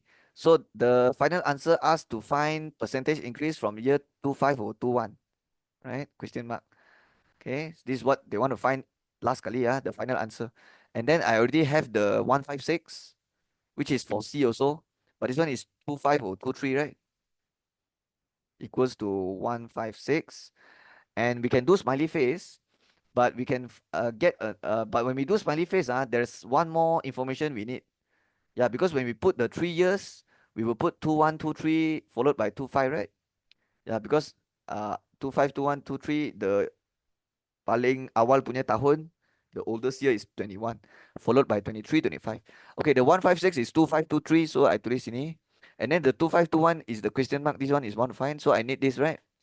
But this one, you have to masuk the price index for ingredient C. Yeah, it not the composite index, not the composite index. It's the price index. But the year has to be 23 or 21. So ada tak 23, 21? Ada dekat table. Tapi you kena ambil yang C punya saja. So 150. Okay, C 150. So go back to the working. Letak 150. And now I can find the price index here. But the soalan never ask you to find price index. Dia suruh cari percentage increase. So later I have to minus 100. Okay, after I get the price index, I have to minus 100. Okay, sekarang kita kira ni dulu. So the formula I sudah bagi tahu, yang bawah sini, bawah dia punya formula mesti macam mana? Yang bawah ni sama dengan atas darab atas bahagi 100. So 150 times 156 divide 100. Okay, and then you will, after you tekan this, you will get the price index for 25 or 21. Okay, what you dapat if you tekan this? 2, 3, 4. Okay. Okay, now it's time to write down the percentage change. Okay, they already say percentage increase already. So I'll just write increase, but we have to mention how many percent. So the answer is 134%. Okay, because you have to minus 100. If you want to know increase how many, you have to minus 100. Okay, but what if you want to know the percentage decrease? Then you take 100 minus. Okay, if if if you're finding the percentage decrease, your I number here will be less than 100. Yeah, kalau you punya price index less than 100 means the price decrease. But if the price index more than 100, then your price increase. So this one is more than 100. Because it's like 200 lebih already lah. But how many percent is 134%? So this is the percentage change. Okay, so the percentage increase is 134% lah. So this is the answer. Okay. Okay, I think I'm done with the whole paper. This is the last question, right? So yeah. All right. Hope this video can help you for your revision, for your study. And make sure you subscribe to my channel if you find my video useful. If you find it helpful, make sure you subscribe. And I'll see you next video. Okay, bye-bye.